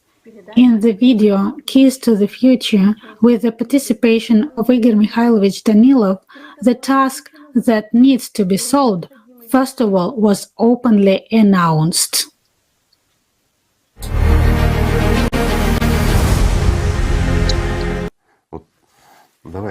Let me give you a problem in which the answer is hidden. So openly? Yes, just like that. Go ahead. All in all, it's a very simple problem. Let's imagine 1 ton of $100 bills. You've imagined it, haven't you? That is 100 million. Let's imagine such a pallet weighing a ton. Now, we take elementary particles out of that ton of dollars. You know what the most interesting thing is? They fit on the very tip of a very thin medical needle, all of them. So we took elementary particles out of all the dollars and put them on the tip of the thinnest medical needle. Can you imagine how much smaller that is? I'll tell you even more. On the very thinnest tip of the medical needle In addition to those elementary particles which we took out of the dollars, there will remain room, let's put it modestly, for all football players. Even not just football players, but all balls, all their houses, and all football fans together. There will remain room on this needle for their particles. And the most interesting thing is that the weight of the needle will not change, even by a millionth of a gram. It won't change at all, while dollars will simply disappear. Can you imagine that? A ton of dollars. Elementary particles were taken away which don't weigh anything at all. In fact, they haven't even increased the weight of the needle in any way. I'm not asking where the dollars have disappeared, that doesn't matter. Where has the ton disappeared to? Friends, a simple question. The answer to this question is actually a key to saving our planet.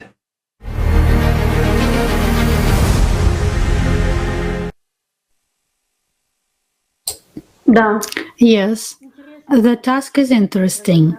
By figuring it all out, we will not only be able to survive and save the planet, but to build one civilization as we should be, to make another technical or rather evolutionary leap, an order greater than our current capabilities, which in turn will radically change everyone's life.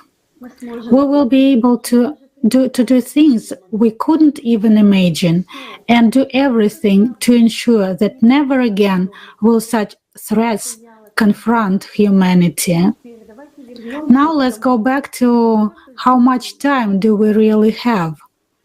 We have much less time than our planet has. We, as humanity, have 2 years left to unite and start building the creative society, and about 3 to 4 more years for the united scientists to find the solution how to stabilize the core of the planet. Today, we live in a time of crossroads, a time of humanity's universal choice to live or to die. And this is no longer a joke. Time is short, but it still exists. And this time is unique in that we are all chosen today, and the fate of humanity depends on everyone's decision. We are free to choose to perish together with the planet without doing anything, or to choose another way, to unite and build a beautiful world of happiness and creation for everyone. Thank you for your attention, and pass the floor to the hosts.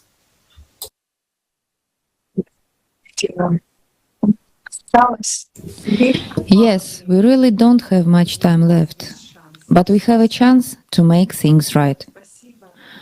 We sincerely thank Igor Mikhailovich for the tip.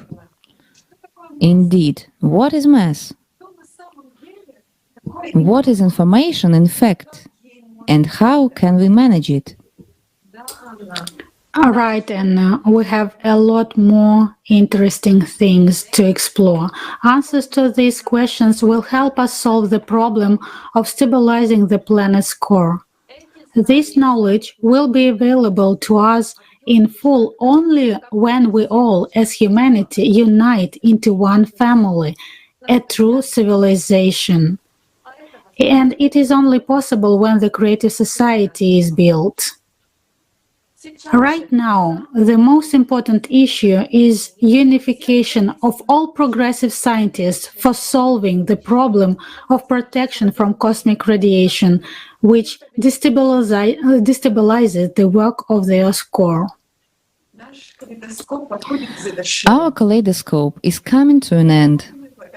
Many thanks to our esteemed speakers and everyone who participated in preparation of this episode of Kaleidoscope of Facts, everyone who worked on video scripts, video editors, translators, interpreters, design team, technical support team, and everyone who is now behind the scenes. Only thanks to the united and friendly interaction, today the truth about the true cause of climate change is voiced loudly all over the world.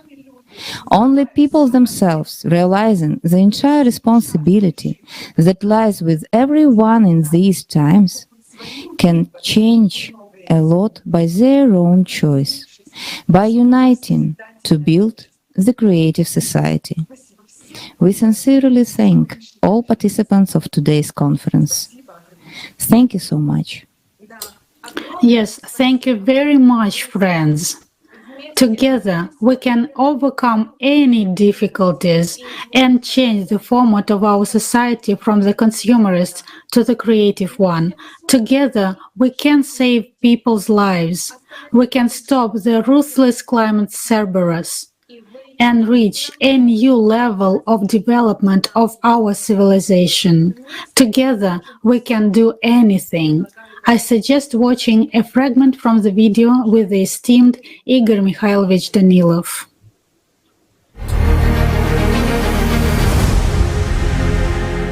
Yes, the Cerberus is an evil, ruthless creature. But no, as of today, something is happening that violates all the laws of physics and even of the best science in the world, mathematics. Very serious, unexpected cataclysms take place, which ruin a great many things. Lots of people now suffer because of that Cerberus and its actions. Because of those destructions which it brings into this world, many people suffer. But thank God, very few die. However, this is all going to change, and very quickly. If we just consider the situations that are happening, this year, and even earlier, when there is a really serious disaster, and the number of human deaths is supposed to be quite high, then thank God, many times less people die than math tells us. Therefore, this Cerberus has not yet become what it's about to become. I'll put it carefully. But this period isn't long, and the math will prove itself out. Unfortunately, this is so. It's impossible to influence that Cerberus when all of humanity is suicidal. That's true. Therefore, friends, the crossroads is merely a time of choice. The choice of each and every one and of our humanity altogether. You know, it is here that we are divided by Shaitan. We, everyone individually and in small groups, we are divided. But for the spiritual world, we are just one unit. And when someone from this world comes to the spiritual world, he comes as a whole unit, as a representative of the whole unit. That's why the spiritual world perceives our world in a completely different way. Not the way Shaitan perceives it, and far from the way we perceive it. The time of choice is a very important time. It's the time of unification, of at least the majority of people, of those who set the vector towards the future of all humanity on this planet. This is important. That's precisely what the crossroads is. And it depends on everyone's decision where we will go as humanity. Our task isn't simple, friends, but we have no one to hope for. If good people come to us and help us, that's wonderful. But if not, you and us will proceed from our own conscience and abilities. Believe me, a lot of people on this planet are competent, intelligent, honest, and decent people. That's whom we should rely on. As for all the rest, the opportunists, such spineless jellyfish who can only do harm, sting, or throw feces like a monkey in a zoo. Why would we pay attention to them? We're actually talking about people. Therefore, friends, we have a lot of interesting work ahead. Busy days. I would say. Lots of meetings with good people, and that's already wonderful, right? So friends, let's just love each other. Love and take care of this world. And let's not shift our responsibility onto someone else. Let's grow up. Thank you. Thank you so much, Igor Mikhailovich. Thank you, friends. Peace be with you.